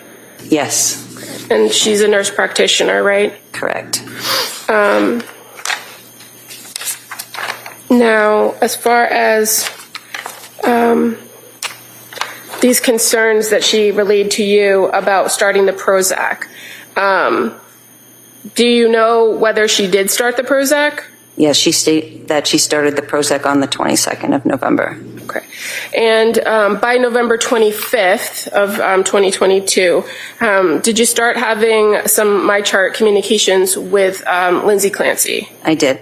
And so just referring first to November 25th of 2022, fair to say that you gave her or sent her a My Chart message encouraging to kind of stick with the plan, right? Correct. Prior to that, yes. At that point, had you prescribed her something to help her sleep outside what you had previously provided or outside what she had? Before November 25th, I did not. Okay, so on November 25th, did you prescribe her some additional medications? I did. So she wasn't tolerating the Prozac, so we had a conversation about stopping the Prozac. I gave her, she was really having a hard time sleeping, so I gave her a one-time dose of Ambien. And then I also prescribed mirtazapine, which is another antidepressant, but it works really good for sedation and anxiety. So it started that at 7.5 milligrams, told her to stop the Prozac. And I also paired it with Klonopin, but I told her explicitly not to take the Ativan, just to take the Klonopin to help. It's longer acting benzodiazepine to help her with sleep and longer acting anxiety support while we got this new medication up and running. And so, in your conversations with her about her concerns about the Prozac, fair to say she reported to you that she was feeling disconnected, out of it, a little bit spacey. Does that sound right? Yes, that's correct. And so you said your recommendation at that point was to discontinue the Prozac. Correct. And as far as the Prozac went, she hadn't taken it for very long, had she? She took it for 3 days. 3 days? Correct. And again, you had that conversation with her about kind of waiting it out for the 4 to 6 weeks. But based on what she was reporting to you, did you have any concerns about her stopping the Prozac after only 3 days? When a client doesn't have buy-in to the medication, it's awful. It doesn't work as well. So I was working with Lindsay to try and find a medication that would make her feel more comfortable. She was feeling very uncomfortable, very anxious, and the Prozac, she just wasn't tolerating the activation from the Prozac. So mirtazapine is a little bit more calming, which I thought she would resonate with better. Okay. And so, again, this is not one of those follow-up visits on a telehealth or a face-to-face. So were you relying heavily on what she was reporting to you? Yes. And again, in that My Chart message, you did indicate to stop the Prozac, Benadryl, and Ativan, and don't take while taking Klonopin, right? Correct. And in your practice as a psychiatric nurse practitioner who prescribes medication, is it common that you have to kind of trial different medications to find the right one to work for any given patient? Yes, it's pretty common practice in psychiatry. And fair to say, there's no way to anticipate how a particular patient is going to respond to any particular treatment, medication treatment. Correct. So after prescribing the Klonopin, the mirtazapine, and giving her that single dose of Ambien. Did you do anything or set anything up to follow up with her after changing those prescriptions? I just told her she can my chart message me over the weekend. It was the holiday weekend. So I made sure she knew I was available to answer her questions. And fair to say she did, in fact, my chart. You sent you my chart messages over the course of that weekend, correct? She did, yes. And so starting at 7:51 on November 26th, she reported to you kind of how that night went, didn't she? Yes. Where she said, I did better last night. I took 7.5 mirtazapine and 0.5 Klonopin at bedtime, slept fairly well on and off until 3:45. And then she asked, do you think increasing the mirtazapine will help me stay asleep longer? I can survive like this, but would be helpful to get to sleep until at least 5. Thoughts? Thank you, Lindsay. Yes. Did you respond to that message? I did. And what did you advise her to do when she asked about increasing the mirtazapine and wanting to stay asleep longer? I said she could trial the 15 milligrams. And again, is that something that is common for you to do in prescribing, that maybe you have to adjust the dosage? Yes. Did you have any concerns that increasing the mirtazapine up to 15 would have had any issues or problems? No. And then again, on November 27th, you had a correspondence with her starting at 9:59 a.m., where she again reports to you how she did that night. Is that something you encouraged her to do, to just give you a nightly or like a follow-up the next day, check in to let you know how she was or what she was experiencing by way of symptoms? I do that with a lot of clients that are really anxious. I like to make myself available to them so that they have that reassurance. Okay. So this wasn't kind of unexpected. It wasn't out of the ordinary for me. And so on the 27th, she indicated she slept well, taking the 15 mirtazapine and the 0.5 Klonopin, feel rested but super disconnected with myself and reality, and describes it as a scary feeling. I'm thinking of stopping Klonopin tonight and just taking the mirtazapine. Do you recall that I do. communication? And she acknowledges that I've only taken it 2 nights, so that should be right, okay? Or sorry, I've only taken it 2 nights, so that should be okay, right? Do you recall her asking that? She's referring to the Klonopin, and yes, she did. She was really anxious about being dependent on benzodiazepines, so I think her goal was to not be on them. And if she was going to, the disorientation might have been because of all the sedation from the mirtazapine, which is a common side effect, which is why we chose that, and she knew that. And adding the Klonopin, maybe removing that, might have helped with some of the sedative factors for it. So did you find there to be any issues with stopping the Klonopin or her deciding not to take it after 2 days? No, I did not. And in fact, you indicated and told her that should help with the disorientation, right? Yes, it might. Okay. And so that was on November 27th. And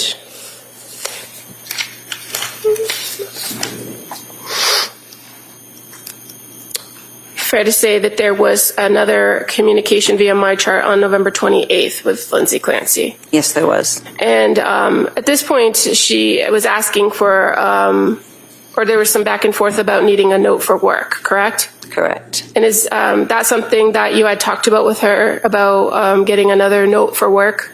Yes, that's what I do that often. And in fact, you kind of went back and forth with her, and ultimately she said never mind, that she didn't qualify for short-term disability anymore, and she's just going to be on personal leave. Correct. So on the 28th, there was no back and forth about her taking the medicine and the effects or how she was feeling? She actually had a panic attack earlier in the day before there was communications about work. And I recommended she take 0.5 of Ativan and go for a run. And I also recommended that she consider doing the partial hospitalization program at women and infants.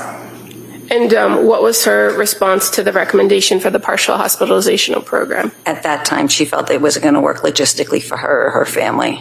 Okay. And why did you recommend maybe going for a run? To get rid of some of the adrenaline from the anxiety. And running has been a really good thing for her in the past, and I thought it would help calm her down. Okay. Now, on November 29th of 2022, that was the first day that she actually met with Rebecca Gelada, but you had some conversation with her, or she sent you a message, I should say, earlier in the day, correct? She sent me a message earlier in the day, and at that time I wasn't working that day, and Rebecca had an opening, so I offered the appointment with Rebecca for her. So I didn't actually communicate with her that day. Okay, but you did receive her message at 6:05 a.m.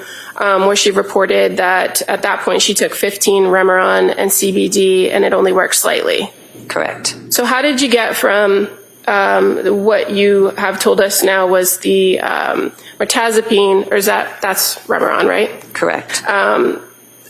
How do we get from just the mirtazapine with not the other, without the Klonopin or without some other? The Klonopin was an as-needed medication. So I honored her choice to be able to decide whether she wanted to take that or not. Okay. So after this panic attack, after the communication about the work form, she reports the next morning that she took the 15 of the mirtazapine or Remeron, and then she was having some sleep issues, right? Correct. And that she tried breathing meditation and muscle relaxation, but that she ended up having to take the Ativan. Correct. Now, had you had any conversation with her in this back and forth in these MyChart messages about whether Ativan was something that she should continue to take? It was understood that she wouldn't take it until I had that conversation with her. I was under the understanding that she wouldn't be taking it while taking the Klonopin. But she had told you she wanted to discontinue the Klonopin. Correct. And so you said as of November 30th that you had then fully transferred care. I let her know that I would be leaving the clinic, and I thought it would be best if she saw a clinician that was working 5 days a week. And Rebecca Gelada, is she a clinician that works at the clinic? Correct. And had you worked with her for quite some time? She had been in the clinic, I think, for 2 years, I believe, at the time. And you said that you had recommended on the day before, on the 29th, that she set up that meeting with Rebecca because she was available. Correct. So it just was kind of happenstance that she ended up with Rebecca, or? I was in the process of transferring all of my patients between Rebecca and our new hire, and Rebecca was an experienced clinician, so I felt she would be a better match for Lindsay. Okay. And as far as when you sent or communicated to Ms. Clancy that you were transferring her care, that was via MyChart message, right? Correct. And Lindsay then responded to you, or do you recall if she responded to you? I'm sorry. She did respond to me saying thank you for the care that I provided. She appreciated it and wished me luck. Did you have any other contact with Lindsay Clancy after that point? No, I did not.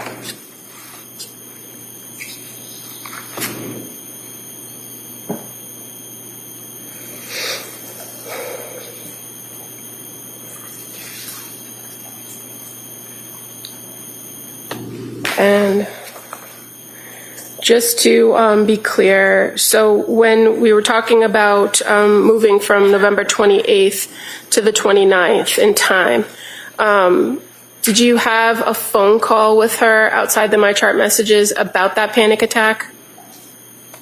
Or do you recall having entering a progress note about that? I do remember entering a progress note about that. Okay. And that's when I told her to go for the run. I made the recommendation for the PHP.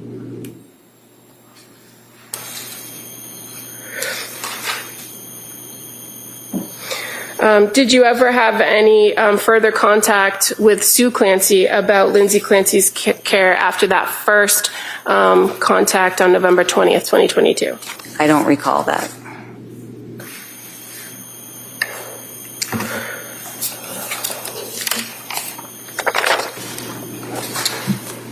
I have no further questions at this time. Counsel, can I see it? Sidebar.